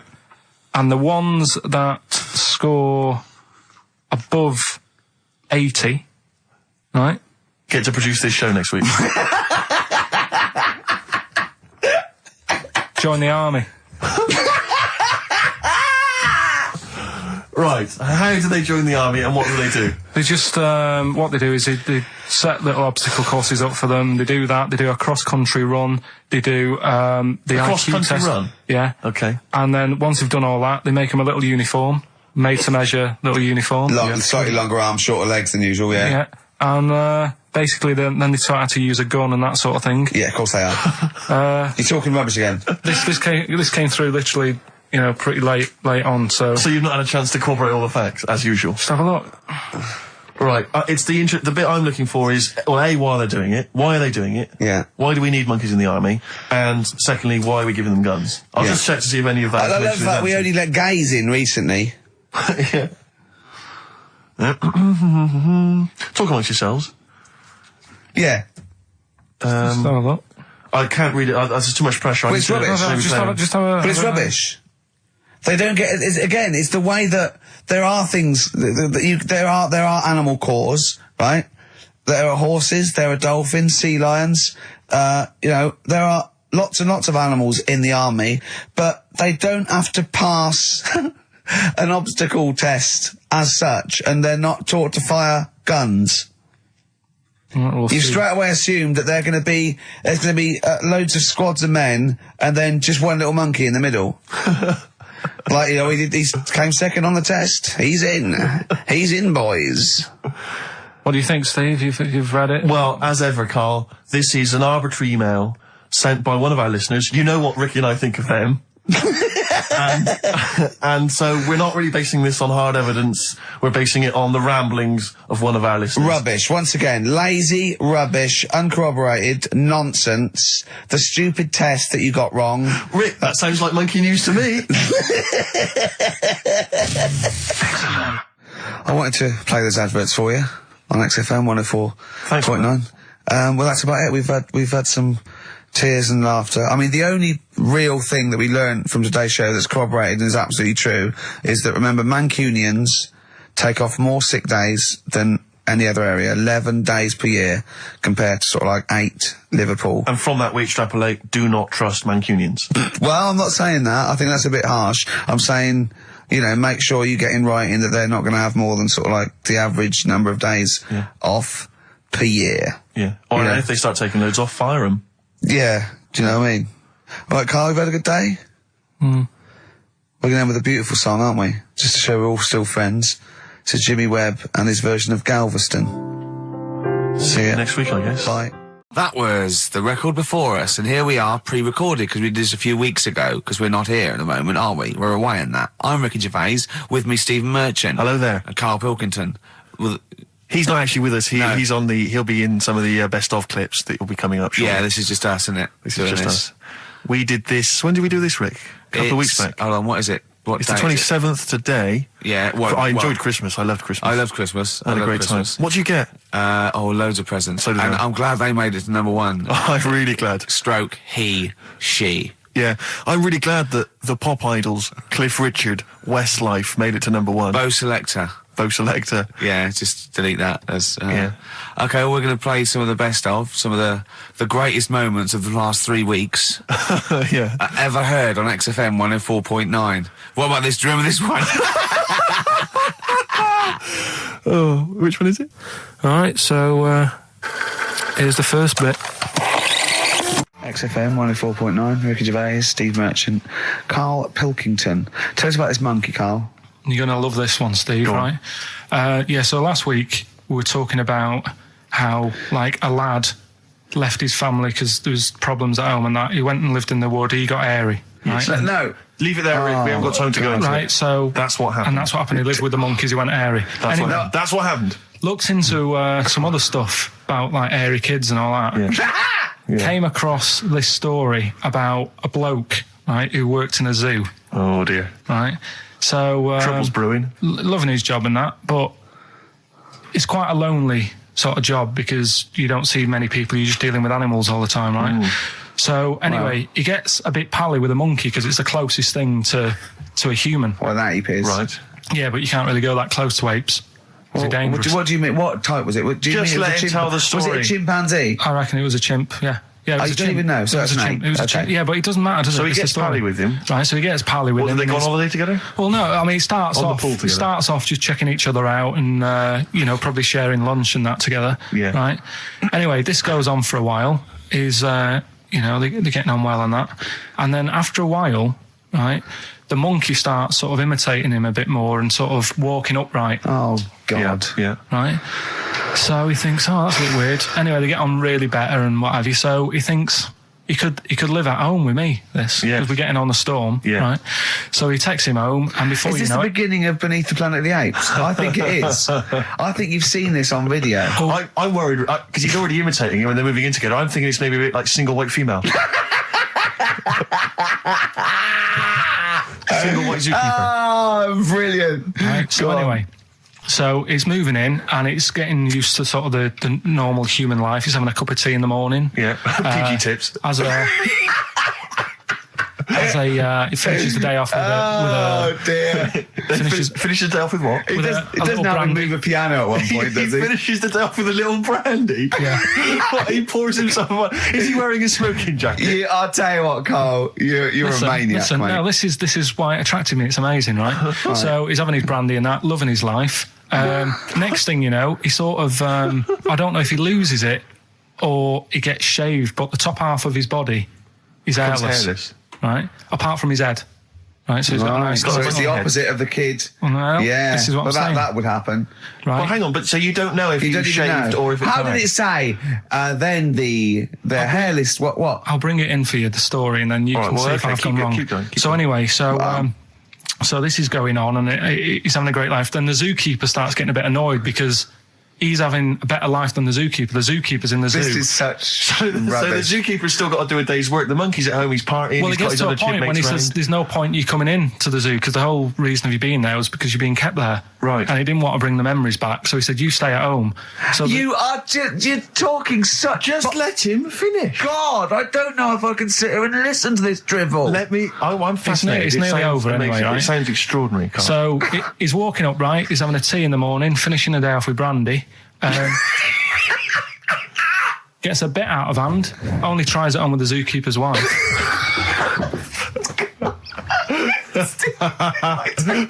Make him go away, Steve. How does he do that? Well, because he's around humans a lot, he becomes a bit of a charmer.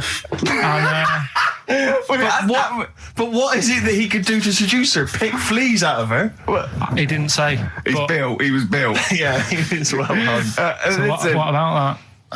What do you mean, what about it, Carl? It's obviously not true. I don't understand how I love the fact he becomes a charmer. He's got better taste in brandy. Exactly. And what was it that he was doing that seduced her?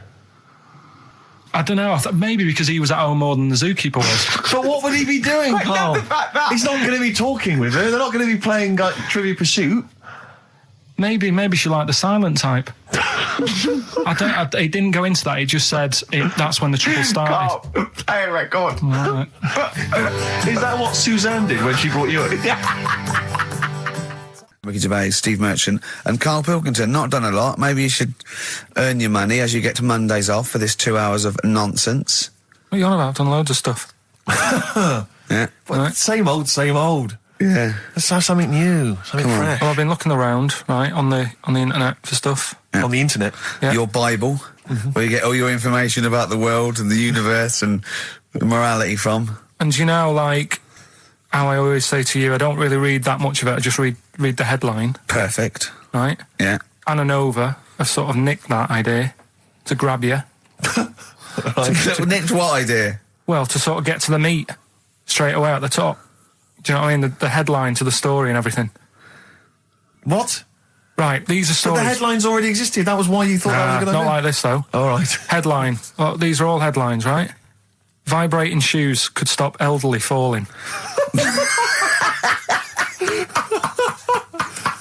you know what I mean? Oh, God. You don't Vibrating shoes could stop elderly falling. Yeah, that's the story.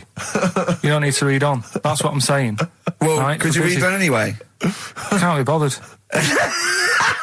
Read on anyway. Well, you have a look at that in a bit, right? So this is frustrating radio if you're sitting at home. No, well, it's not on. They've turned it off. If you want to know more, you know where to go. That's what I'm saying. That's what they should do in the news. Get the news done in a minute. There's a good story about Iraq. Right. Bong. Look it up. Look it up on the internet. Anna Nova. Give us another bong. Bong. Family sick of living on Butthole Road.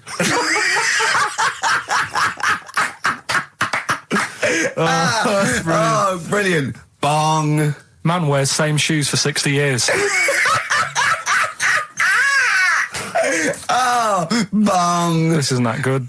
Some fella pulls a train with his teeth. And in lighter news. I love that. Triple Donald, this one is very good. And the last one, man fails to break clothes pegs on face record.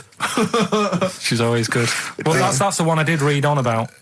I love that, all those. That's the one he read on about. Go on then. Just Why is that news? He fails to make a record. So did I today. I know, yeah. I failed the long jump record today. Yeah. Didn't even take part. No, I was rubbish. But what are the rules on world records and that? I don't know if there are rules. There are certain things you can't. I mean, it's the Guinness Book of Records, isn't it, really, that's the arbiter, isn't it? Yeah, but is there anything, if you said you wanted to do it, would they say, well, you can't do that? Yeah, they've stopped some gluttony records, obviously things that are in danger. It's anything that's illegal. Yeah, anything that's immoral. Yeah, like that American serial killer that just got discovered. Yeah. Having killed 47 women. I don't think he can make that into the Guinness Book of Records. No, because people would be trying to beat it, won't they? But there was some other story about a fella eating watches and that. That can't be good for you. So why don't they say, look, don't do that, do something else? He wanted to stay regular. Do you know what I mean? Though? I just wondered. What do you mean he was eating watches? He just said he was eating watches. He got about 3 in about a minute. How did he time it? Do you know what I mean, though? Something I watched the other night, that was just good. Again, you know, I learn stuff from the telly. I don't watch the news. Yeah, well, you don't learn stuff from the telly. You know, I'll tell you what, though. You told us there's a fat baby in the world. Forget about them. There's a spider eats chickens and there was a fat kid. Forget them in Iceland, right? Yeah. We'll give them Rockbusters later to do, right? Iceland! But what's the name? I tell you what is interesting, Steve. I didn't know that much about it. Autism. Okay. Oh, good. With some more entertaining stuff on XFM 104.9. Just to cheer up people. Go on, then. What? Go on. No, right. Have you heard about it, Steve? What autism. It scares me to death when he comes up, when he touches on a serious subject. We've been talking about wheeling a dead pope round, the Chinese don't age well, and ginger people are hated. And now we're going to touch on a really, I mean, my heart's in my throat. Go on, Carl, then. Tell me your insights to autism. Right, well, there was this, again, Channel 4 coming up with some good stuff at the moment, right? That might have been Channel 5. But what's the name? It's the attention span I like. These people who they've got like this autism thing going on. Yeah. And they sort of take in a lot of information. They get sort of they get so into it that they know everything about that subject and what have you. right? And there was this lad who, he knew everything, right, about EastEnders. Right. He sort of, the cameraman was saying to him, so, you know, why EastEnders and that? And he said, I don't know, I just like it. And he said, I remember when I first watched it was a Thursday, it was 5 to 8, Pauline Fowler walked in, she had a pink jumper on, she said, all right, love.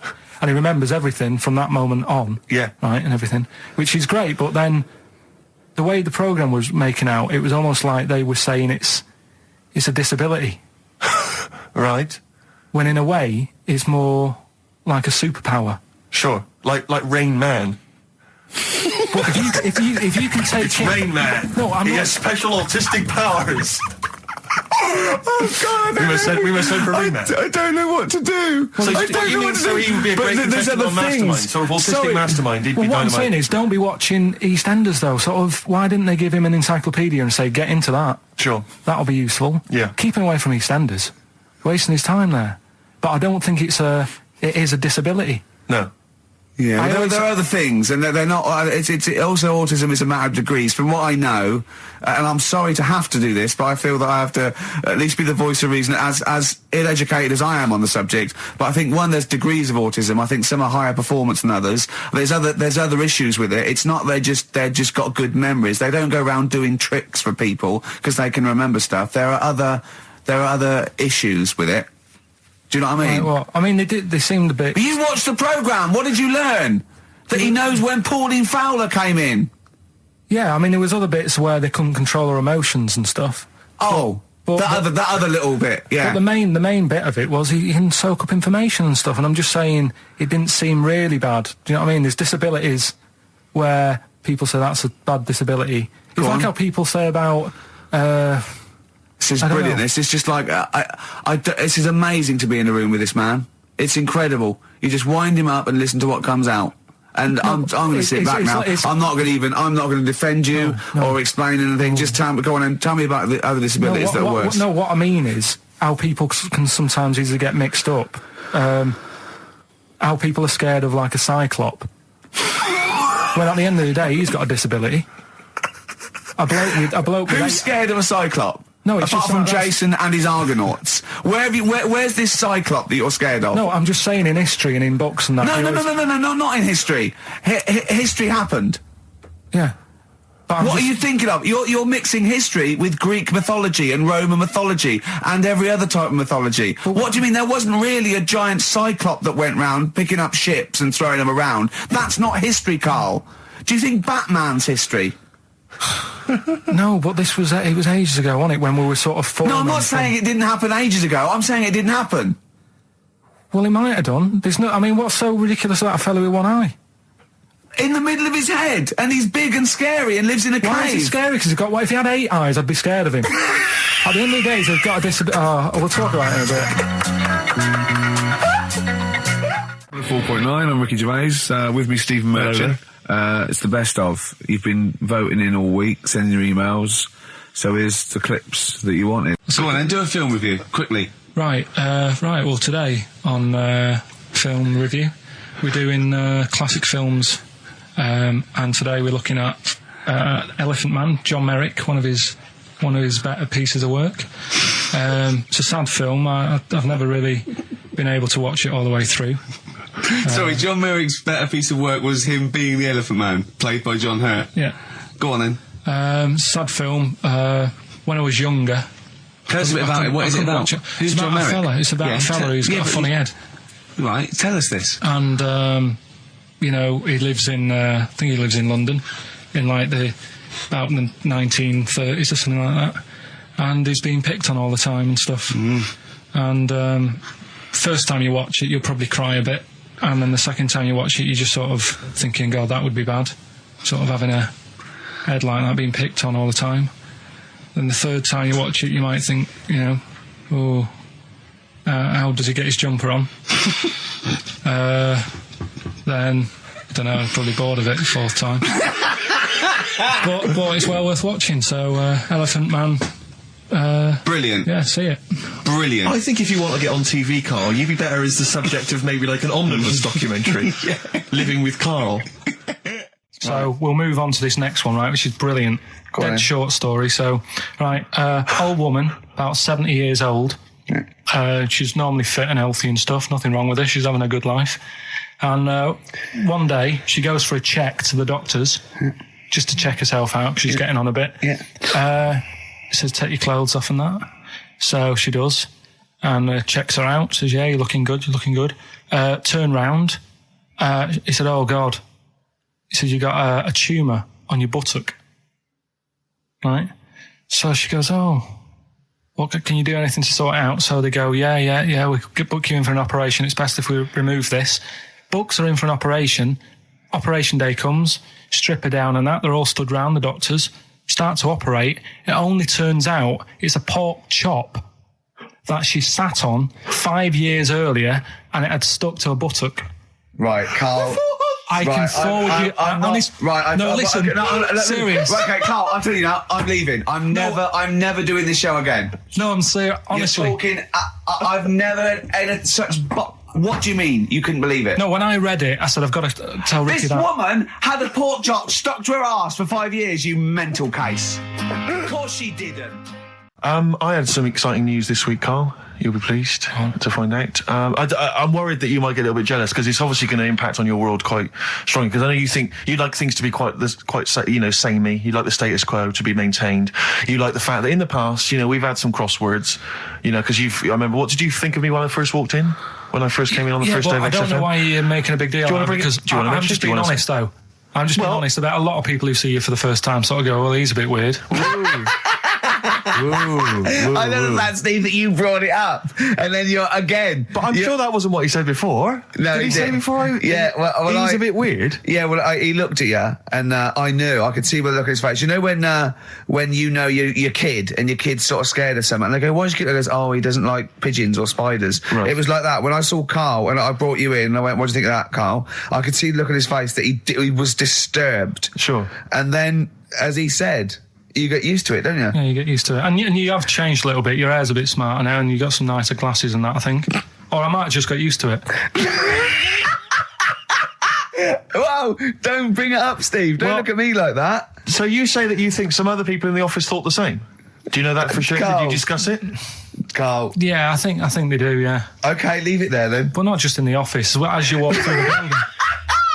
Oh, it's worse than you ever thought. Well, no, it's not worse than I ever thought, because as you well know, Ricky Gervais, what did I do on Thursday morning? Oh, is this the thing... For those that perhaps are not of the female persuasion listening, there's a magazine. Apparently it sells quite well. It's one of the sort of female, kind of issues magazines. I think it's called Company Magazine. It's like your sort of, I guess it's a bit like your Moore or your Vanity Fair or whatever. Anyway, they run every year the 50 most eligible bachelors in Great Britain section. Ding dong, hello. Who's in there this year?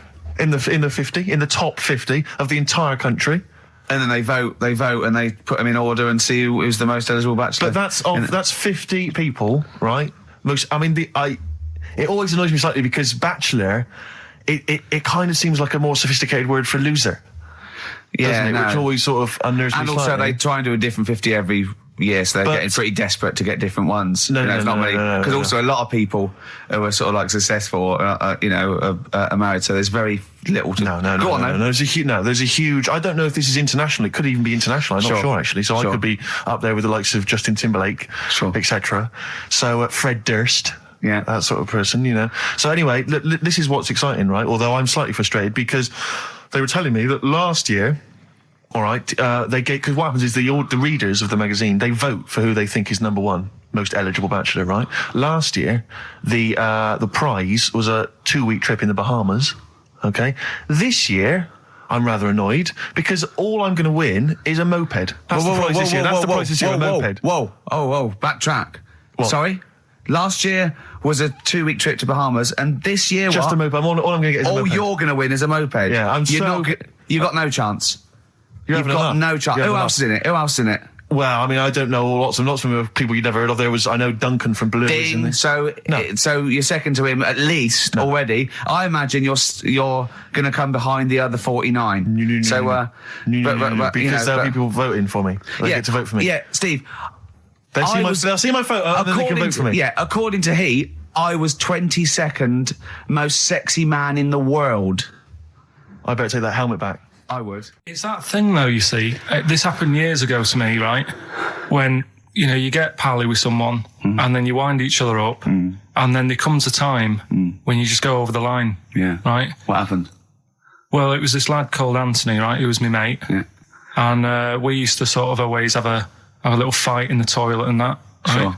Sure. Punch each other. No, I want to wipe it. And the punches, you know, used to get harder and stuff. And then, you know, so he hit me harder. Turned out into a proper fight. Yeah. I chipped his tooth on the sink. Right? Right. This happened at school, and it was time for assembly, and I thought, oh, and he's in the toilet crying. I thought, oh, go to assembly. There's police in there in the assembly that day telling people about unnecessary violence. And you thought they were there for you? So I'm like, oh no, Anthony's going to come in a minute, like crying with all blood coming from his mouth. So I'm going to get arrested. Yeah. Did you go well and sleep? That was an example of. Yeah. I mean, it kind of happened because I went out with a girl who he fancied. How old are we now? About 8 or 9. I think that's out of order, going out with a mate's girl. Yeah, but she didn't like him. He had like big ears and that. He had no chance. You're so why should I? No, but do you know what I mean? All right, I haven't got the looks like I used to. Sure, when you were 8. But that's before the stress of, you know, having head squoze and that sort of thing. I have aged a lot. Having your head squeezed. I love your own grammar. I know, That's the past tense, is it? Squeeze or to have squeezed. Oh, he did squoze his head. Yeah. Oh, brilliant. So, you know. What about a bit of Bowie? Be my wife. Carl, I'm asking you. I think we can squeeze that in. Be my wife, Carl, come on. I'm Ricky Gervais, with me Stephen Merchant and Karl Pilkington, our producer. Right. In inverted commas, heat put. Yeah. They know. How you doing, all right, Karl? Yeah, didn't they also write something about me bald round head? Yes, perfectly round little bald man head, they said, so... You need to know that when you listen to the radio and that. Really matters what my hair's doing. Your hair, have you given it a little polish? Because you look like a cue ball at the moment, and you've had a shave in it. I've never seen such a round head. It actually looks like a plate with ears. Yeah, well, for those that have never seen Carl, I actually, if you remember, I think he looks a little bit like Mr. Spoon from Button Moon. He does. If you've ever seen that show, and also he looks like, you know when they say they find with a little 4-foot human and it's actually 500,000 years old and they give it a name and it's the first, you know, Australopithecus into. Right? He looks like one of them as well. Perfectly round little. He is the missing link. He looks half human, half monkey. Because he's got a slight slouch as well. So yeah, it's like those pictures where you see it going from an ape to a man. He's one of those in the middle. Yeah, and of course his monkey hands, his hairy little wrist to those skinny little things that he can get oranges out of holes with, and it's unbelievable. Why are you so all shaved and polished and everything? Got a wedding. What? Got to go to a wedding today, so thought I'd, you know, clean myself up a bit. Yeah. Shouldn't you be wearing a suit or something? No, I'll go home and put something on. Oh, okay. But yeah, Suzanne said, you know, make an effort. I sort of had a shave and that, and then I came out of the bathroom. She said, "Oh, your head looks a bit sort of eggish." She's right. She always worries about when I have a shave because I just, you know. That's your girlfriend, Karl. I know. Saying that. Just think. So don't worry about Heat saying it. The funny thing is, it's Boyd Hilton, I think, of Heat that wrote it. And he's got a little bald head. Yeah, no, don't slag him off. Yeah, but on the end of his review, does it say, you know, written by Baldy Boyd? No, because it doesn't matter. It's a magazine. Don't worry about it. Looking forward to the wedding? A bit boring, isn't it? But you've got to do it. They've probably listening.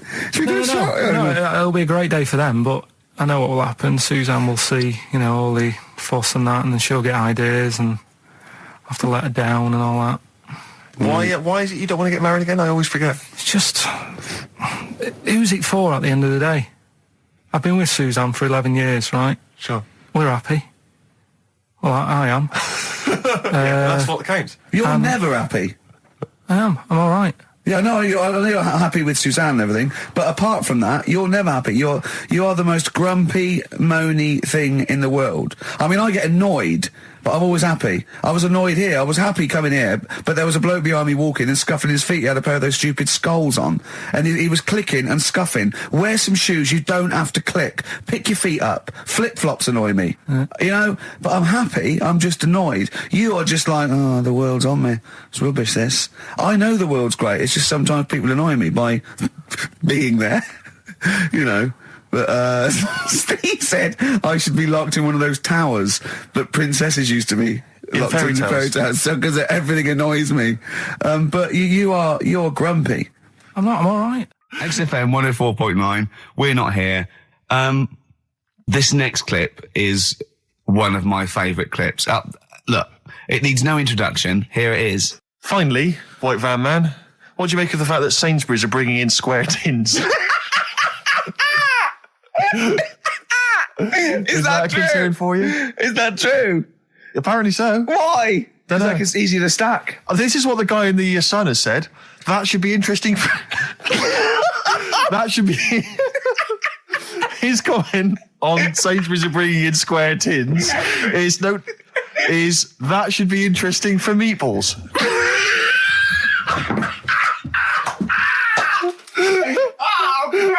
Ricky's just collapsed on the floor. Let's just play a song, Carl. I don't think even you can top that. Cooper Temple Claws. Who needs enemies? Good question, lads. Nobody. This is XFM 104.9. I'm Ricky Gervais. Oh, they should print a little book of those. They're great. Oh, how you can relate any song or artist to anything else. Easy. Joyful. Easy. Well, yeah, so me and Carl went out for a beer, and it was great, wasn't it? Yeah, we started off, good. and you met my mate Robin, didn't you? Yeah. And some of the stories. Do you want to tell Steve some things about Robin that you've done? Do you know him well? Yes. Well, do you know about his worm problem as a kid? Go on. Right. What I can remember is he had worms as a kid. Not sure how you get him. He never answered me. He was getting a bit touchy about it. Right. This is like the second time I met him. And I think he was a bit annoyed that Ricky told me about his problem. What now? Now, straight away, you not being there, instinctively, what do you think went on with this story about worms? My suspicion is rather like when you told a group of people that Robin had once suckled milk from a cow's udder. Yeah. Did he mention that as well? Yeah. Yeah. My suspicion is that, like the cow story, the worm story is not true. But why would he get so sort of uppity about it? Well, imagine if that wasn't the first time he'd done it. Imagine if he did that every single time he was with somebody for the first time and Robin was just met them. He will tell that story to anyone. But they do say there's no smoke without fire. Robin. I also told him that the way Robin cured these worms was because the doctor told his mother, right, to hold a piece of ham or cheese near Robin's anus so the worms would come out for the food, and he believed it. I'll tell you why, though. I said to Robin used to sit on Spam to try and get the worms out, and he believed it. But Steve, right, do you remember that story about 3 or 4 years ago where there was some bloke in the army? He went away to somewhere, Vietnam or whatever. He was messing about in the woods. Messing about in the woods? Shouldn't he have been fighting? Whatever. Yeah. Right, and he walked through some lake, and I think he'd cut his toe or something on something, and some worm of some sort crawled in the gash. Yeah. And it was in his body, and the doctor said, we've got to get this out of your body. So what they did was, they said, right, the thinnest part or something of your body that things can crawl through is on the top of your head. So they wrapped where the skull is. So they wrapped some bacon. No, they didn't. They did. That's right. Everyone... So he's gone in via the toe. So what we do is, I'll tell you what, that worm's probably heading straight for the head. We'll put a bit of bacon on it. The thinnest part of the body is the skull. Of course, it's not the thinnest part of the body. It's where your brain case is, isn't it? It's the skull. There was a reason for it. And it was like they stuck some bacon on his head. And as ever, the vital piece of information, i.e. the reason, Carl seems to have forgotten. Because the worm was in his body, and they said everyone likes the smell of bacon. Including worms. Even a Vietnamese lake worm. They love bacon. Remember last week when I said about the little fella with the bone with no brain, and you were proved wrong? No. Please. No. We were saying it wasn't a little fella. We were saying it was a stillborn child. It wasn't a little You're fella. changing it now. You weren't having any of it last Right, week. hang on a minute. I'm getting confused. There was a Vietnamese snake that went inside of a soldier. A little, like, maggot or some sort that you have to get out of your body because it causes problems. Yes, and so in order to get it out of the body, they strapped bacon to his head. Yeah. That is great. This doctor. And did that work? I think so. They had a picture of him smiling. Oh, God, what, the worm or the bloke? The bloke. Oh, dear. Honestly, I hope someone knows the story. And Right. it was about 3 years ago, I reckon. Okay. And, yeah, it did work. G.I. Bacon. So this is why when So what, the worm burrowed out of his head to get the bacon? get to the bacon. Right.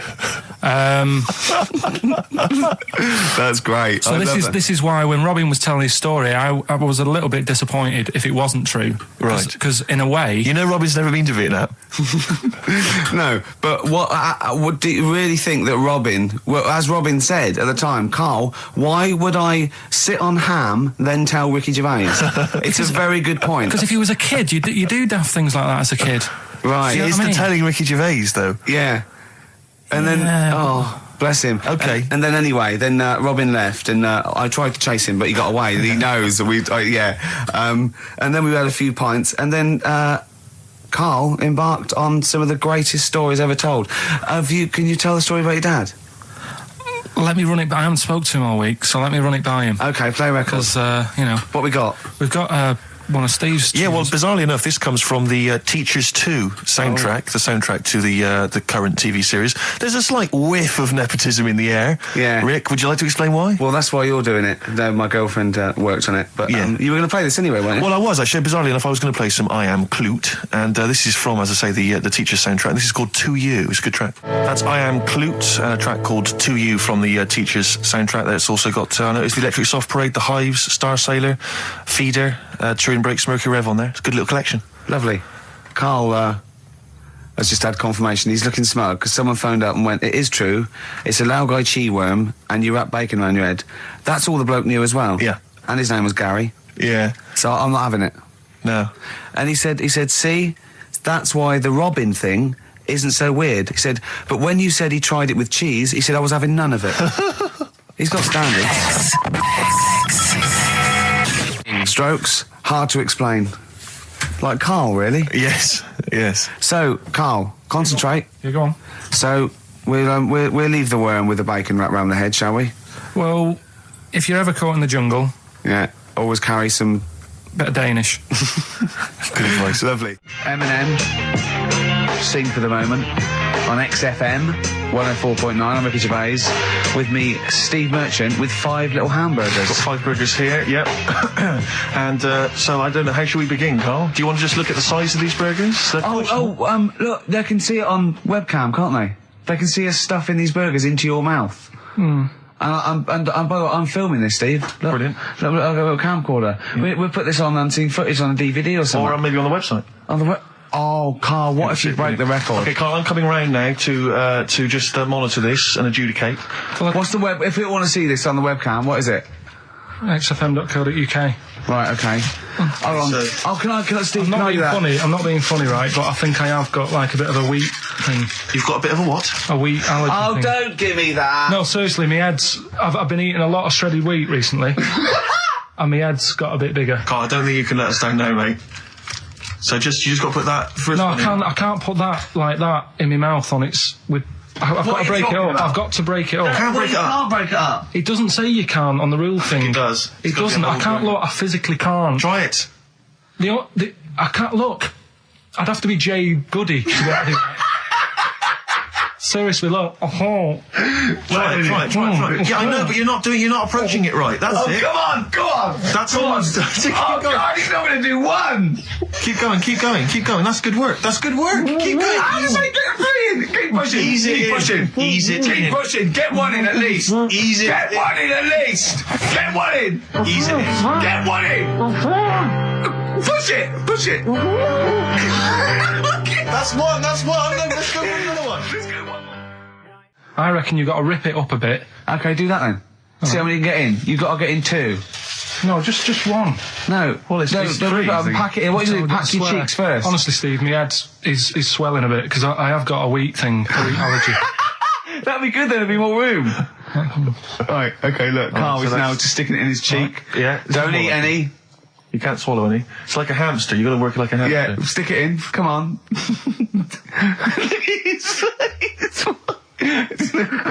looks like Marlon Brando in The Godfather.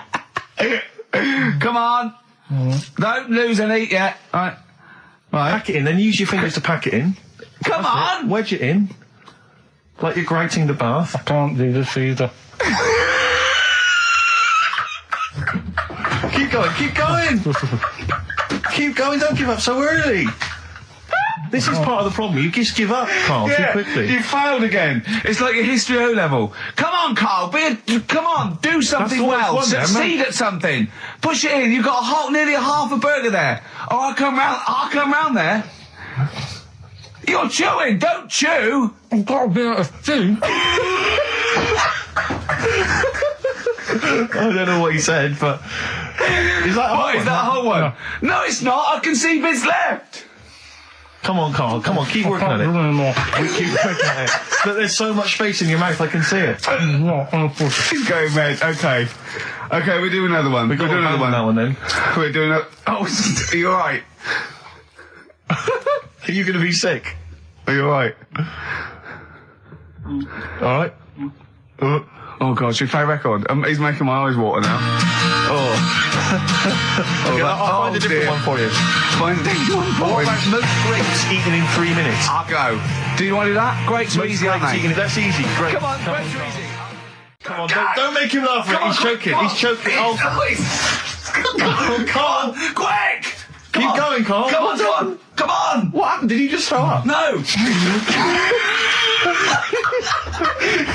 him laugh! Oh, Come on! we can make wine.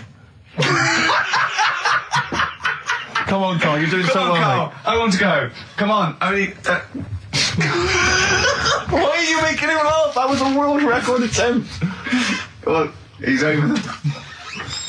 Keep going. Come on! You got 25 seconds.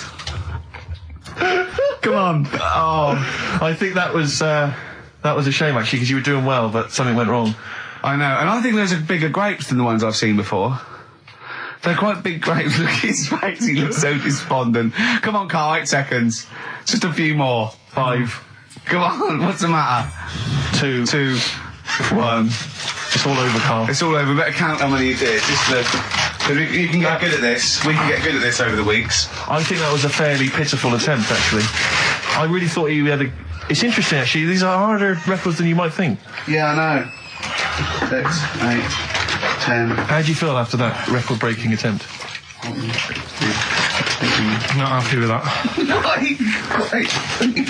What are you not happy about? The fella who did it, was he in hospital and just had loads of grapes? I was bored.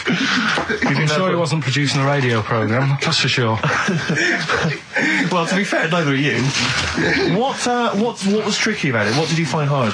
I think having Ricky standing over me, sort of shouting, "Go on!" isn't normal. No. But that wasn't... He hasn't eaten any! Hold on, that's 50 left. That's quite a poor attempt then, by the seam of it. Would you think about trying to maybe do that again in a couple of weeks? Would you do some practice and try that again? Leave it for the experts. And I noticed a tricky point. Maybe sort of when you had about 50 seconds to go, you seemed to be spewing things into the bin. What was that?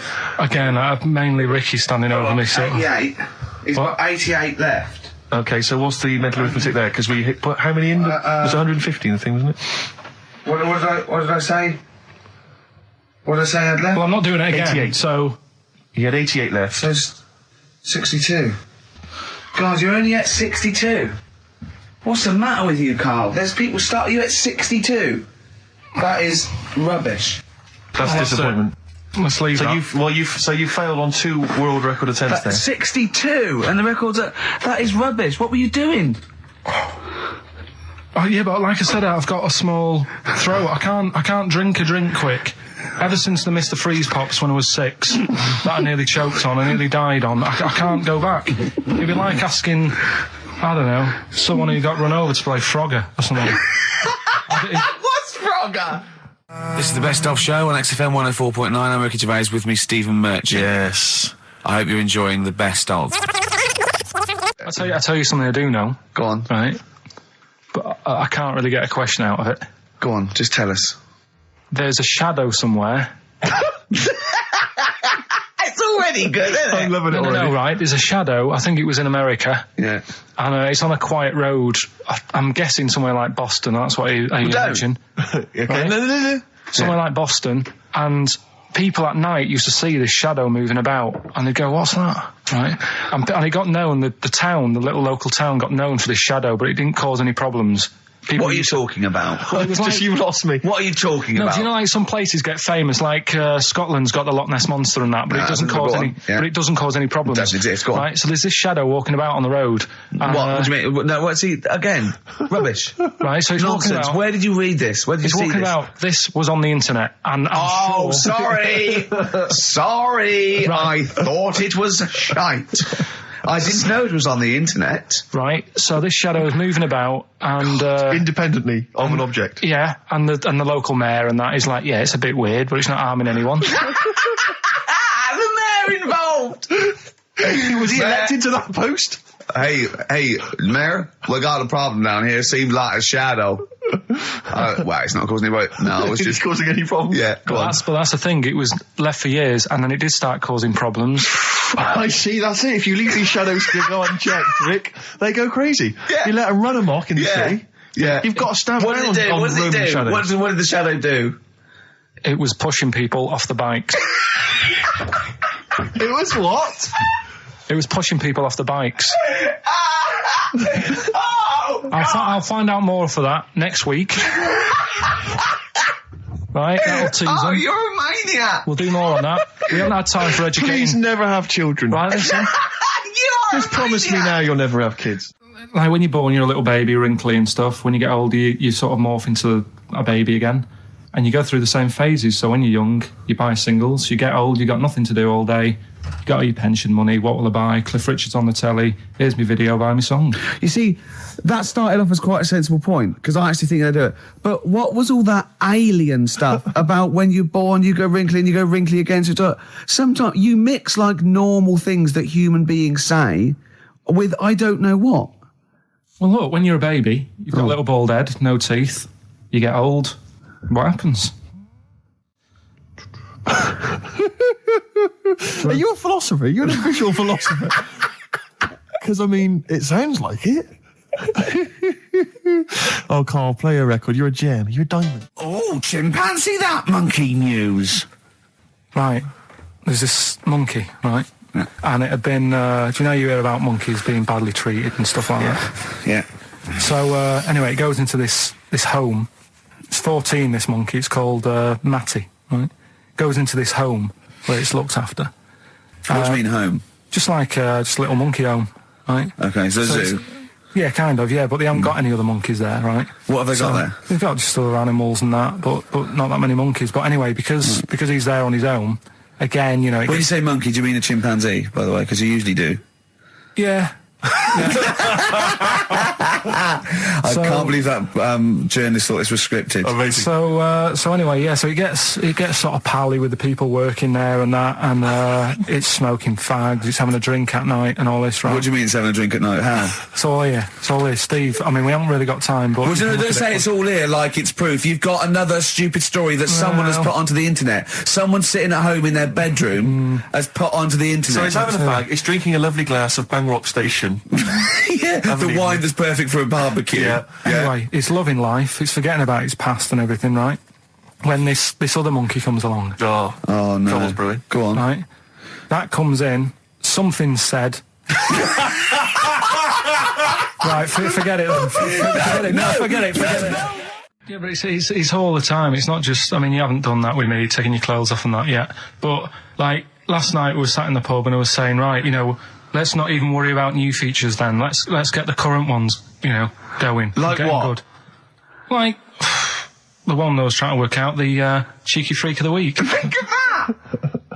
Yeah, but Think of that, though, as a normal conversation. Yeah, but I'd looked online, right? I didn't find that much. I found, actually I'll tell you what I found later. Brilliant. We're looking for them, right? And then at one point I think you said to me, go and, what about the Guinness Book of Records? Yeah, they'll have like the best freak in the world or whatever. Yeah, ever. So I said, yeah, bring one in. Now, you've got one at home. Yeah, I've got a couple. But you couldn't be bothered carrying that in today, so I had to go out of the pub that I was at. Yeah. Nip into Borders. Yeah. Buy a Guinness Book of Records. Yeah. Out of my own money, $18.99. Yeah. Bring it back, and then you said, I don't know if I want to do this feature. So it cost me 20 quid for that. I had to buy a video for Silence of the Lambs film clip. I'm actually out of pocket at the end of this. But do you want to work with me is the thing. If you want to work with... people would pay that sort of money to work with me, Carl. You're a lucky bloke. Think how many people think, Carl, he gets to drink and sit. Yeah. Well, you were making a cup of tea and I surprised, didn't I? Little surprises. See, last night, do you know when I left the pub in a bit of a mood because I was just fed up with not getting anything done? Yeah. Walking down the road, I was thinking, how can I get out of this? How can I stop having to work with them? I'm thinking, I wonder if I leave, I wonder if they'll be funny and they'll go, and then my boss will be giving me stick. I'm thinking, how much notice have I got to give out? And all this is going through my mind. I'm walking home and I got in, said to Suzanne, I'm sick of it. She's going, you need to do it when I get a new kitchen. And I was like, yeah, but how big does the kitchen need to be? I was saying, do we need a big kitchen? Can we get a small one? Have we got enough for a small kitchen? Do we need so many cupboards? Can we just have wood instead of steel?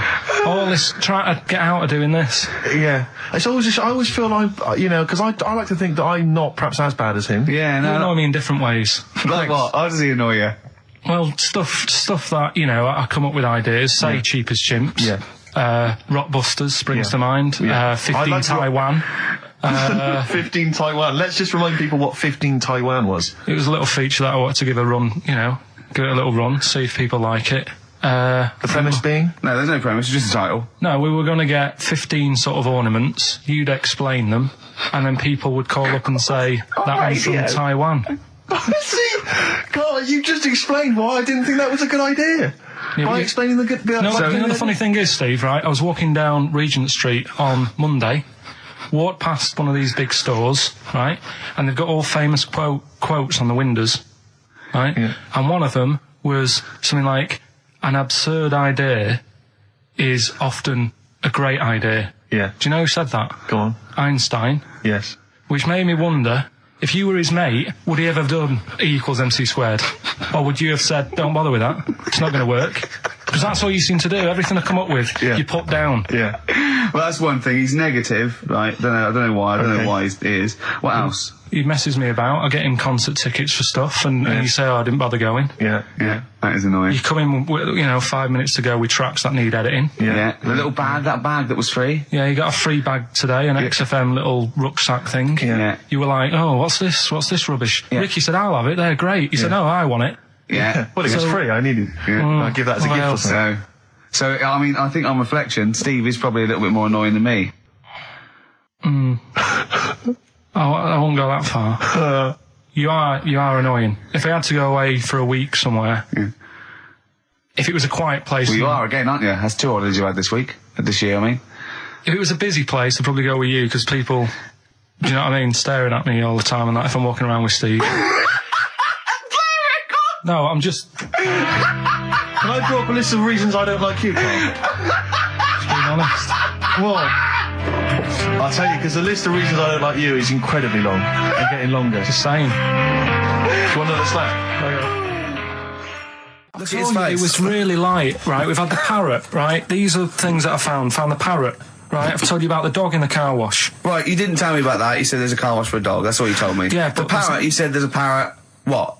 It's a problem at funerals. Yeah. That's nothing. Do you understand? And they used to eat cats. what else have we got? There's an elephant in India with sore feet. Why? There's an elephant in India with sore feet. I'm interested. Why? Tap dancing? Why? I didn't write that He's much trying down to about break it. Roy Castle's record.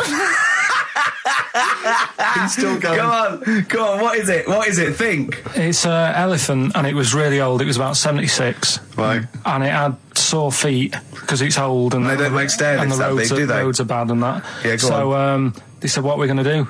And the town was like, oh, you know, we're used to seeing it around. It's part of the thing, you know, we don't want it to have sore feet.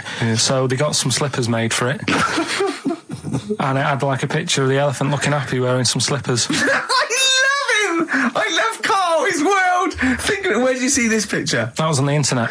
Right. That's a lesson, though, for any elephants listening. You know, don't wear stilettos to work every day, because it can do your feet in. So that it's don't elephants have really bad memories? No, they're really good memories. Oh, do they? Yeah. Oh, well, that's good then. No, I just thought they'd forget where they put them. I thought there was something about elephants having bad memories and that. It goes on, where's my slippers? Yeah. I'm sure I left them by the Tesco. So, sorry, there's an elephant walking around wearing slippers? Yeah, that's in What India. kind of slippers? Those sort of old man ones with the sort of checkered Well, round design. ones, I imagine. Yeah. Big round ones. There was that going on. And is it happening? Is it happier? I mean, does it feel more Yeah, satisfying? it looked it. Did it look... How can you tell the elephants, please? What else is there? There was a woman who's had a breast insured for 150 grand. Right. Okay. Any more information there? What? Third party fire and theft? Don't know, it had a picture of her with them, like, you know, out. I just thought, yeah, he should get them covered. He's done another real joke! Brilliant, that's a proper joke. He's done, look at his little face, he smiles. I'd like to see you on one of the sort of TV panel games. If they could bring back sort of celebrity squares, it'd be amazing as the centre square. Oh, that would be incredible. Or on that countdown in Dictionary Corner. I imagine him in Dictionary Corner. I've come up with cat, if that helps at all. Yeah. Memdlant. Yeah, what does that mean, Carl? Just anything you want it to mean. What I've got, there's a dog that's got a cough in Singapore because it smokes 20 a day. Right, okay, another one. No, it's the last one in it, so we'll save it. The last one we've got is where I don't